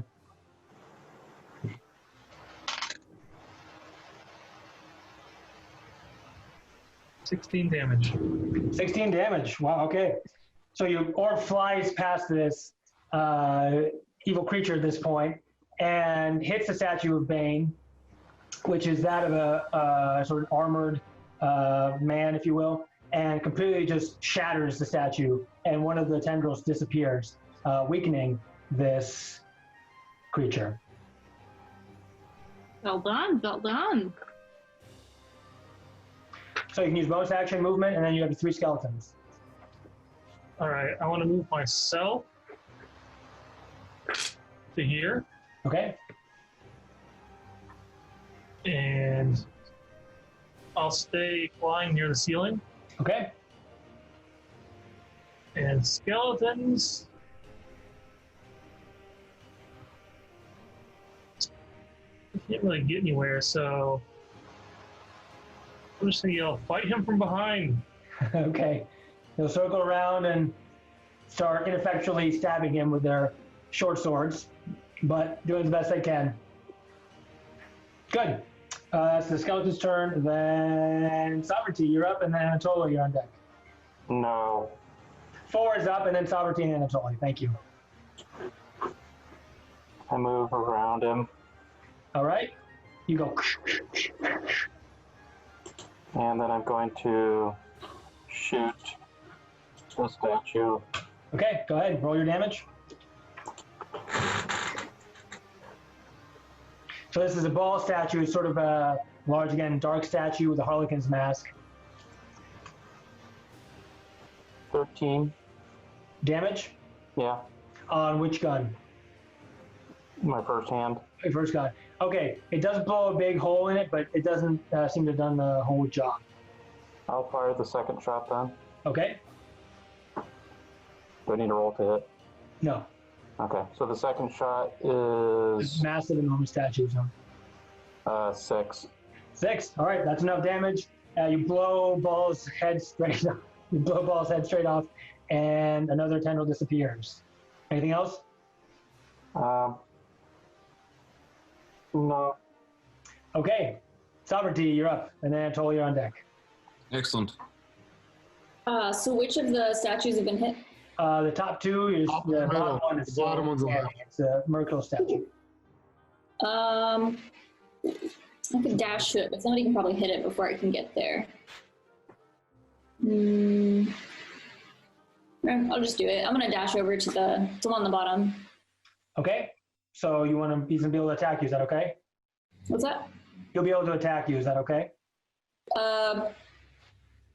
No. Okay. I want to say yes, but I'm not beefy yet. But us hitting him isn't really doing anything until statues. And I'll just hit him. Okay. All right. You rush up to the front, I assume. Yes. Okay. Go ahead and get the monster 23 out. to hit. I'm sorry. 23 to hit. 23. Okay, you hit. So roll your damage. The damage seems to be heavily reduced, but you will do some damage. Okay. I'm also going to use my second spell slot to use Divine Smite again. Okay, so he's not totally. He's still shielded as far as you can tell. So it won't be as effective, but you're welcome to still use it. You. I guess I can wait on that. That's fine. Are you sure? No, I'll use it. Okay, do it. I'm not good at it. Hang on. There's a lot of dice. All right, so that's 10 plus. Is he undead or a fiend? Basically yes. Okay, because I get an extra d8 for that. Do it. Add all the damage. 10, 16, 19, 24. Total damage? Yeah. Nice. Okay, some of the radiant damage, right? Yeah, 3. Only 10 of that was regular damage. Got it. Okay. So your longsword pierces through this black veil that's around him, and manages to wound him pretty heavily, even though he's still being supported by one of the statues. So, well done. Anything else in your turn? No. Okay. All right, Anatoly, you're up. Okay. Quick question: do I have to use my reaction? Do I have to provoke an action from him? Yes. Okay. Then I will. You can do that simply by moving away from his opportunity area. I will move out of. I'll move. Shit. It's not letting me. Right behind Haro. Okay, like here? Behind him. Here? Like by the statue. How about northeast, southwest? Northwest. Northwest. Sure. Okay. So, and use my reaction to cast shield. Wait, hold on. You only need to cast. Oh, I see what you're saying. Okay, so he's going to attack you and you're going to cast shield in response. Yes. Okay. All right, he swings and is completely ineffectual with your shield. So his one huge long sword, just you deflect it with your shield spell. I'm going to use my bonus action to cast, or wait, no, I'll use my action to cast Eldritch Blast on the last statue. Okay. Just damage is good? Yeah, it's 8. All right. Statue had not been hurt yet, so you blow off some of the figures and skulls and bones off of it, but it's still functioning. And I will use my bonus action to cast Hexblade Curse on the dude. Okay. All right. This giant now creature. Good. Anything else? That's it. All right. So this cultist is now enraged, and once again he's going to cast Thunder Wave. So Constitution saving throw. Everybody? Natural 20 plus something. It doesn't matter. That's good enough. Am I still in range? You are still in range of 15. Yes.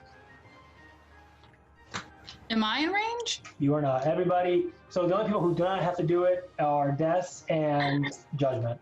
Okay. 15. Okay. You made it. 17. You made it? 18. 18. That's everybody. And your skeletons. Judgment? You need a 15 to pass, right? Correct. No, Two the of 14 two you of them said. failed. 14, yeah, 14, sorry. 2 of them fail? Okay, so No. it comes out as he casts it. And so it's going to be 8 points of damage if you did not make the save. No, sorry. 16 points or half if you made the save. 16. It's 2d8, yes. So if you made the save, you take 8. If you did not, you take 16. Really? Wow, okay. All right. We dead. Sorry, can you say one more time again, David? You took 16 damage if you didn't make the save. You took 8 damage if you did make the save. Correct. Sorry, I wasn't. No. You're not in there. Skeletons 5 and 6 crumble to dust. Okay, so 1 skeleton remains. No, 5! 5 crumbles to dust, as does 6, but 1 is still standing. Yeah. Okay, that's it. And then the next attack, he swings its longsword as a bonus action at you, Fenris. Damn it. Everybody made their save, so they didn't get pushed back, right? Yes. You too, 4, did you also? Yes, I made my save just That's barely. right. Okay. All right, Fenris, so large longsword descends on you, and it does not do anything. You bite at it and throw it to the side. Yes. So you take no damage from it. That's how you deflect it. Okay. Here we go. Fenris, you're up now. Okay, So you can be damaged, it looks like, but not fully.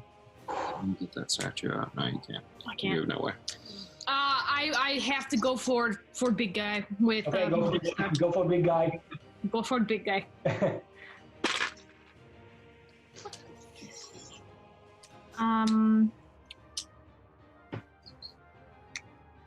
7, 12. I don't think 12 would do it. Mm-mm. No, it doesn't. It's my last inspiration. I think I still have 1 inspiration. Yeah, you do. You got that too. What the? That didn't work either. Okay. We are rolling like shit tonight. Neither attack hit. All right, even though you did that cool deflect, and none of your attacks seem to be bouncing or penetrating his armor, so it's okay. I will bite. Oh, you haven't done that yet. Okay, go ahead. The fuck? 8 and 6 is 14, 15. 15? 15 does hit, yes. Yes. Okay, so that's the larger size. 5. 5 and 5 is 10, plus the additional.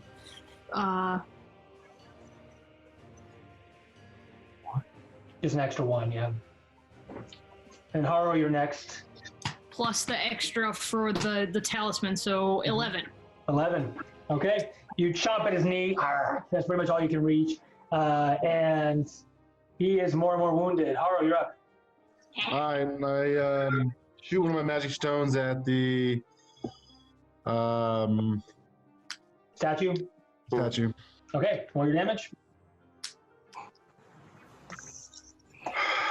14. Damage. Oh, damage. Sorry. Yeah. Shit. 10 damage. 10 damage. All right, your final magic stone, David and Goliath stuff. You knock this basically his chest cavity off, and the creature is now fully exposed. Alright, I create 3 more magic stones. All right, there's a bonus action. Any movement? The beans! Oh, I really don't feel like dying. Okay, Haro is done. Des, you're up, and then Judgment, you're on deck. Wait, did you say beans? Damage. I was going to say, like, throw the beans at the statue. I was thinking about that. These take 10 minutes to grow. No, but if you can throw them, they're flammable. Yes, they can. They do 5d4 damage, yes. How much damage again? So I was looking at exactly what I was looking 5d4 for the magic beans. Yeah, 5d4.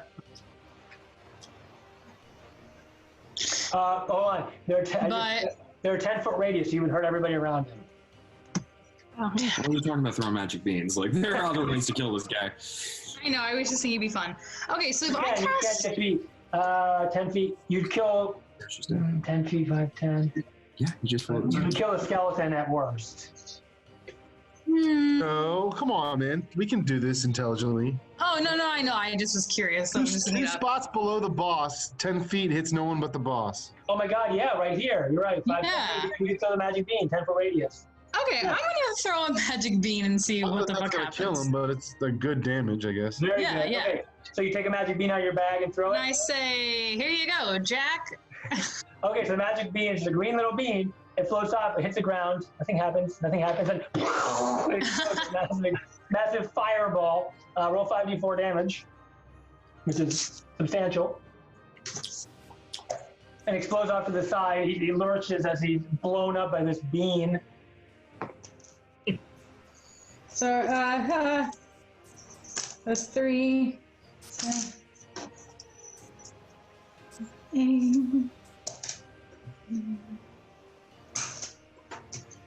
11.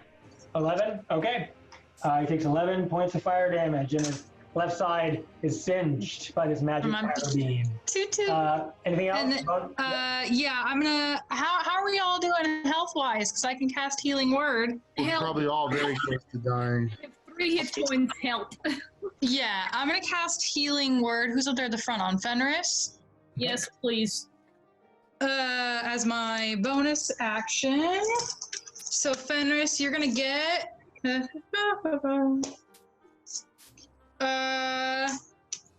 6 hit points. Thank you. You're welcome. Okay. A quick shot of healing magic from the Bardic Colleges shoots out of Fenris. Any movements, Desrin? Desrita? Des? I think Des is gonna stay where she's at. Okay, Judgment, you're up. Alright, I'm going to use Chromatic Orb on the big guy. Okay. Some of your wizardly powers and the Chromatic Orb, what element? Let's go with Lightning. Lightning, okay. Roll your damage. He's already pretty wounded. Cracks all through his armor from the varying attacks you've done.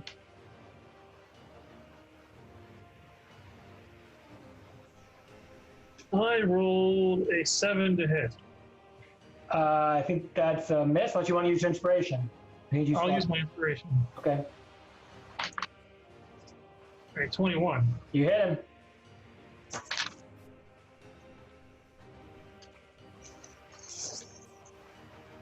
$17 damage. 17 damage. All right, he gets hit by this thunder orb that hits him actually in the knee, and it causes him to buckle down. His armor is cracked even more, and the next attack will have advantage on him. So who's next? The skeleton. Okay. All right. Well. Okay. What if the skeleton KOs him? I mean, okay. He has advantage to attack, so 6 goes in. He's got advantage. Yeah. 6 goes in for the kill. Oh my god. I thought that was 7. What's his That name? is 7. 5 and 6 died, sadly. He's got +5 to hit. So a 19 to hit. Oh my. All right. How does your skeleton want to finish off this? Are you fucking kidding? Wow. Wow. That's hilarious. That's trash. Does the skeleton level up? Maybe he's a fucking veteran now. Let's go to the Wait, boss. is that 6 or 7? What's his name? That one's 7. That's 7? All right, how do you want to finish him? 7? All right, how does 7 finish off this evil creature? He pokes him. All he has is a short sword. He's just like Mr. Skellington.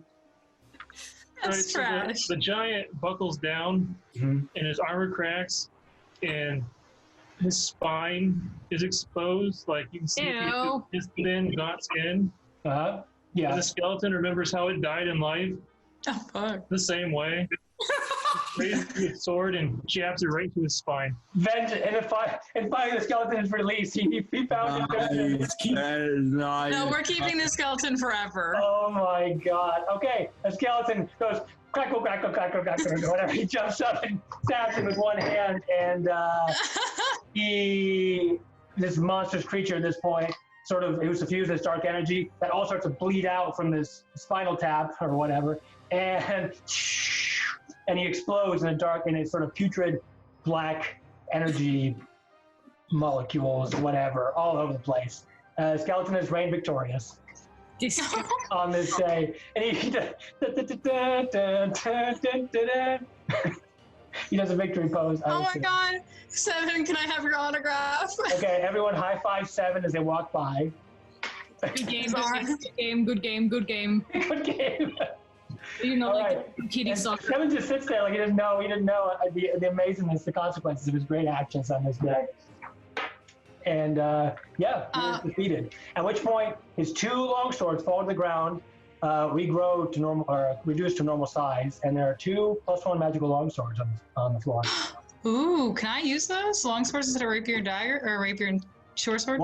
If you're dual wielding, one of them has to be light, so you can use one. I mean, I can just hold on to them. It doesn't mean I'm equipping them, but I mean, I'll just grab them. So no one else wants them? What about sovereignty? What weapon does she? Yeah, do you want them? What are you using? I like the stars there. I don't know who did that. That's wonderful. Long sword. Oh, then you should just have them. Well, she needs 1. She doesn't need 2. She has a long sword and a shield. Well, then at least we have 2 long swords now, so you take at least one of the good ones. And I'll take the other one, and I'll look at it later with David. Yeah, we'll take a look at it. Mr. Master of Ceremonies, have we reached our next level? Yes, at this point you are now level 3. Certainly. May I do my dramatic shift? Oh, right. Yeah, I suppose you can. Go ahead.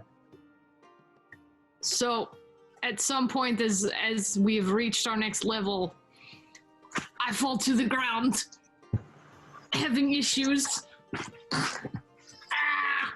Hang on a second. So you see her start to magically transform into something even more powerful than before.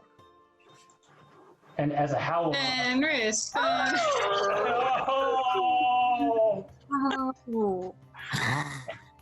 Nice doggy. She becomes a lycanthrope as level 3 blood hunter. Get ready. Oh my god. Nice. That's amazing. All right, now you can howl at the moon. Hungry like the wolf. Okay, we might have to do something special for skeleton number 7. Can I cast minor illusion on skeleton number 7 and put like a little medal of honor on him? Sure, go for it. It'll last as long as your concentration roll. Oh yeah, I'll get bored soon. Okay, cool. So you have finished off this Dungeon of Dead 3. As far as you know, you don't detect any more energy sources from them. But the next step would probably be seeing what the Vanthropers are up to on the next episode of Baldur's Gate.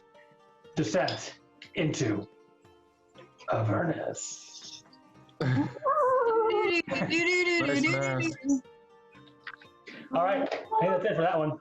Thanks for subscribing. Smash that like button. Ring that notification bell. Yes, and do it all for skeleton number 7. Yes. Skelly 7. All I right. fell asleep 2 hours ago.